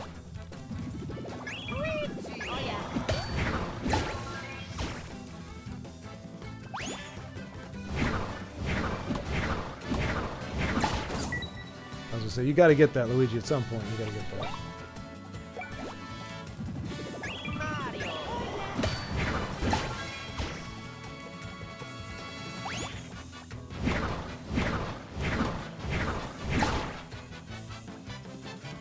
I guess he was eventually going to attack us if I wasn't so darn good at this, but...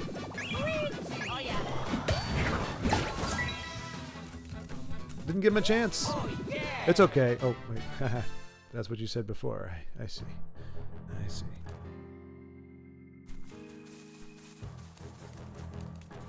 We are unstoppable. We cannot be stopped. Not by you, not by anybody.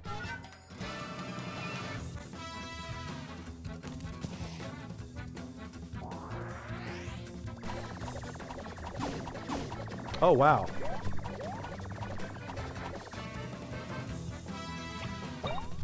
Okay. You mess with the bros, you got to go. Oh, you know, get a headache. No! That was dumb. I should have. There we go. So it is getting a little more challenging. I can appreciate that they're ramping it up a little bit. It's not super difficult, but it's not as easy as it has been. A little more thought, a little more reflexes. So right now, this is making, you know, Dark Souls look like child's play. Child's play. And I don't mean like the horror movie. I mean like the play of a child.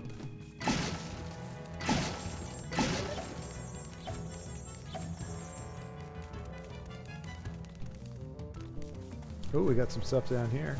What's down here? Wow. Guess we'll never know.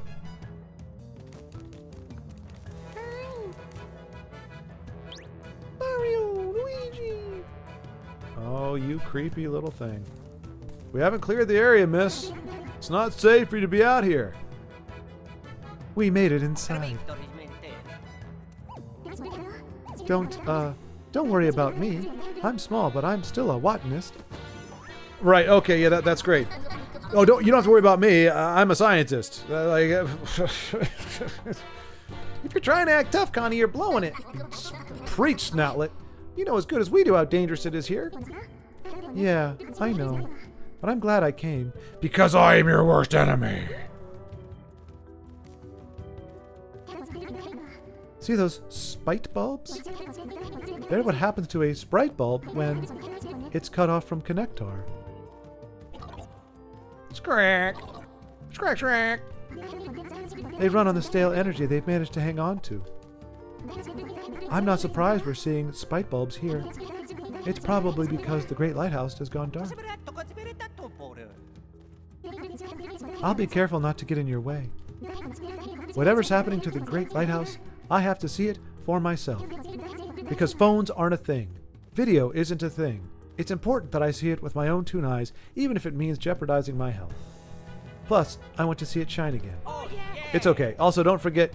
Wait, chat disconnected. I was like, wait, somebody said something? Nope, just chat disconnecting. But hey, our stream hasn't crapped out like the last one did. I'll just get in the way if I go with you. So I'll wait here. You two be careful, okay? Okay.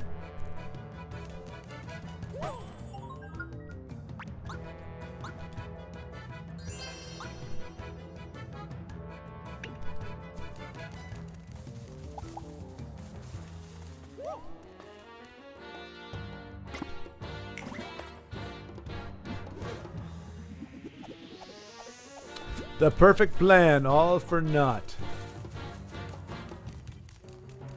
Alright, we're gonna have to do something to turn those fans on, I guess. Stop hugging you. Come on, guys. Come on, grow up.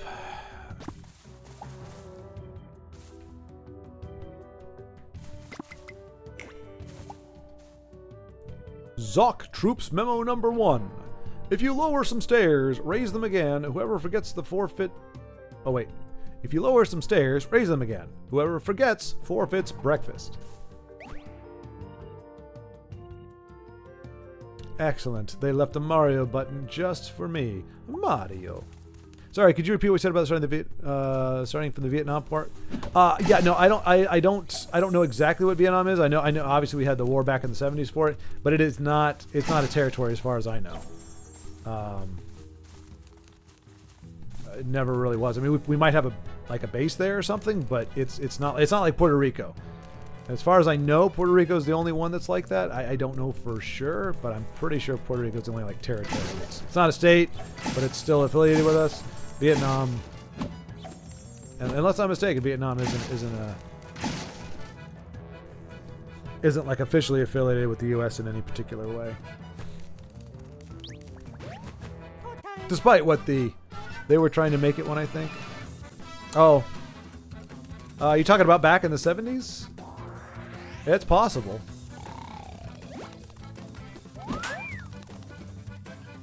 Oh, I just scared the crap out of that dude. That's awesome. Oh, yeah. I'll be honest, like, oh, wow.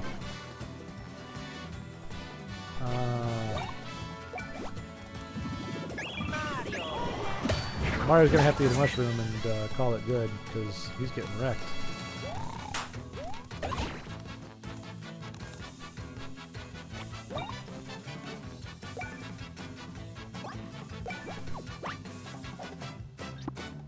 Oh, yeah.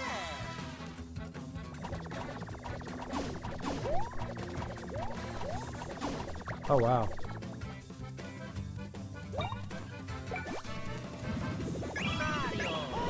Like, luckily this is not a difficulty spike, but it is a little bit harder than the last ones were, for sure.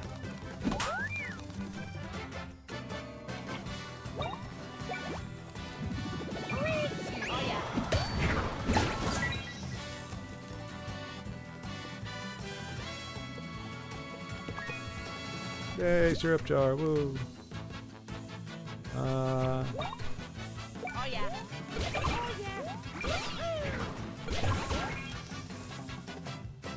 Wow, it still survived, huh? Not anymore. Nah, nah.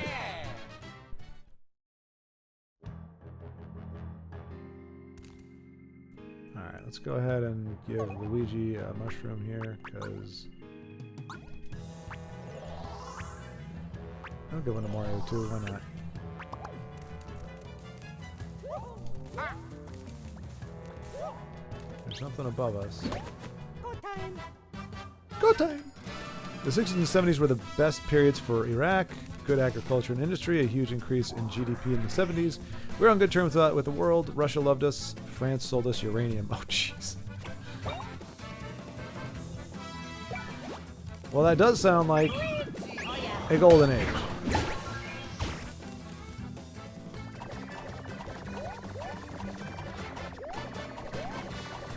Yeah, now that I got your tax figured out, you guys are screwed.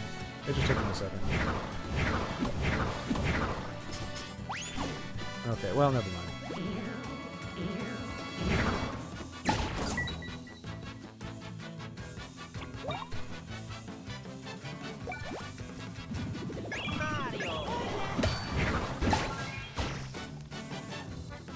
So what macro? What changed then? Like what happened? What was the change between the 70s and like the 2000s, or even now? Like really, like what was the big? Because something had to change within the country, right? A shift had to happen for things to go, or maybe it was the global economy kind of screwed up or something. You know what? I guess we'll just do this.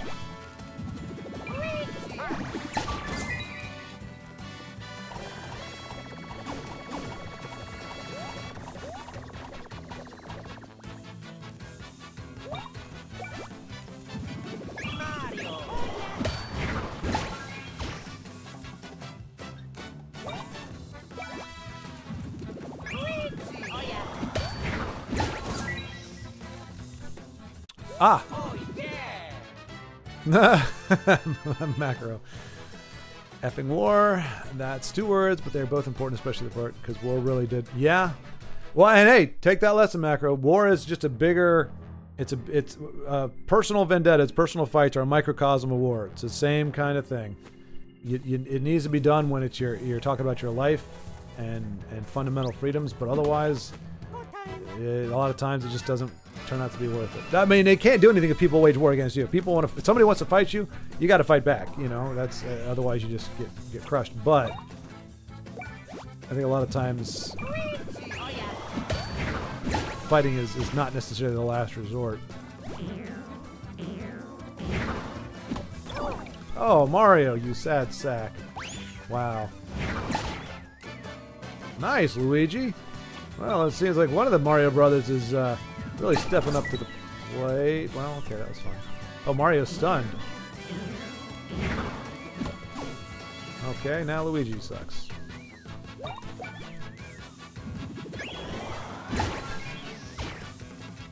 Okay, that's not good.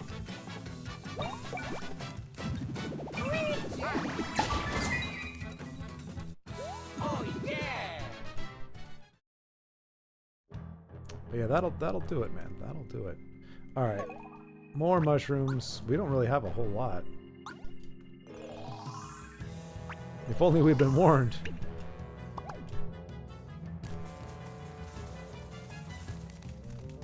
All right, first attack is going to help us out a lot here.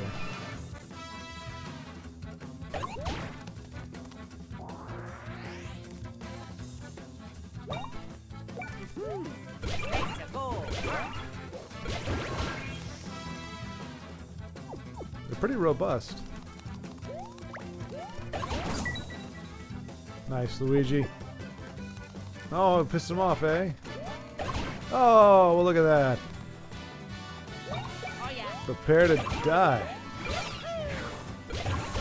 Feathery villain. People seeing me say this stuff are like, look at this second Patriot. What? The first ever Arab TV broadcast was initiated in Baghdad.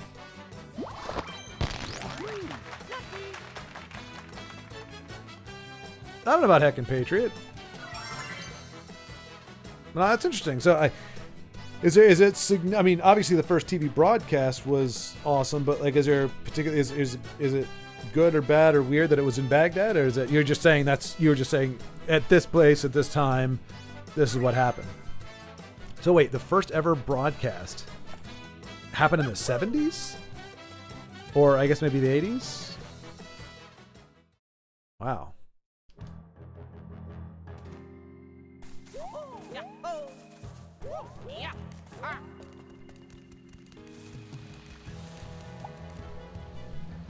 Zoc Troops Memo number 2.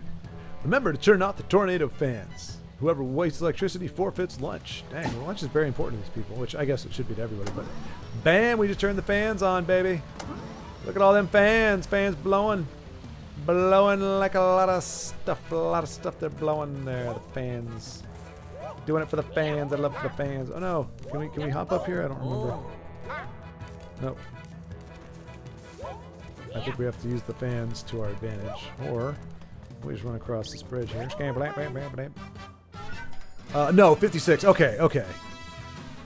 The quality I'm not sure of. Well, I mean, hey, I'm sure I don't know like what the first broadcast here was or when exactly, but I'm sure it wasn't all that great either.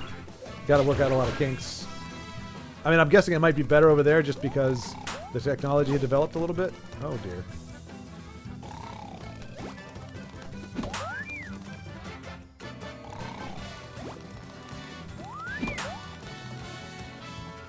Oh yeah.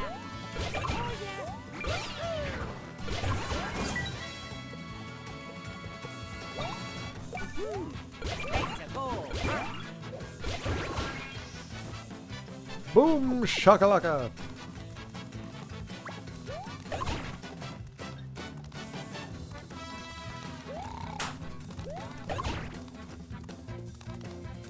I love how you hit them and they're like, oh, that hurt.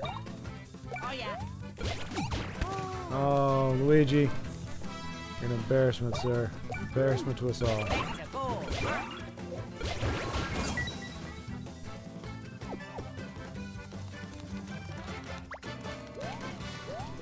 Oh. Did not expect to miss that, but luckily my reflexes were so finely tuned. Oh yeah. I was able to get out of the way, like a champ. Let me just say, I like your terminology, the way you express stuff. It's different than how other Americans talk, but it's closer to how we communicate over here. And it's probably because you were... Well, thank you, Macro. Obviously, I've got to wait for you to finish your statement, but born in much more innocent and simpler times. Possibly, Macro. I mean, a lot of it is kind of how you're raised as well.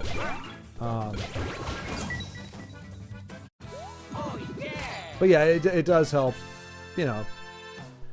I think being a child of the '80s was a pretty good deal.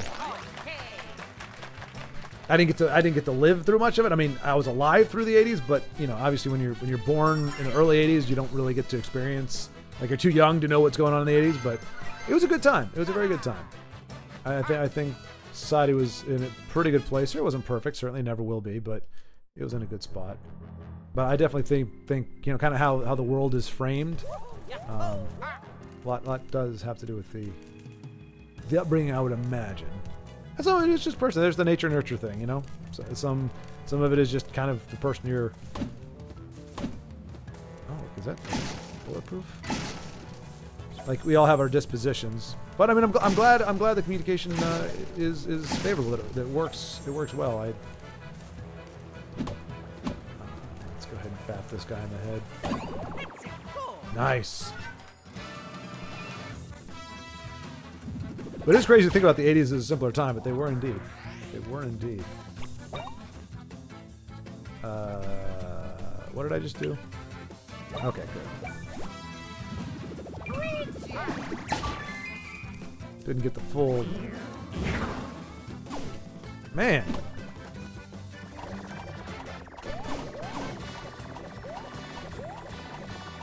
No excuse for that kind of nonsense.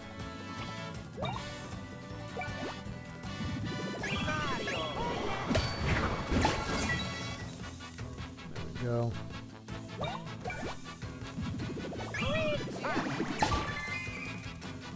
A little too fast. Whew. Even the discombobulate part, like you changing the entire syllable in a word just because you feel like it's something we do here sometimes. Oh, really? Is seriously, Macro? That's pretty cool. See, and that's the kind of stuff. It's so strange when you've got like a language, not a language barrier, but when language is different, especially like, you definitely see cultural differences and everything. And even, I mean, I think a lot of people, myself included, when we look at people of the past, like we think of them as like so foreign and alien because, oh, well, they couldn't possibly be like us because they didn't have, you know, they came from a different time. And it's like, yeah, there's going to be some different things, some different thoughts perhaps, and different ways of expressing themselves. Different words are in circulation at the time. But, you know, you and I, as fundamentally as human beings, there's not necessarily a huge, unless you're saying like culturally, like it's a big thing to take a word and then purposely mispronounce it just for, you know, poops and giggles and whatnot. You know, I mean, granted, yeah, I don't know necessarily a lot of Americans do that on purpose. Mostly because they're afraid of being, well, probably just because it's the right way to say it. But I think some people would be afraid of, oh, people are gonna think I'm ignorant if I say this, or say it like this. Whereas I'm like, people who know me know I'm not ignorant. If it's important for me to not sound ignorant, I'll happily. No, I missed my chance. Down, boy.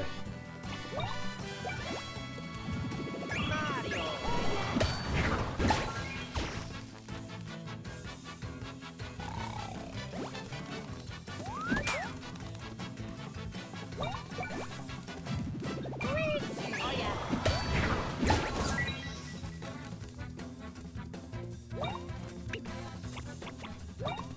Oh yeah. Oh yeah. Oh yeah. That should totally crush that guy. I don't know how he's still standing.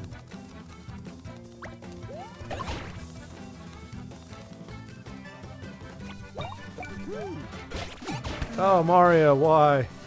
Why, Mario? Alright, Luigi, bring us home, buddy.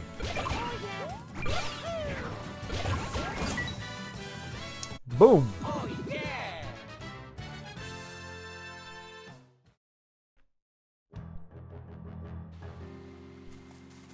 Alright, let's go ahead and fill up again.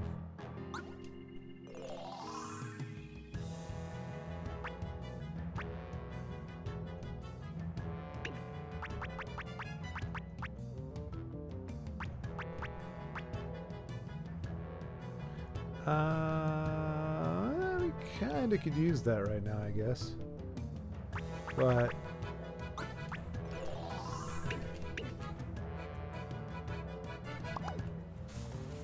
alright. We gotta climb, go back up the way we came. I know we're taking a bit of a detour here. Yahoo! Now that we've got those gates open, we should be able to. Yahoo!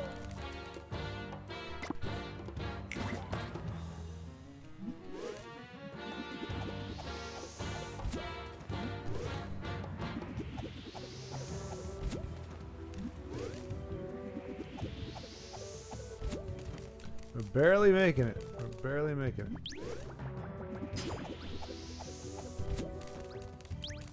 Separate, please, guys. Come on, guys. See this whole hand holding thing. We can't be waltzing about the place. I need you guys to shape up here. Man.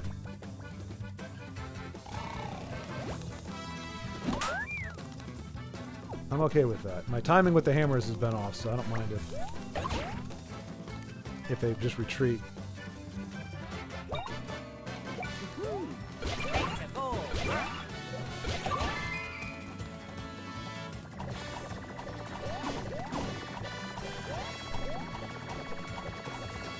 That move right there screws us a lot.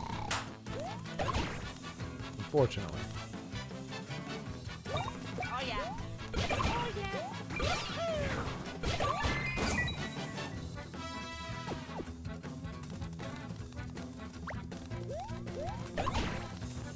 Oh, Mario let you go, but I didn't. So it's Luigi.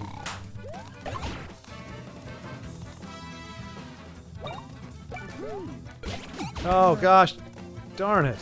That's embarrassing.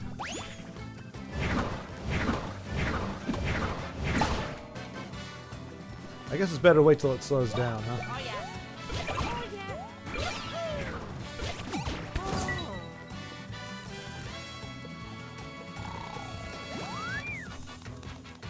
Oh yeah. It's a goal.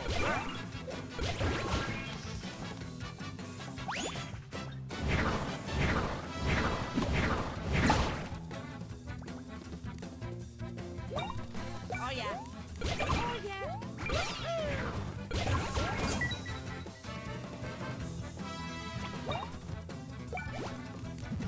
Luigi. Alright, let's see. Oh yeah. Yeah, it's pretty epic when there are two common sentences with similar meanings but in different languages.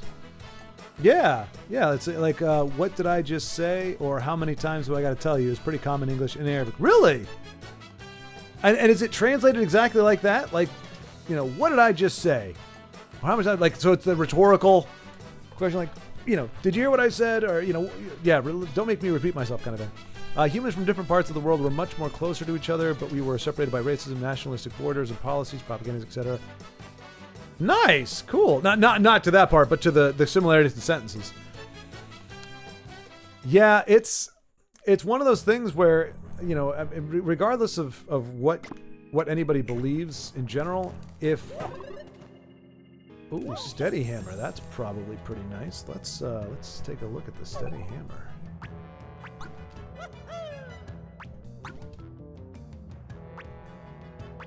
All right, so say what? Do that, and then we'll go to Luigi. We'll give him the picnic hammer. Now he has. Now we have 2 good hammers. Ah.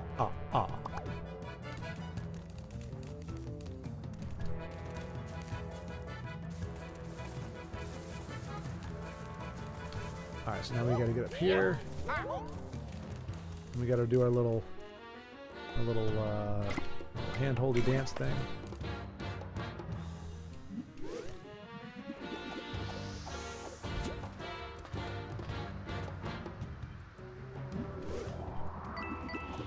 Ah, that gives us an extra bit of airlift, it seems.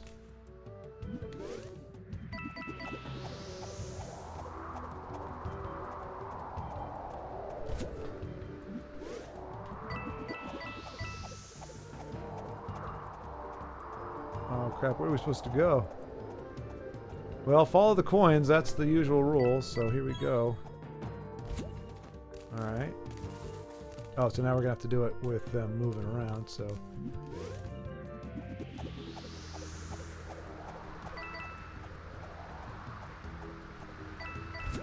No! Alright guys, let's go a little faster here. Okay.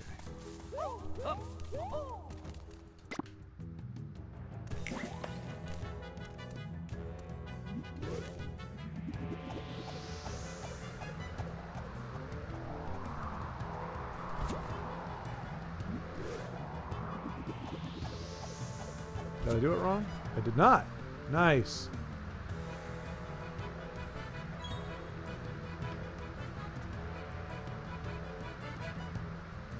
Wait, that's... Why would I go over there? Oh, I guess maybe to get what's in the...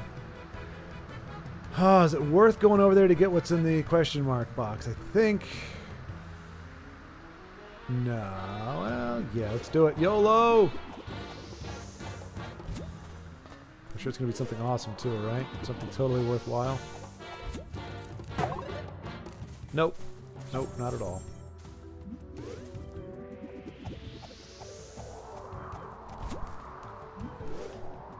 As long as I make this move right here, it's all good. No! Okay.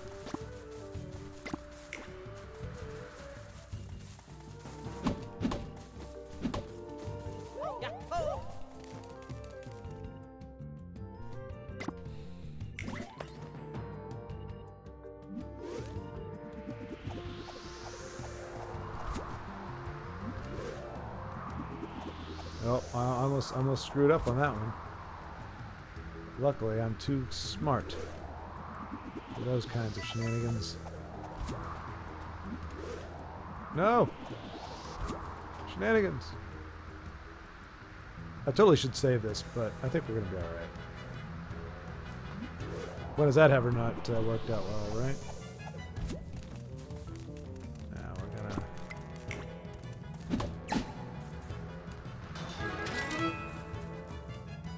Oh. Yay, she's coming along. Very excited to have a liability along with this, that makes sense. Mario, Luigi, I knew you could do it. Back already? Wait. Humanity is worse than ever and before. Nice. No, that's not what I was saying. No, anytime it's like it must be our way or like what is actual intolerant? Like people consider if I don't agree with you, I'm intolerant. No, I don't have to agree with you. You don't have to agree with me. But when it comes to you are not allowed to live because of what you believe or that we're different, then that's intolerance. And so like you were saying, racism or things like that, if it's going to be very hard for two groups of people to get along or to agree on anything or to respect each other's boundaries or anything else if one thinks that they're better for whatever reason. So like you were saying, like proximity is not great amongst people who don't have the basic modicum of kind of the live and let. Okay, you know what? And I'll be honest, like we have it pretty good in the States in that if you don't like if you know, I lived in a state where I don't like how obviously we're under the federal government, which has its own deals, but there's a lot of stuff that like gun laws and I mean there's a myriad of laws that that matter a lot to people. And if you live in a certain country, then I'm guessing unless it's broken into territories, unless there's something different that I don't know about, you're kind of under that one option. If you want to stay in that country, you're under these laws. Whereas in the U.S., you don't like the laws somewhere, you can move somewhere. Now, granted, yeah, you still got to move. You got to find a new job and everything, but you have the option of still staying within the same country, but living under a different set of laws when it comes to things that are very important to you. If that wasn't the case, you have a lot more strife in the country. You have a lot more division because you have people trying to make blanket policies for everyone and everyone doesn't agree on it. Whereas here you go, okay, most people in this state agree with this, are okay with this kind of law, or they agree with this for the most part, or most of it seems to. And same thing with this state. Now they're completely different and it can be a little confusing. There's sometimes you cross state lines and something you were doing is no longer just a choice, but it's now a crime. But anyway, but I think it makes it harder if you say, okay, here's a group of disparate people. There's like 5 different main philosophies or ways of looking at life amongst this group of people. We're going to make everybody live together and follow one basic rule or law that none of them particularly agree with. It becomes very difficult. It almost is like, hey, people that can cohabitate and mush together, great. Those who can't, it's okay for you to go off and do your thing in these little pockets. It's not ideal, but better that than trying to force people to get along. You can't force people to get along, I guess is my point. But anyway, how do they keep spinning for so long? They're not Crash Bandicoot. Macro, don't. Crash Bandicoot is nowhere near. This is Mario we're talking about. Crash Bandicoot couldn't even lace up Mario's boots. Let's not even pretend that Crash Bandicoot can do something the Mario Brothers can't do. We are a UFO. You saw that. It's called the UFO move. That UFO is beyond the scope of Bandicoot. Crash Bandicoot. His name is onomatopoeia for crashing. But welcome back, Ugnip. Welcome back. I'm known as Jinx Master. When I led a raiding guild in World of Warcraft, every time I said, we got this, or what? Can we do this without dying? Everybody in Discord, no, and instant death. Oh gosh, Ugnip. So you were kind of the well, I guess you wouldn't have been Leroy Jenkins. You would have been the guy who was like, our plan can't possibly fail. And then all of a sudden, Leroy Jenkins. Damn it, Leroy. That's funny, Ugnip, though. That's that you have that reputation. Can we do this without dying? Yeah. Oh. And that is why Ugnip is no longer the leader of... Wait, did we? Okay, we actually went in there. All right. Leroy Jenkins. I was not the Leroy guy, but yes, everybody was very focused on that part. Wait. Are you serious, Ugnip? Were you part of that group? I was saying you were the role, like your role in the group was like a Leroy Jenkins, but I was like, no, you're not the one ruining it. You're the one saying, okay, we got this. There's no way we could possibly fail. Let's go, guys. And then you have a Leroy Jenkins that comes and messes it up.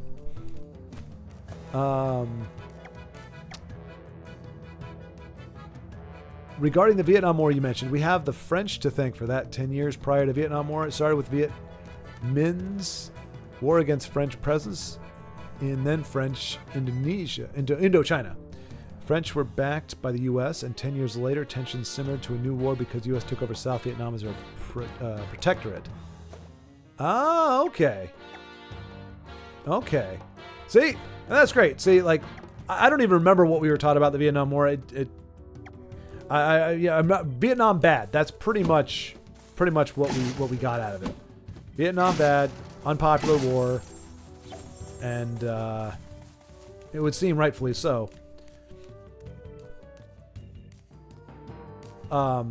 My thing is, like, I always want to know what the actual impetus was. Like, so you say, okay, like, what was the interest in? Because usually it's not just a benevolence, right? There's some reason why you either invade or you try to say, hey, we'll protect you, or, you want to put a base there. Some of it's just pure military strategy, like, hey, we want to have a base here because it puts us closer to X, Y, and Z target areas.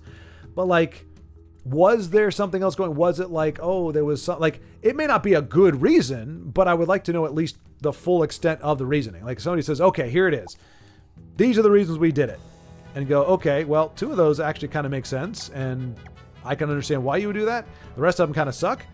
So where does that leave us? Is it good to do it if there's one good reason out of 10 to do it? Would that justify it, or is it? But I've come a long way. I mean, back from being young and in the days of G.I. Joe and whatnot, you're like, yeah, fight for freedom wherever there's trouble. G.I. Joe is there to. If I'm not willing to die for it myself, or it's not something I even really know why we're doing it, not only I'm not going to fight it, I don't expect other people and their children to fight it. So it's kind of a little bit of a different philosophy. I'm not saying it's the right one. That's just kind of where I've landed for the time being. But that kind of makes sense. But no, yeah, right. But were you part of that? Oh, you were not part of the legal group. Okay. That's what you were saying. You're not part of the legal group. I hear you. I was going to say that would be random. I mean, there were a lot of people in that group, but the odds of knowing somebody who was in that group, that was pretty slim. Did you hear that? It sounded like it came from back there. Do you think that was the one who took over the Great Lighthouse? Excuse me? Might you be? I mean, you're here at a Great Lighthouse swarming with monsters. You don't even have to say it. I know that you are the ones. Warriors fighting to eliminate all monsters! You got that right. What? Oh my, you'll have to excuse me. I see. Restoring the Great Lighthouse. That's very noble and warrior-like of you, and does in fact require you to wipe out all monsters technically, so I wasn't wrong. But if you want to enter with the delusion that you can just peacefully negotiate your way through this guy, I suppose that's what you do, but I'm pretty sure you're going to have to eliminate most of the monsters. My name's Dewey Fightem. Oh, boy. Hey, this flows perfectly with our conversation. Do we fight him or don't we fight him? Vietnam equals napalm. Yep. And Agent Orange and a bunch of other really nasty stuff. Vietnam had talking trees, so of course any sane country would try to invade it. There's some black magic going on over there.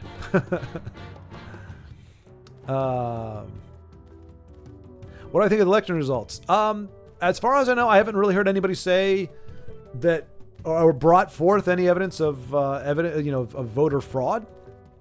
So as long as there is no fraud, I say, as long as it generally reflects the majority of the population, or the majority, however it works out, then okay, And I haven't really been hearing too much about or seeing much about like any kind of fraudulent. I mean, again, they say there's a baseline of it in general. There's definitely things for it, but we didn't have mail-in voting en masse this election. So I think, as long as it reflects what people want, then I'm glad for it. It's anytime people feel disenfranchised,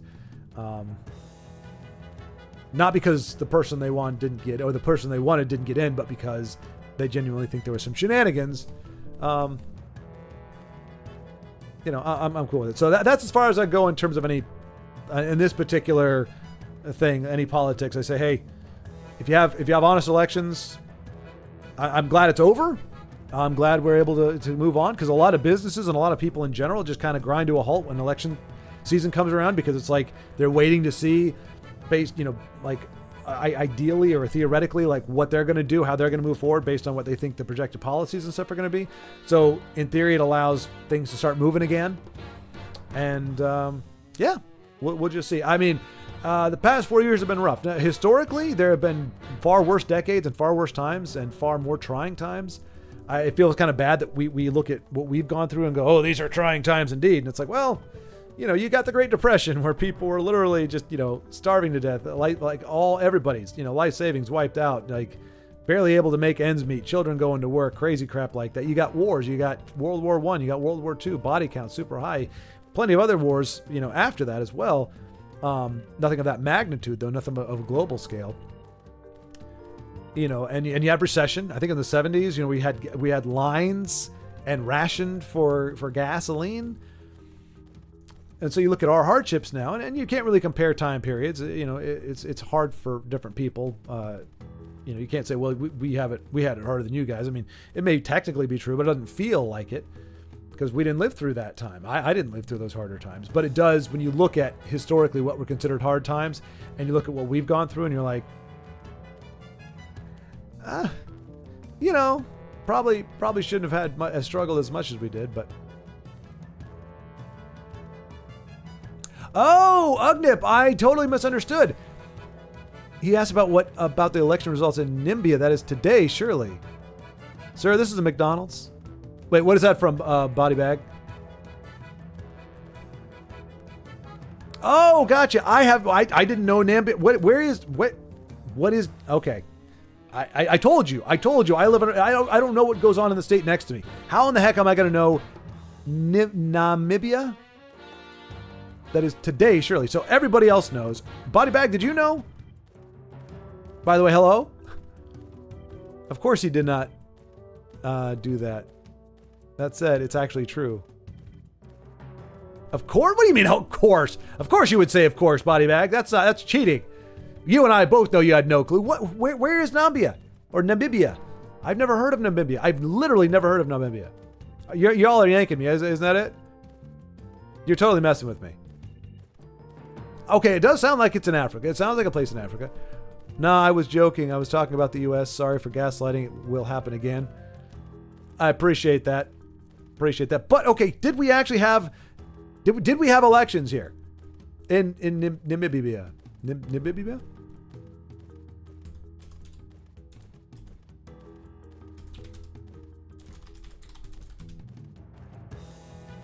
Okay. There you go. There was actually a Namibia elections. In the most competitive race in decades. Yeah, November 27th. There you go. So you weren't gaslighting. Okay, I think maybe you're saying you were talking about the actual election, the U.S. elections. Because yeah, I don't have it. I could not. I don't have literally a horse in the race, and I don't even know what the heck. I don't know who won, and what they were for, and what they were trying to do, and what the country. Yeah, so I couldn't possibly have an opinion on that, but. Well, no, that's what I was. Because there's that kernel of truth. So, Macro was not talking about that particular election, but it is true that there was an election today. And it's also true that I didn't know it was happening, and I have no opinion about it one way or the other. I'm glad they had a vote, I guess. No, don't apologize for that. I mean, look. I mean, I got to be able to sift out this kind of stuff. You're just kind of giving me a little bit of Irving. That's fine. That's totally within the realm of things. Now, you know, if it's something crucial, like if I'm playing a game and you're like, oh, totally go into that room without any armor on it, that's how you beat the game. And I'm like, okay, cool. And then I get massacred. Then I'm coming for you. But you want to talk about global politics, you want to mess with me about that all you want, that's totally fine. Just don't mess with my gaming. That's my rule. At least while I'm gaming. You can mess with it otherwise, so I have a chance to look it up and make sure you're not full of nonsense. But my name's Dewey Fight 'em.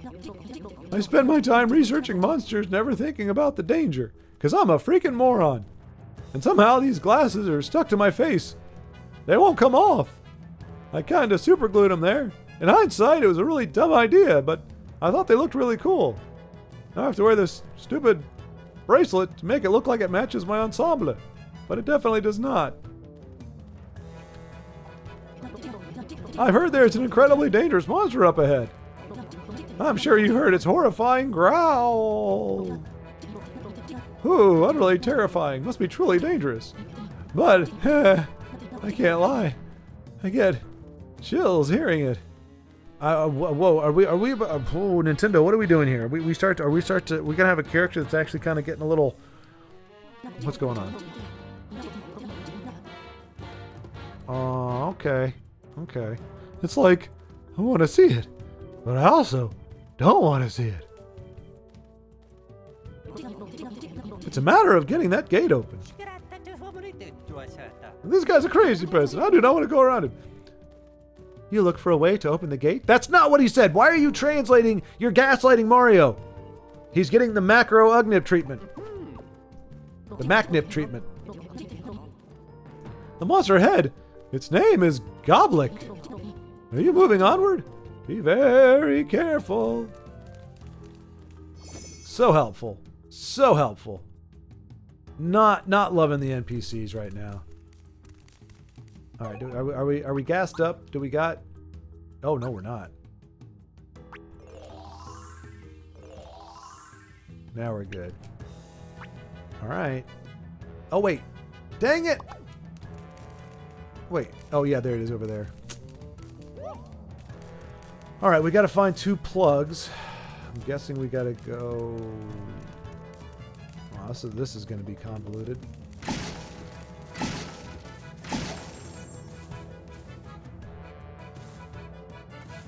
Sir, this is McDonald's. It's a meme phrase used to tell someone they're talking about a topic that is alien or entirely different than a topic you should be talking about. I see. I see. Sir, this is a McDonald's. Okay, okay. Like pulling up to a Wendy's and starting talking about how we're in a simulation. Was new for me too. There we go. Surely there's no Wendy's in Iraq, right? Nah. There's not many food services of foreign origin in here, if any at all. America has failed yet again. No Wendy's in Iraq. Well, no, the real question is, has Walmart made its way there? If even Walmart has not penetrated, then truly, yes, we have come up. Which we came down those stairs. Okay, here we go.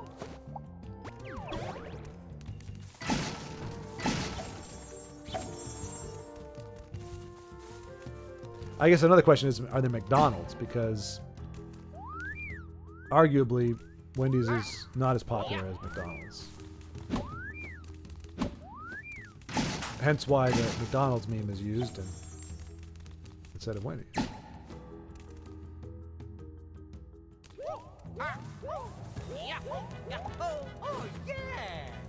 Oh yeah! So Bob, look at my muscles.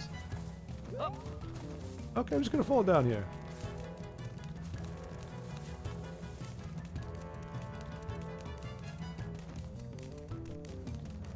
Alright, this is the easy one. Put this on the far side. There we go. Wish they would plug their stuff in. This is annoying. I don't like having to look for stuff. I don't think it's up here, but I didn't see another place where it could be. No, that's pretty much it.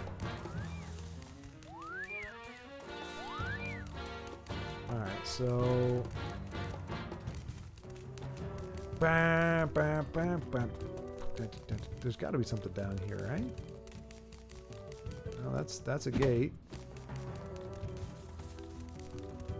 Oh, that's another... Oh my gosh, there's so much stuff to plug in! And no plugs!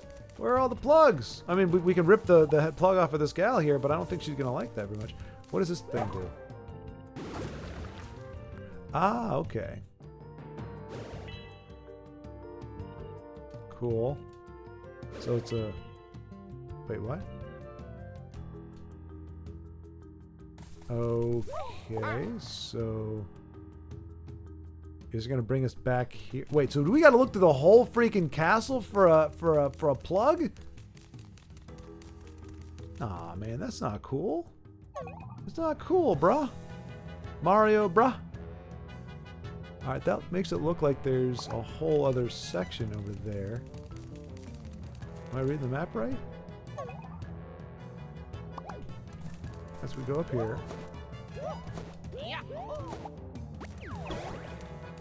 Okay.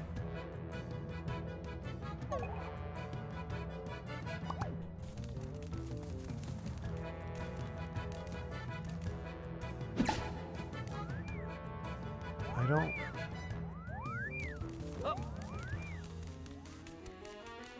Nope, that's it. Ah, suck. It's doing the RPG thing again, folks. Even in Mario, they do this whole... It was like, okay, now you just have to walk around for 6.5 hours trying to figure out what the crap you're supposed to do.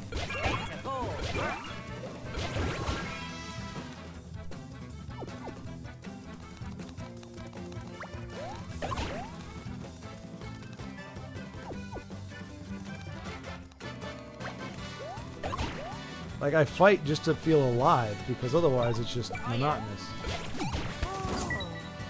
That's alright, Luigi. You got the job done.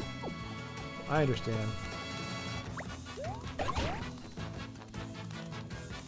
It's a goal.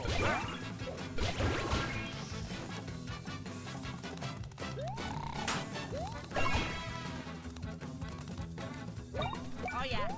Oh yeah.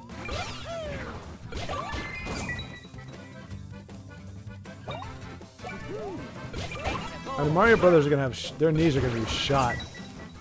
They're gonna be like, Oh yeah. yeah. What this is doing to their legs, I don't like to think. It's devastating. Yeah.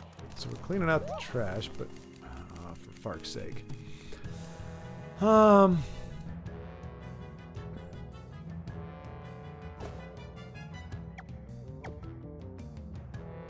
There are 123 countries where McDonald's has not set up a restaurant yet, including Afghanistan, Bhutan, Iraq, Iran, and Libya. Wow.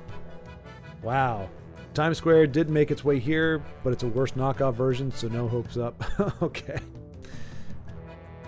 Guess Iraq didn't have that either. That said, you're not missing out. That's very true, Agnev. That's very true. It's not a delicacy. It's your health is better off. You are much more healthy, having never eaten at McDonald's than you would be eating. It is not a staple of good cuisine or of health. I mean, there's got to be a reason why they gave us this, so I'm gonna try it. And if we have to go all the way back, we go all the way back. Whatever.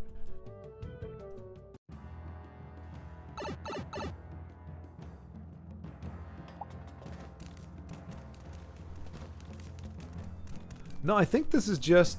I don't think there's a plug out here. I think this is literally just if you want to go get more... No, no, no, no, no, no, no, no, no, no, no, no, no.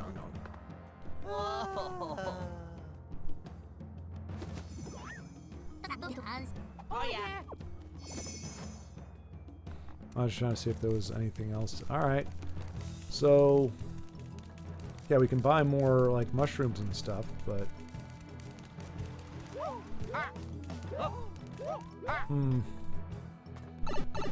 Oh.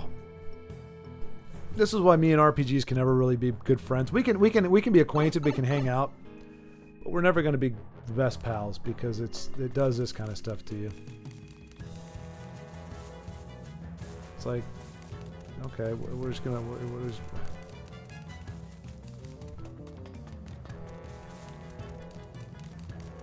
Like, the only thing I can think is we screwed up because we should have... Oh, you know what? If we can pull the plug, then I know the answer. If we can pull the plug back out, which I think we can do.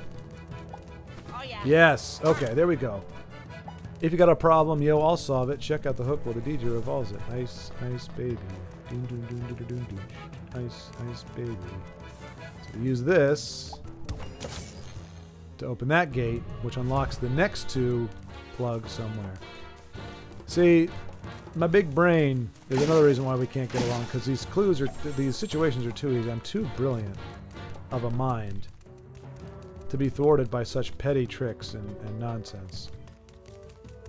I am what you call a savant. Yeah. Oh.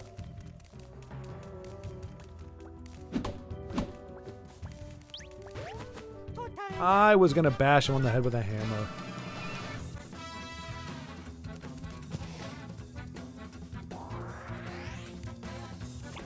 Let's go, fellas.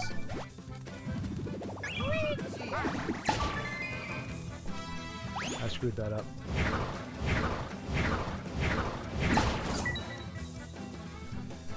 No death and destruction for you, buddy.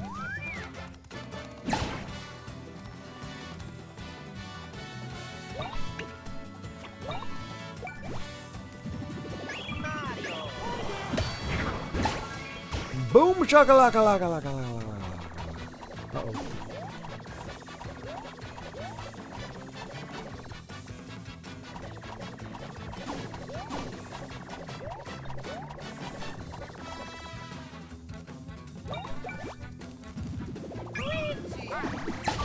Ah, screwed that up too.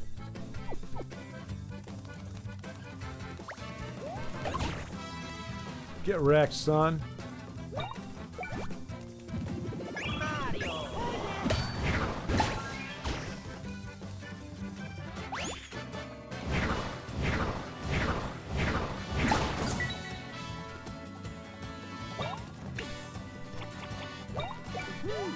It's a goal. Oh yeah. Let's see.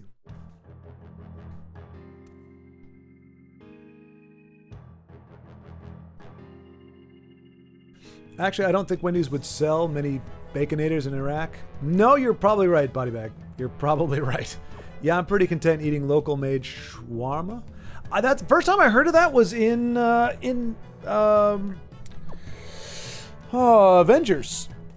I never heard of shawarma before then. So what is shawarma, Macro? In your own words, I could look it up online, but like, what is it? You know, like what is it akin to? What is it like? Because I don't know. We probably have something similar. Some country who has brought its culinary ishness here probably is similar to shawarma, but I'm not familiar.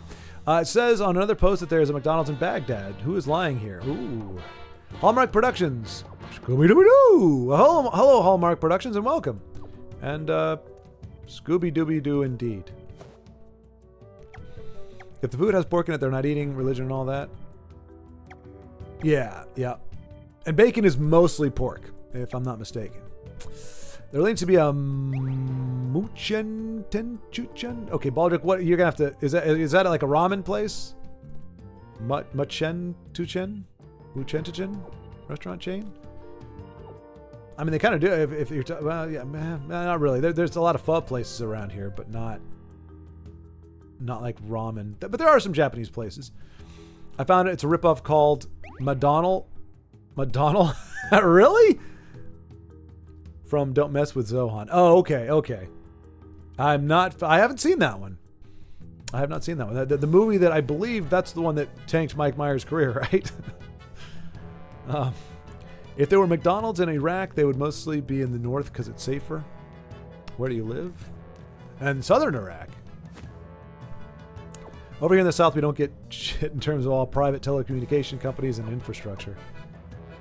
You've never had shawarma? Yeah, we've missed out on the shawarma. Body bag. It's a sad state of affairs. All the good stuff is in the north with the Kurds, like the Kurds and whey.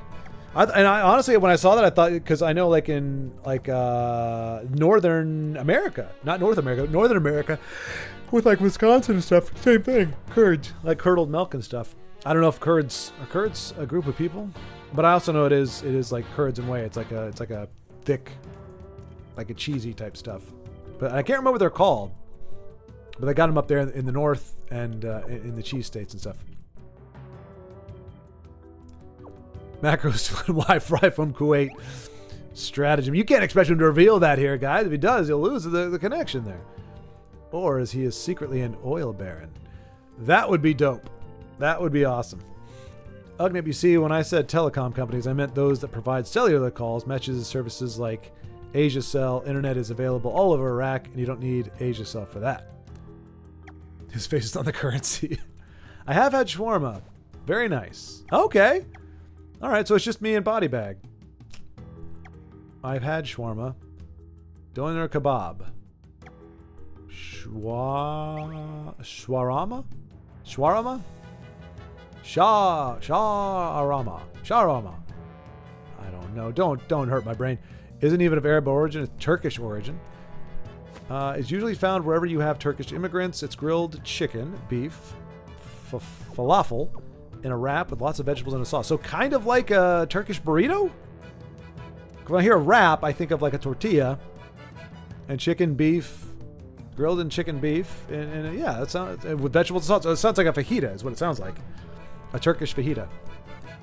Kind of sweet. Okay. That's what I when I said I think there's something probably here that is similar to it. I'm guessing obviously the spices are different, but that's funny that it's Turkish because it reminds me of a Greek chicken souvlaki when they put it on pita bread. Y'all are so cultured, I swear to goodness. My culture peaked probably with like ramen and like gimbap and bulgogi and stuff like that. Go time. Which is all like Asian cuisine. I don't really know too much outside of that. Burrito, taca, fajita, tortilla. Mwah, muy bien. That's what the chef's kiss, not me kissing anybody in particular.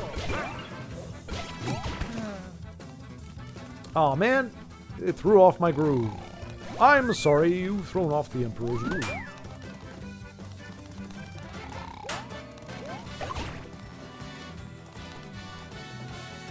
Oh yeah. Oh yeah. Hey, we got a present, and it's a mushroom. I gotta imagine the bros are sick of mushrooms at this point. This far into their adventures.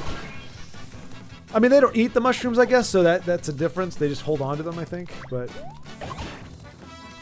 yeah, okay, so they're not eating it. But still, the smell? Oh They yeah. probably smell. Mushrooms smell. Fungus smells. There's no way it doesn't smell like something. They're probably tired of the smell. They're all over the place. Just like mushroom pizza. I just like mushroom. I like mushroom pizza too. Mushroom pizza is actually very good. As long as it's, you know, there are absent certain ingredients. Wait, so the Kurds in Northern America are immigrants from those in the Middle East? No. It's literally, we are closing in on pineapple. No, Ugnip. No, we're not.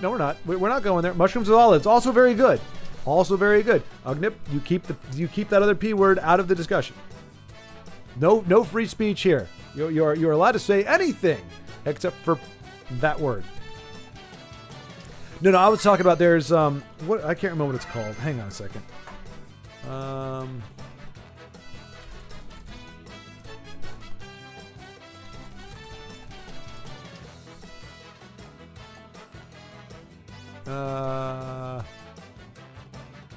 What am I thinking of? Oh yeah, okay, cheese curds. Sorry. I just saw what it is. So I was thinking of cheese curds, but it's spelled with a C. C-U-R-D-S. All white, all natural white cheddar cheese curds made from scratch. That's what I'm talking about. So yes, there's really no way to say it without, like, if I were to type it out, you would have known what I was talking about. But saying it, I don't think there's any pronunciation distinction between curds and curds. So I was talking about like curds and whey, like cheese curds like curdled milk, or you know, whatever it actually is. They're good, but they're up in like Wisconsin and the northern areas there. We don't actually have curds with a K, at least that I know of. I remember one time I ate raw canned mushroom. I have no idea how. I didn't even get a stomachache that day. Well, there's some. I mean, not all mushrooms are bad for you. Most of them you can eat raw and canned. I like, we actually have, like, I mean, granted, they're probably processed, but like minced up mushrooms in a can, you know, like some mushroom juice or whatever, and you can just eat those. I've done it before. There's certain mushrooms that will either kill you or do bad things to you, but plenty of them you could eat them raw, and it's not a big deal. Now, maybe people have allergic reactions to them for some reason, because people suddenly have allergic reactions to everything. Wasn't a thing back in my day. We didn't react. Have I been here before? I don't think I have. I can't remember. That fight kind of messed me up a little bit. Oh, goody. It's platforming time.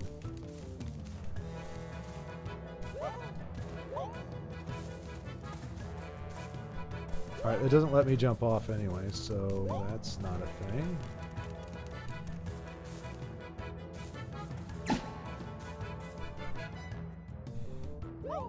I don't understand. Huh.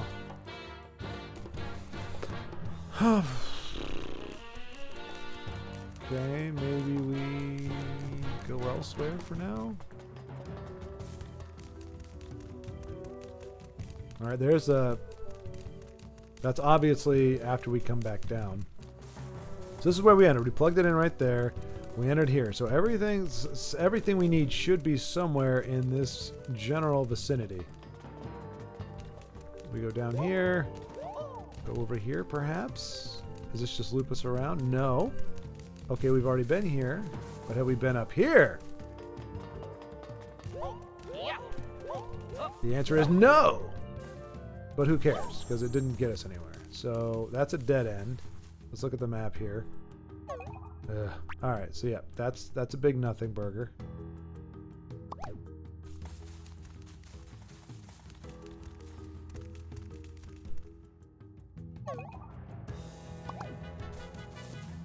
We know what's up there. We've explored up there.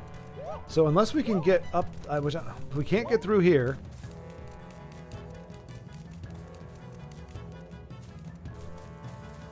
We can't even fall down there. We can't get over here. This is just going to lead us back out. We can't get up there.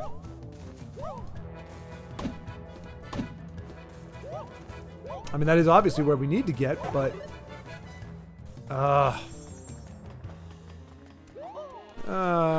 come on, game. Come on now. Let's not be jerks about this, please.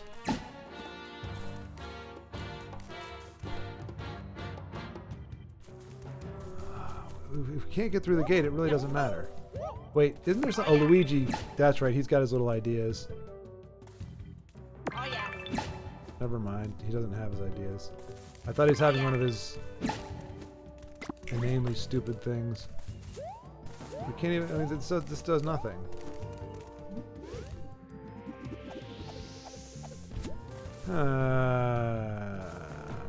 Okay.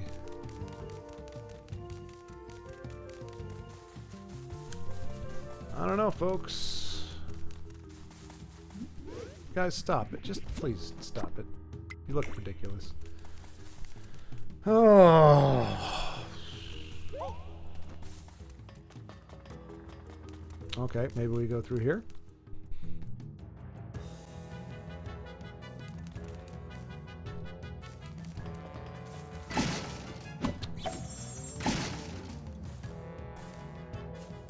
If it's canned, then it was cooked. That's probably a good call, Body Bag. Yeah, they probably were cooked. Yeah.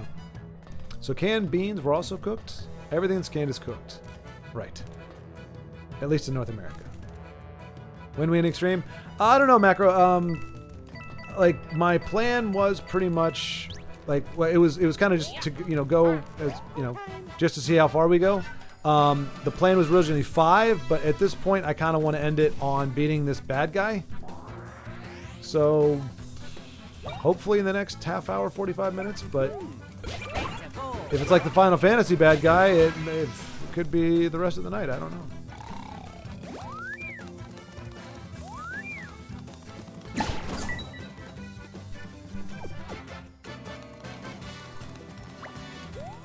I honestly thought we were going to finish way before 5 until I realized just how drawn out this whole thing is going to be. Like, I thought it was like, we go in the lighthouse, we kind of go through a little basic puzzle, and then we're boom, we're the bad guy. But no, it's like, we got to do this 75 plugs and blah, blah, blah, and yakety schmackety and whatnot. So yeah, once we beat the big bad here, that'll be a natural stopping point. And it'll probably be 5:30 or so at this rate.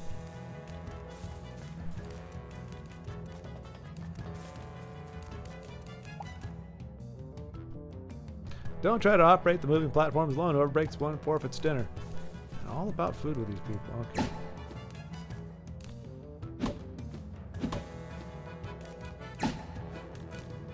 Wait, so... No, Luigi, go over there. There you go. Luigi. Oh yeah. That's what I'm talking about. Oh, that's kind of cool. I've never seen that before. They actually give you a bro cam.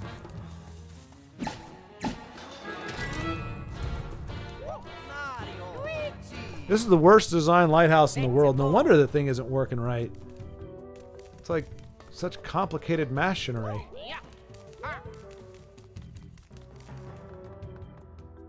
It's 6:30 for me. It's 4:30 for me. 4:30 for me. Macro, come on now. I just said we would end at 5 o'clock. How in the world am I going to end at 5 o'clock if it's 6:30 already? I'm not. Oh, this is important stuff. This is important stuff. Right. Yep. See? I knew I needed to get there, but I can see clear to the second plug. Congratulations.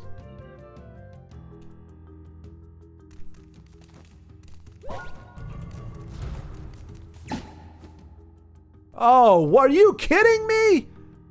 Oh my gosh. Oh my goodness freaking gracious. Alright, well. Wait, I can't get on those? No.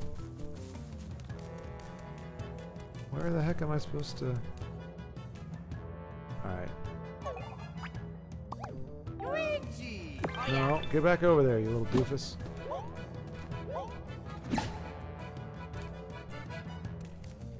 Oh, Mario, goodness gracious, you have one job to do, brother, and it's jump. It's just to jump. Okay, now, okay. Whack it.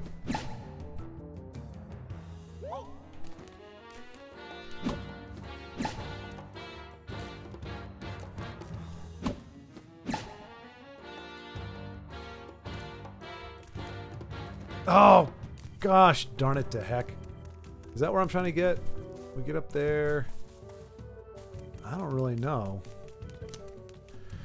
That was dumb. That was dumb.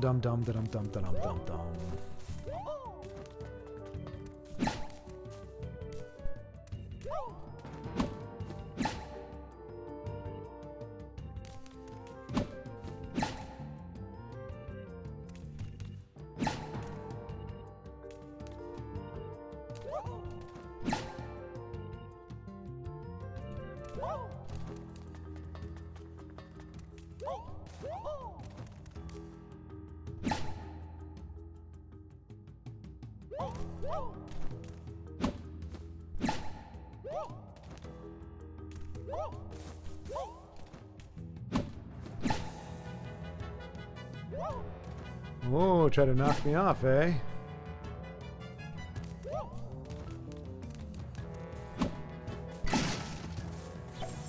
Alright, so maybe it won't be that late. We'll see. Got the plug. Oh, yeah! Oh, yeah! I'm a Beastie Boy!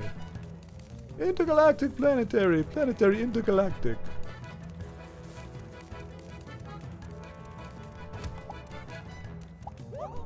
You goober, how did you... Alright. Now...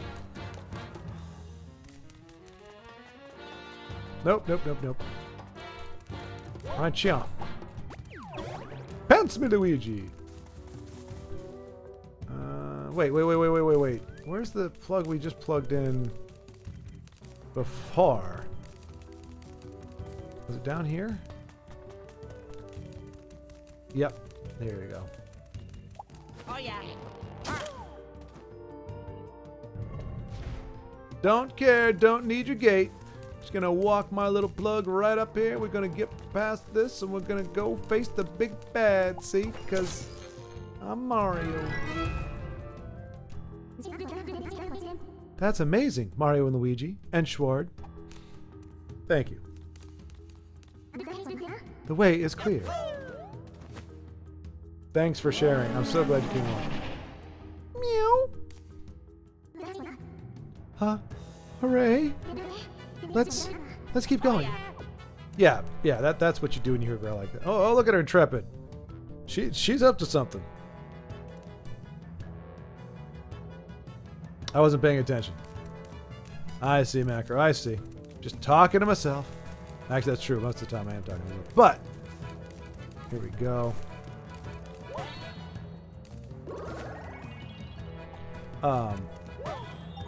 But yeah, you were close. You were close.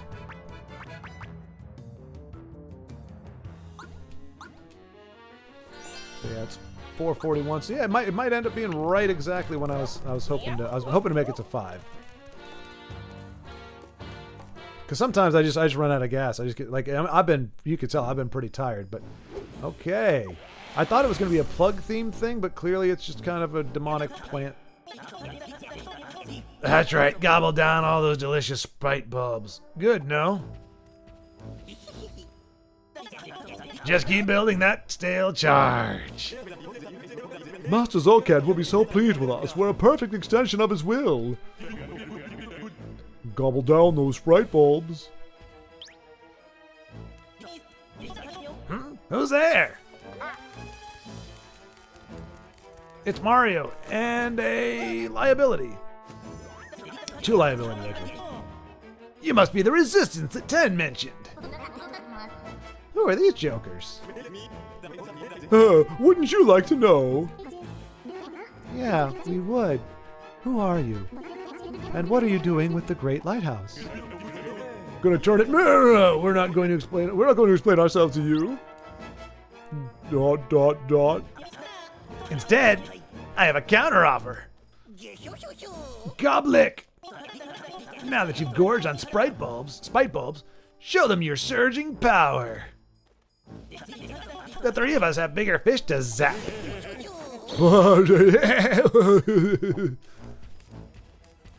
And they slowly exit off screen.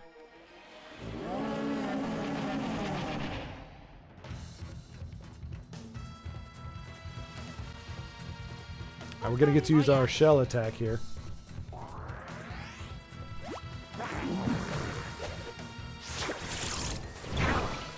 Well, that didn't go well. Let's see how you... No, we can't use our... Our attack because Luigi's out of commission.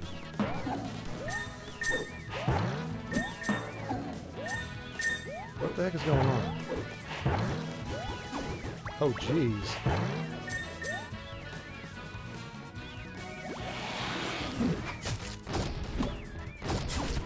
Dang! Wow.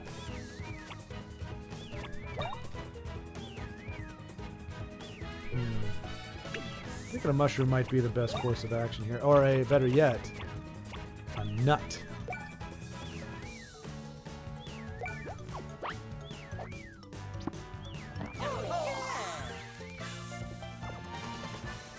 There you go, Luigi. Get back in the fight, buddy.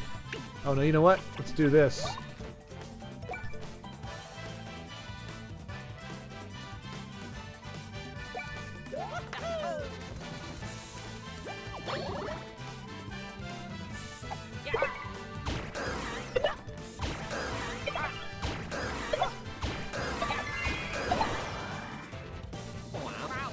Oh gosh, darn it, Luigi. You embarrassment. Okay, I gotta move faster than that, I guess.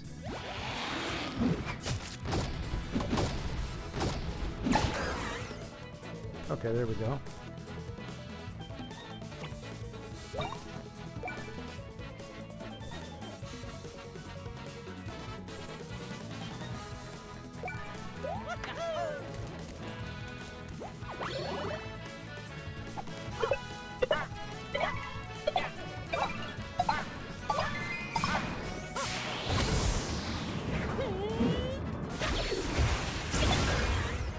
Boom! Shakalaka-laka-laka-laka.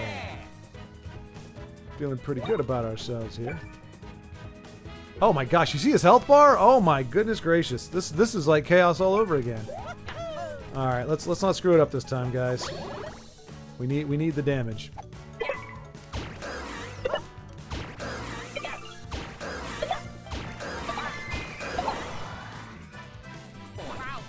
Oh, come on! What am I... Ugh. I mean, 53 isn't the worst.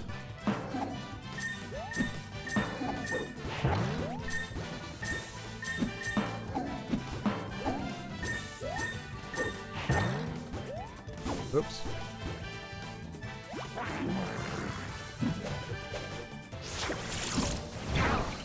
No, Luigi, I need you not dizzy.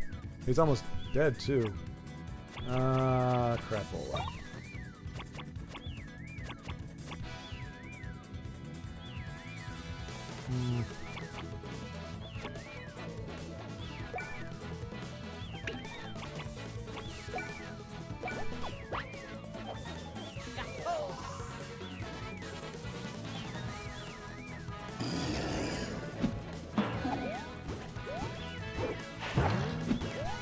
Ah!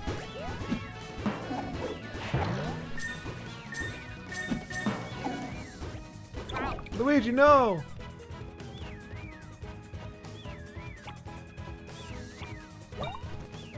No, you know what? Let's stay alive here, guys.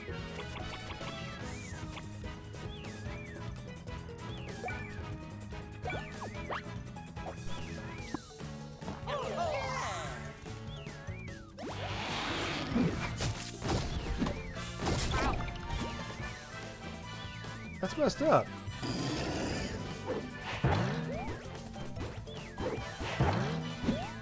Oh, that's messed up too. No, Luigi, what the heck? Oh, jeez. Alright, Luigi, you're gonna get... This is not going well.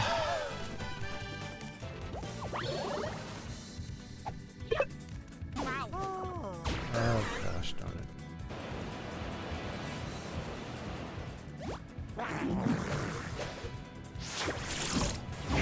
Jeez.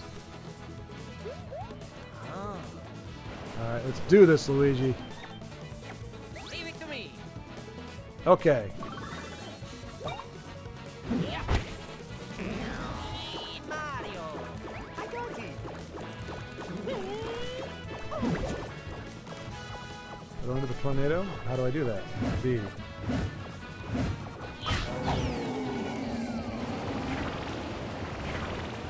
Insta-kill!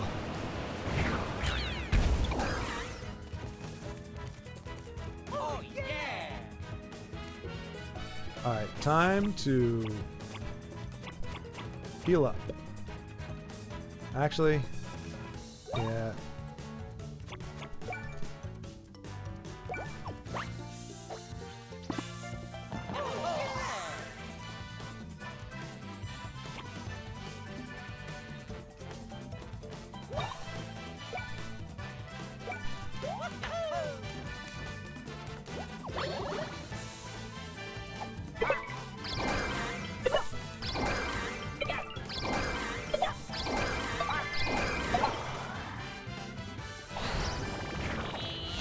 There we go. That's it? 29? That seems... Oh, total 100. Okay, that's good.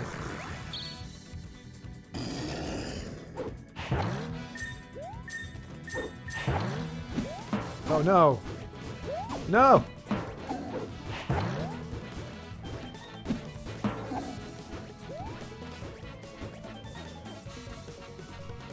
Alright.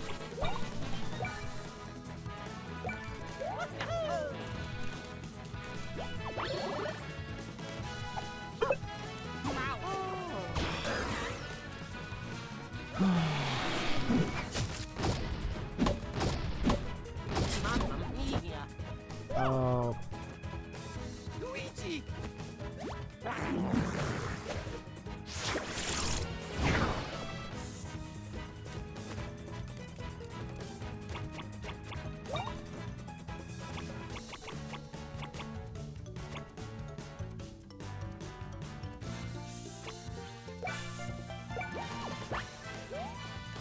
No.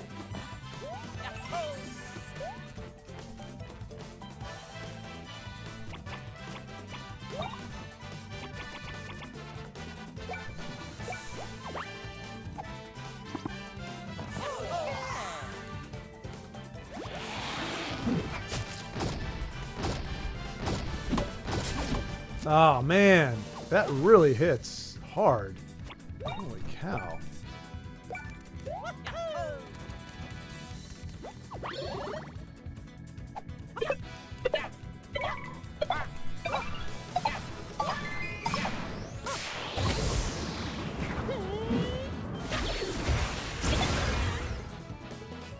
Oh yeah.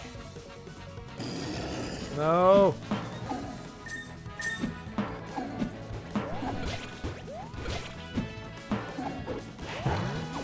No, Mario. Alright. You gotta give Mario a full heal here. Do we have a super mushroom? We do. One. Give it to your bro, Luigi. He needs it. There we go.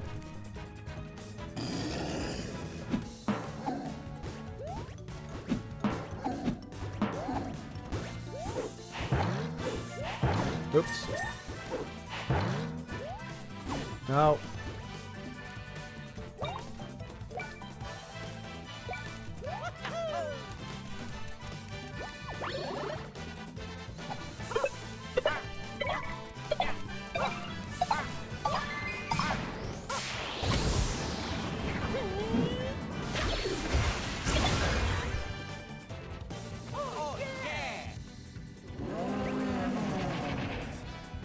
Oh, we pissed it off.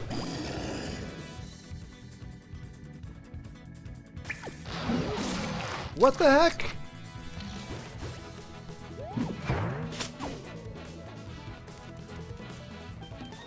I don't know what I was supposed to guard against.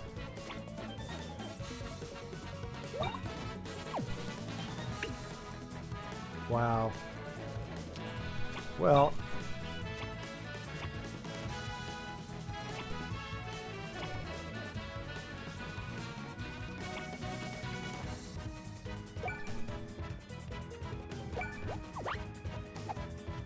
Oh, yeah!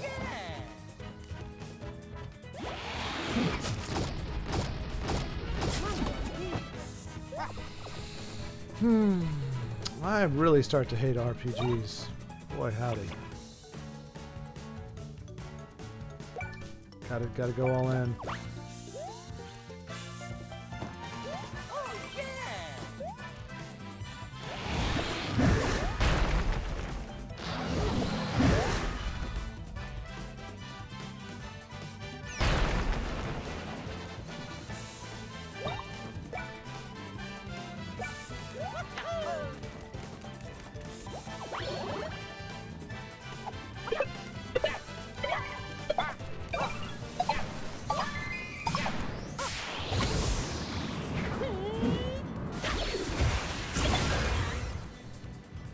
Oh, yeah!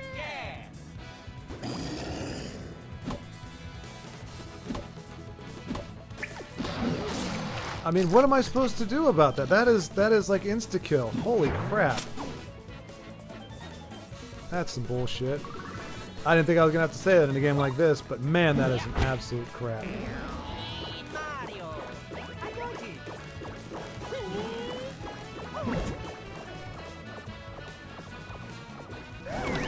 Nope.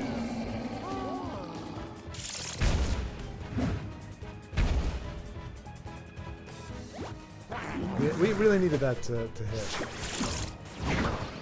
And Mario's just about dead. We're all just about dead.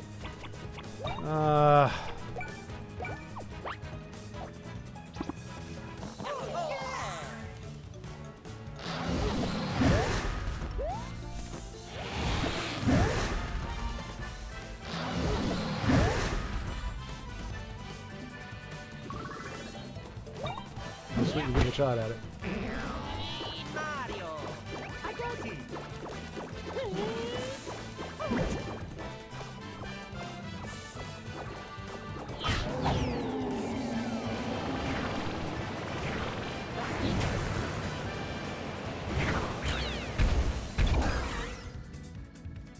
Oh, yeah!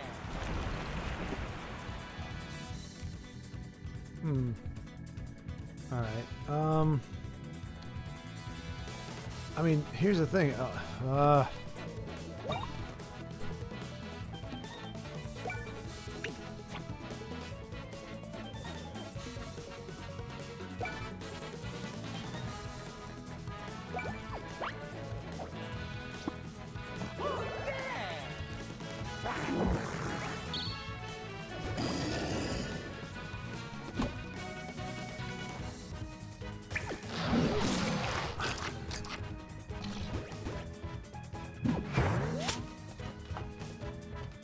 And that's it, Luigi's just dead. I mean, come on! What is with RPGs and this absolute ridiculous... Oh, man. We're gonna have to start this over. Oh.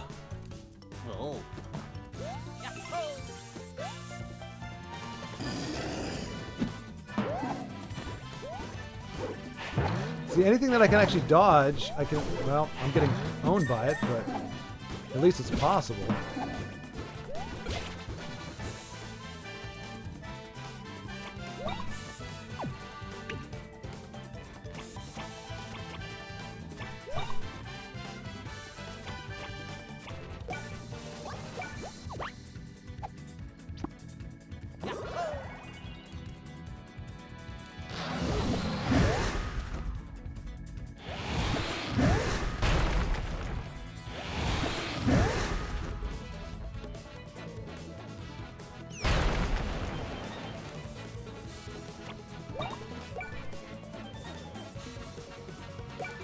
Still at over half health. My goodness gracious, this is a long fight.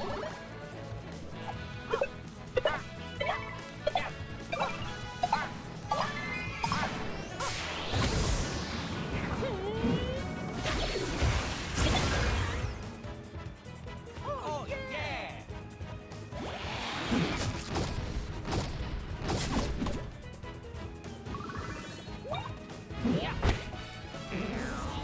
Mario. I got it.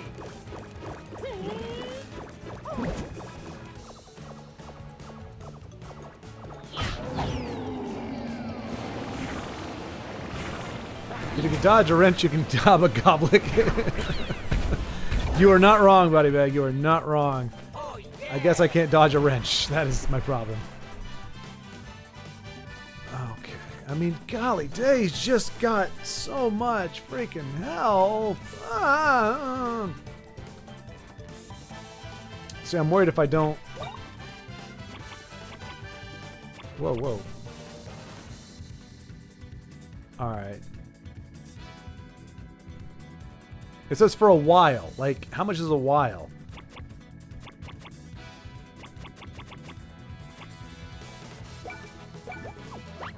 Wait, we both eat them? Well, that's awesome.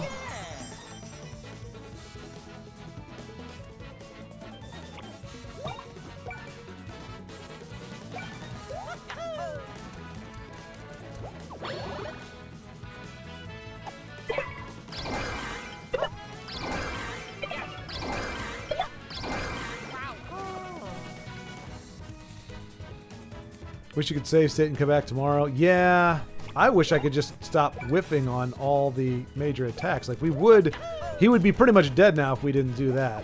And that's on me. The missed attacks are on me. The attack that I don't know how to guard against or defend against or do anything about, that's shame on the game. But I'm not taking advantage of what I should.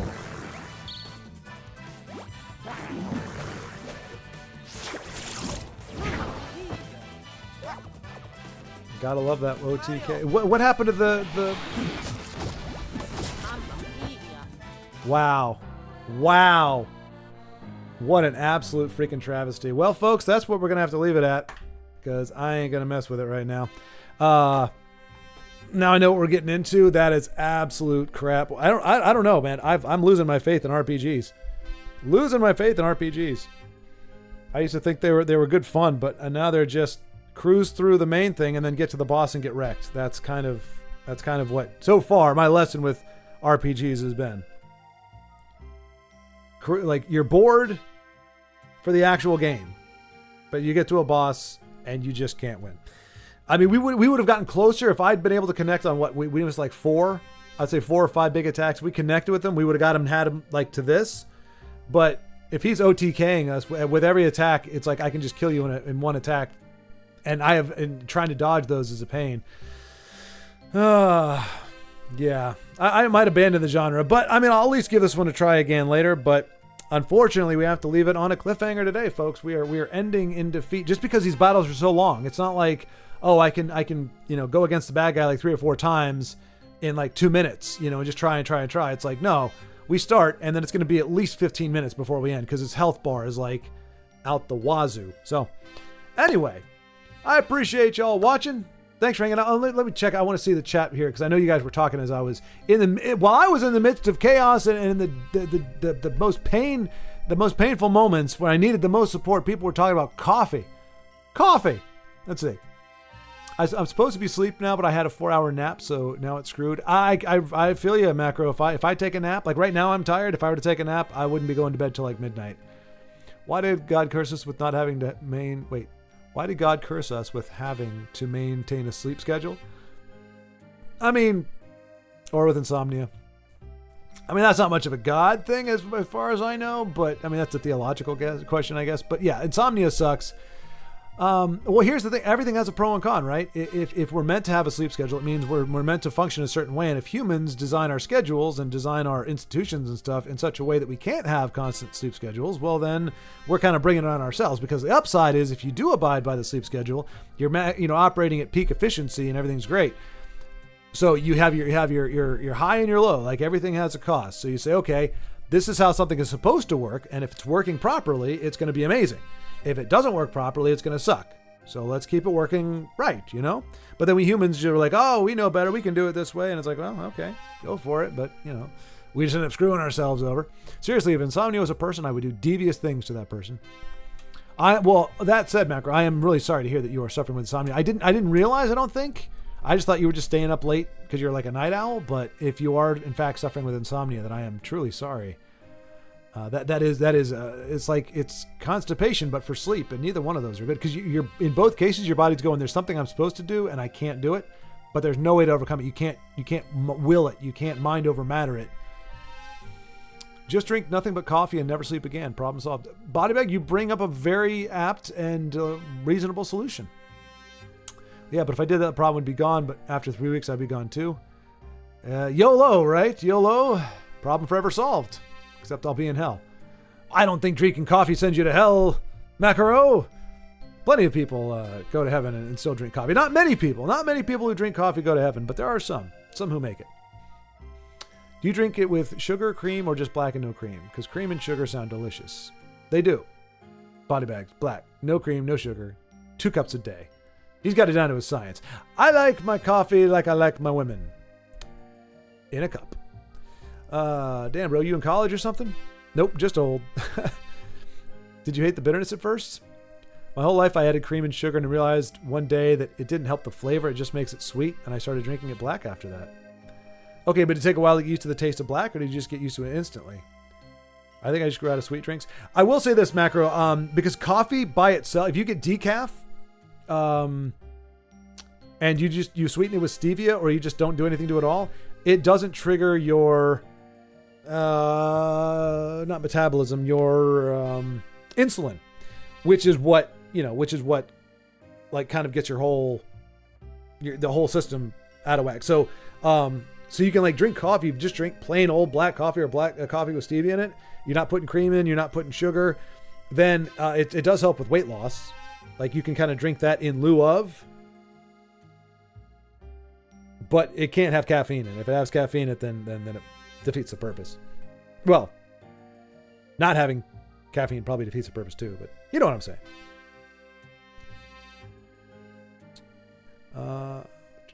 I think I just if you dodge a wrench, you could dodge. Yeah, right. Wish you could save state and come back tomorrow. It wouldn't help, Macro. We would have lost that fight anyway. I made too many mistakes, and I don't know how to block half of his stuff. I don't have the timing down. It's pretty brutal. I think there were 2 attacks that he did that I could actually dodge it regularly. Everything else was hit or miss, and every single time for me it was a miss.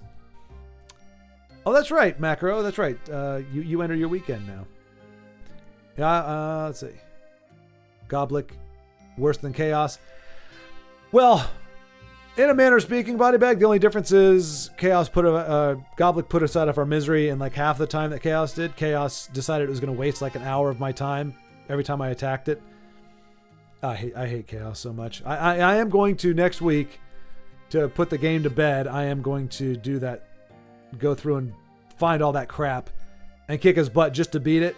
Like I won't use cheats or anything, but I'll certainly take advice from people going, hey, use these things and you win. Now Super Mario RPG is the only turn-based I'll ever love for now. Me too, Macro. I lost to Smithy, but I felt like a lot of it was avoidable, or okay, like I should have healed on that play instead of attacking. Like I could, can always be a little more defensive. But yeah, it just feels like there's so much RNG in this. But I mean, it in theory, it mitigates that with you being able to dodge and heighten your attack. But if there's an attack that you can't dodge, like it makes it look like it's like you got your hammer. It's like emergency block.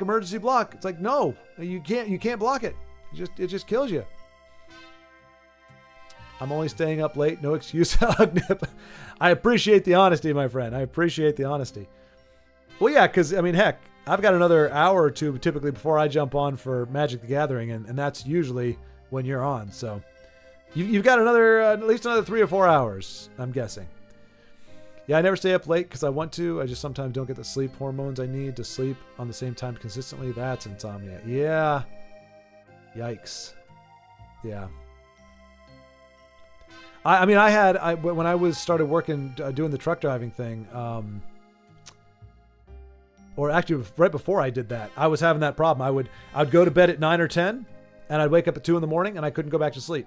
And so I'd try to do stuff, be productive for like 2 or 3 hours, and then I could go back to sleep for another hour or two. So I was cobbling together 4 to 6 hours of sleep a day or night, I guess, but it was never uninterrupted. It was always it was like 2 o'clock every morning. I just automatically woke up. So not quite the same thing because you can't sleep at all, but it was still, for somebody who's used to getting 7 hours, it was very difficult. I'm not saying I'll go to hell because I drink coffee, just because I lived a shitty life before dying. I know, Macro. I was just kidding. But you know that ain't it either. That ain't it either. Plenty of people. I mean, at least in my theological bent, many people live crappy lives right up until the last minute. But it's about your heart. It really is about your heart. If your heart's going, screw you. What heaven person dwell? If you think about there's an afterlife and you go, I hate the person who has the afterlife. I want to live my life the way I do. I don't want to have anything to do with them. Well, you get what you want. But you know, if your heart's crying out for it, but there's so much stuff in the way, I don't think you're going to hell for that. But anyway, apparently on a military base, right? Because he's using military time. Actually, body bag. Denise also used that time. So either it is a military thing. Maybe I can't remember if her dad was in the military, but I think it's a European. They use what we call military time. That's just their standard time. So it is midnight, five past midnight for Ugnip, but that is what we call military time. I see it's 2 hours earlier than my time. Yeah, so you're 2:05 now, or 2:09. It's not every day I get military time. Yep. Wait, you never actually beat the game? Wait, what are we talking about? No, Mario RPG I absolutely did. How dare you, Macro? How dare you? Haven't you been watching my videos, my streams? Of course I beat the game. Oh, wait, which one are you talking about? Are you talking about Final Fantasy, or are you talking about Mario RPG? Mario RPG, yes. Final Fantasy, no. No. I gave up on that just like this. I'm not going to sit around for 6.5 hours. I need to go back, gear up, and come back. This one I just need to get good, I guess. Well, I still think most of you are using the 24-hour clock. Yeah, exactly. Not the AM, PM insanity. Damn ignorant Americans. Do you believe in an afterlife? I absolutely do, Macro. I do. You said you lost to Smithy. Oh, no. I'm saying, but I mean, my point was that I'm not pissed off because I lose. I'm pissed off because I feel like I lose and I don't have a choice in it. Like with Chaos. If he doesn't haste, if he doesn't do spam 3 Mass Effect spells, we possibly win.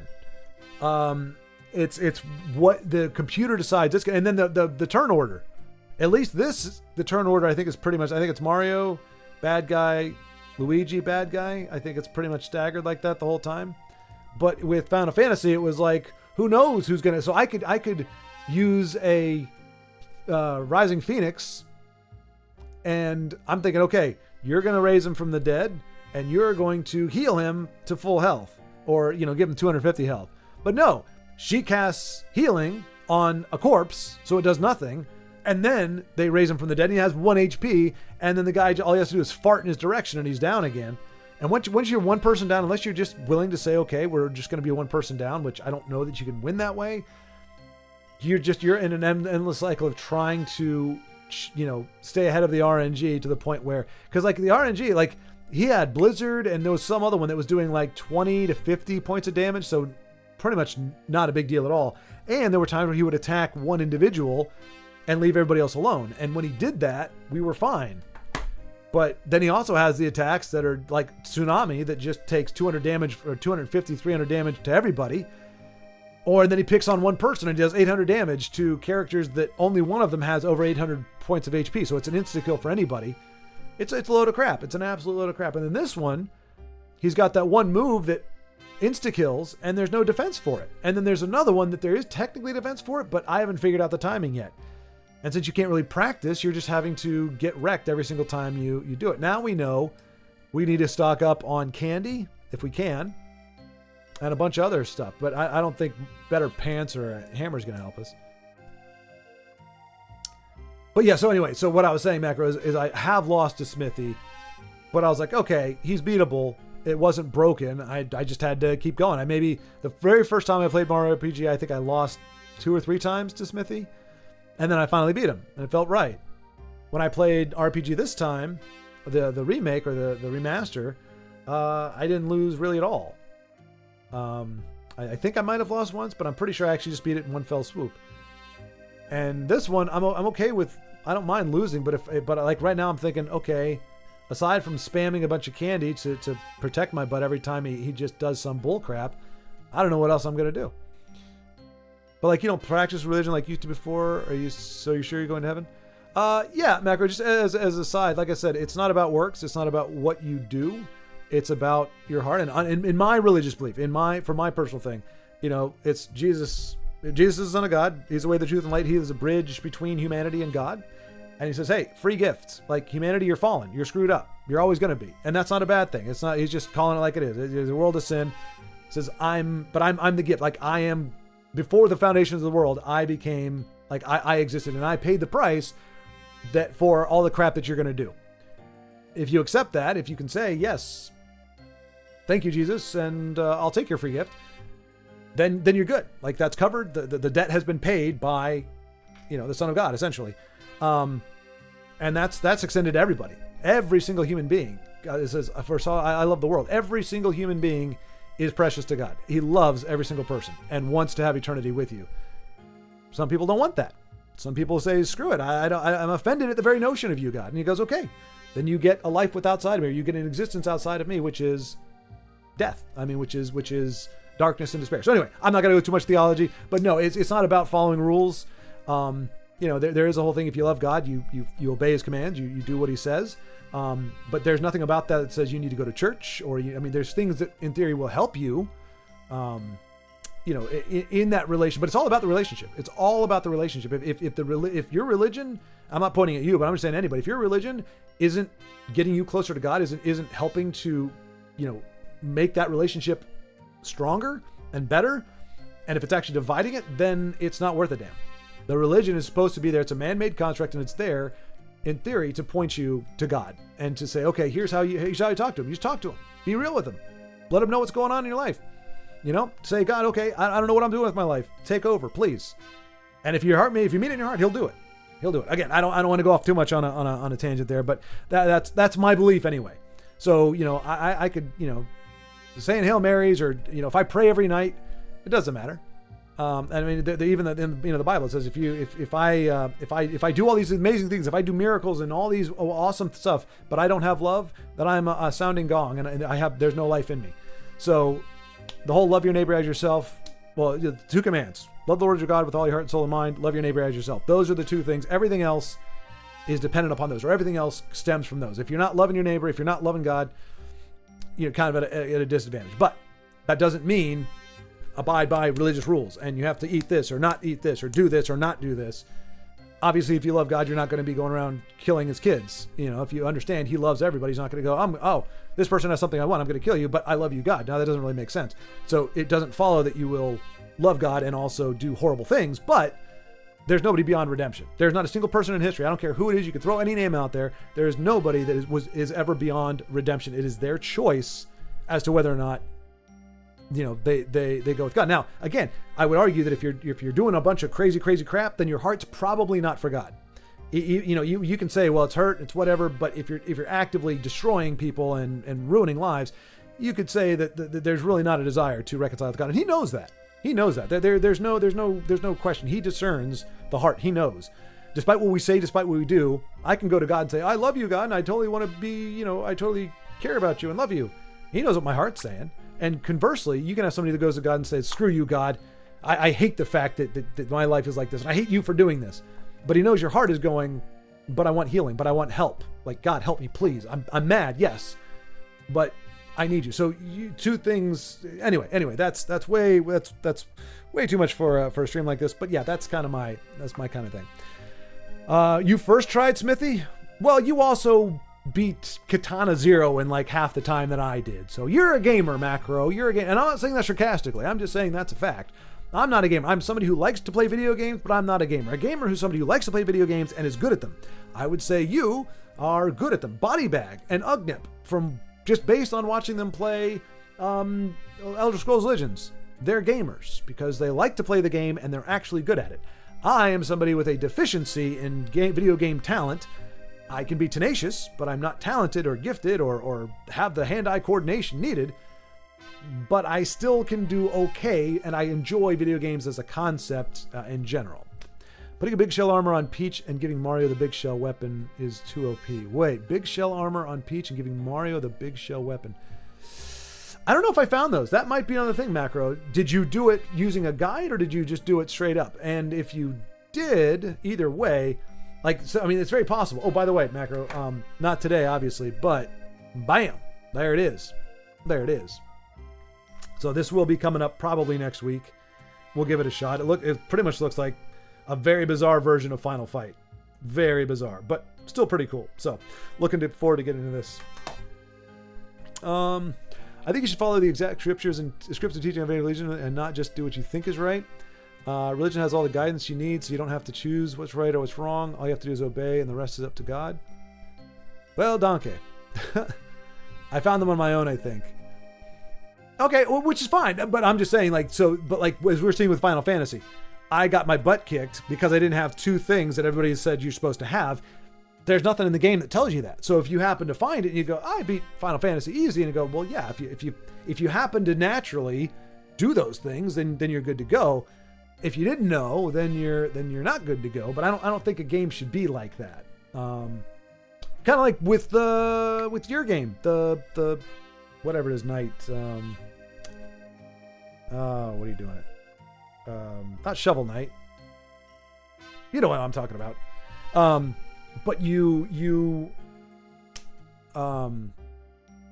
maybe one by myself and the other via YouTube. I use YouTube a lot to beat it, especially the word puzzle in the ship, which is for Pearl. Yeah. And you see, and you remember it because it was so like frustrating trying to figure it out. I actually figured that out by myself. You know, and that's not a brag, but I typically don't use a walkthrough unless I'm completely lost and I just don't know what to do next. It's almost never an execution thing. So like I might look up tonight or tomorrow at some time before I play again. I might say, okay, first boss or second boss, you know, Mario, what are you supposed to do when he tries to eat you? Because it's not an execution thing. It's a what, like, I don't know. I don't understand what, like I'm missing something that is supposed to be obvious. And then once it says, oh, you need to do this. Okay, my timing's off. Well, that's an execution problem. I can work on that. I can't work on something that I don't know. So I usually consult it when I'm just at a loss and I don't know what the next step is or what I'm supposed to do, what the game is wanting me to do, because sometimes it's not intuitive. So yeah. But yeah, it doesn't diminish. I mean, as long as you were the one executing it and you weren't using cheats or something outside of the realm of the game, because the game people know, like Miyamoto said that like with Zelda, he expected people to talk to each other. He wanted them to talk to each other and to go, oh, you know, I explored this part. This is what I found here. Where did you go to get this? Where's the second dungeon? How did you get the rafts? Like he expected there to be a community of kids like talking about it and helping each other with it. Like that was part of what he anticipated happening with the game when he made the game. So I think getting help from friends, having some people figure out this piece and some people figure out this one, and somebody grinding for 6.5 hours or 10.5 hours and finally going, oh, I finally figured out where this is. It took me 10 hours to figure it out, but then he passes it on and soon it becomes kind of mass consciousness. Now people don't necessarily appreciate or know and or appreciate how much effort goes into that, but you know, that is that's probably why I had to look it up. Wait, I didn't even know what a valor consonant was, but that's fair. That is fair. That's a good vision for Miyamoto. It is. And honestly, I think that's also what led to what Pokemon became, because it was first a video game, and you know, I think that was the same thing too. It was a way that to bring engagement between people, like you could trade between Game Boys, you know, or Game Boy games or whatever. So it was always about, and that's why I think Nintendo's been reluctant or dragging its feet on online co-op and stuff, because it still wants to promote that, like you're sitting down with me and we're playing, or you're helping me, we're in the same space versus people across the world, which, I mean, you got to get over that. They got to understand that that's just what people are, you know, that's an opportunity that people want to seize, like we're doing right now. if I was limited to just the people who are around me, I'd be doing this by myself because I don't know anybody around that plays video games or knows anything about them, other than maybe my brother-in-law. I love games targeted towards children that encourage socializing. Yeah, exactly. Yeah, and cooperation and it's a great concept. It's a great way to think about video games because that's one of the problems with it is they can be very isolating. Like there's that typical gamer sitting in his basement, and has no connection to the outside world and just is locked in. That was never, at least I would say Miyamoto, if not Nintendo's idea for what gaming would be. It shouldn't be an isolated thing, and that's why I think streaming is gaining momentum or has gained momentum, has become a thing because it is a virtual representation of that dynamic that gaming has always had and that we're ideally supposed to have with it. It's not meant to be isolated, and it doesn't mean people can't play it by themselves. I'll play games by myself, sometimes, not so much anymore because I don't really have the time to do both. It's like, okay, I can do it for recreation, but then I'm not doing it for like a stream. So it's all right. Well, might as well just do it for a stream. It's not too hard to marry those two ideas together. But yeah, that is the idea is to promote community and, have people say, oh, hey, like, Body Bag and some of the other fellows were doing the other day going, hey, you need to pick these weapons up. You need to be doing that, or hey, this is what you're missing. And of course it was too late at that point. I'm in the middle of the battle, but then I can take it afterward and go, okay, this is what I need to do. Also, you figured out Pearl by yourself? Smart Alec. Well, okay, to be fair, I knew what a consonant and vowel was. Like, I didn't have a language barrier to overcome like you did. So, yeah, I mean, it wasn't terribly difficult to figure. I'm trying to remember what the puzzle was or something. Wasn't it just like... But yeah, it was like... So, I mean, and again, I suck at math, but I'm typically pretty good with numbers or with letters and words and sentences and such, despite how I may sound sometimes. And... So yeah, if you give me a bunch of letters, I can sift through them and go, okay, well, it could be learn. Nope, that wouldn't work. And then you just kind of process of elimination, if I recall. Yeah, that's what I was thinking. You're literally more than you are logically. Yes, very much so. To the point that I failed my Air Force entrance examination, the ASVAB, because my math was pitifully low and my English was more than enough to make up for, my language was more than enough to make up for the difference. I think you had to have like a total score of 700 or something like that, but it had to be at least half from one or the other, or at least half from both. Or not at least half, like it had to be over, like if it was 700, you had to have one that was at least 350. The other one could be 375 or 400, but at least one of them had to be the minimum halfway. And I'm like, I was going in as a communications officer. You want leadership in an officer, and communications, you ideally want them to be able to communicate. Why you need me to do algebra and whatever else, I don't know, but apparently that was what was important to him. And so I didn't get in because my language was well above average, but my math was well below because I wasn't going to study for that. Who wants to learn algebra? It's the most worthless thing in the world. I did. Yeah, I got so bored with college. Oh, no, sorry. I got bored with college, but luckily I had friends and family that talked me into, because I was already in it. If you're 3 years into college and you're bored, which could very well happen, but if you're 3 years in, you might as well put in that last push, get that 1 year out and just get the stupid degree, regardless of whether it's going to be amazing or not. You don't want to leave yourself in limbo like that. If you go 1 year in and go, it's not for me, it's fine. But if you're already 3 years in, it was wise. So I initially dabbled with the idea before going into my junior year. I shelved it, did my senior year, couldn't get a job afterward aside from lifeguarding. And so I was like, you know what, maybe, go into the Air Force for another 4 years. What's another 4 years? I would have been miserable, I'm sure, but okay, it's a job. I have a job. I don't have to worry about, being employed. But unfortunately, a lot of people apply for the Air Force because it's not combat heavy. So even if we were to go into a situation, I'm not a fighter pilot, so most likely whatever position I'm in is going to be an ancillary or support role and not really be in a danger thing. Yeah, so I applied for the Air Force and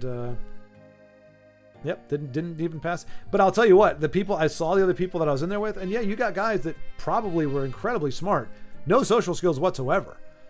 So I'm like, this is for an officer training program and you are picking people off of academics, you're idiots. And so there was at one point, now you could say I was being jaded and I was a little sour grapey, But I would say no, because the thing was, okay, I don't know that I want to be in a military, position situation where the leadership was determined because the guy freaking knew the isosceles of a triangle. I know that's not a thing, but I mean, it's a type of triangle. But anyway, so it was kind of a wake up call, going, okay, yeah, I don't want people who make decisions and people that have to have skills and lead people and encourage people and get the results out of them. I don't want that to be based on. I don't want the guy. Like my officer. If I get in there, chances are the guy above me is just some nerd who got really high, scored very high on his math and science or math and English. That's not a leader. Like that is not a leader, and nor should that even be considered a requisite. I don't think. But I mean, hey, tests are because it's almost impossible to determine, like on a case-by-case basis, to make it subjective does make it much more difficult. So you kind of have a standard thing, and testing is the easiest and laziest way to do that. So you do that. And as I said, I don't think I would have lasted 4 years, or I would have had to, because unlike college, you can't just drop out. So it would have been probably fine for 1.5 years, 2 years, and then it would have been grueling for the last 2. But who knows? Who knows? The path not taken, right? I could have saw your face, pilot. No, I can't fly. One, I think I'm too tall. I think pilots have to be under 6 feet tall or at 6 feet tall. Height limits for fighter pilots. Oh, never mind. Okay, you can be 5'4" to 6'6". So I would not have been disqualified by my height because I am not anywhere near. Well, typically between 4 and 5'6", 6'5". Either way, I would have been okay from a height perspective. But no, I can't handle. I couldn't handle it. I don't even handle, like, if we could just fly a straight line like this, like in a normal airplane for the most part, yeah, I could do that. But I could not be a fighter pilot. So I was going in it, like I said, as a comms officer, somebody who would have been on the more of the intelligence side of things. Not because I'm intelligent, but just because of that. But, well, yeah, but pilots are still vulnerable to instant death, air defense fraud. Oh, no, absolutely. But that's what I'm saying. Macro. I wasn't going to be a pilot. Like, the Air Force is, like, percentage-wise, I'm pretty sure is very few pilots. It's mostly, like, it's its own branch, like, 'cause it used to be the Navy. Then in the Navy, it was like then the whole, Air Force part of the Navy, the whole plane flying vehicle side of the Navy broke off and became Air Force. But there's a lot more support for, like, an aircraft carrier. You only have, I don't know how many pilots, but you only have so many planes. So in theory, you only have so many pilots, but you've got 2,000 people, I think, on an aircraft carrier or something like that.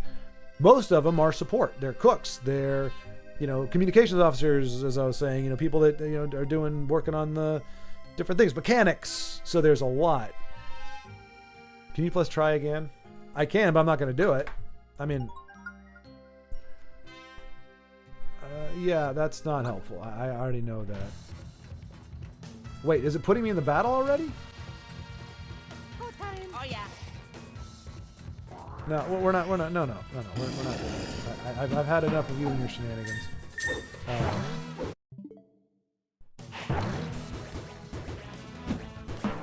No, it doesn't let you pause, huh? Look, I'm not even doing anything, and I'm barely taking any damage here. Okay, I guess I just hit. X, right? But yeah, so I got to get going anyway. I do have. We got some prep for tomorrow. Tomorrow is Thanksgiving here in the States, so we do have a thing to do there. To prepare for it. It's going to be most of the day tomorrow, which is why don't have any streams set up. I did have one, and then I realized it's Thanksgiving, so I got to get going. But yeah. But Macro, been a great conversation. Ugnip and Body Bag, of course. Appreciate you being here. And for all the folks who joined in, took a gander, appreciate you as well. When you try to dodge, you get hit, but when you don't, then you don't get hit. Absolutely, Macro. Absolutely. It's a pleasure. Ugnip, I will talk to you later. I'll probably see you later. Yeah, Body Bag and et al. Thank you so much. It's been a pleasure sharing this 5 hours plus with Mario. And yeah, when we come back next time, we're going to kick this guy in the face with authority. Hopefully. Take care.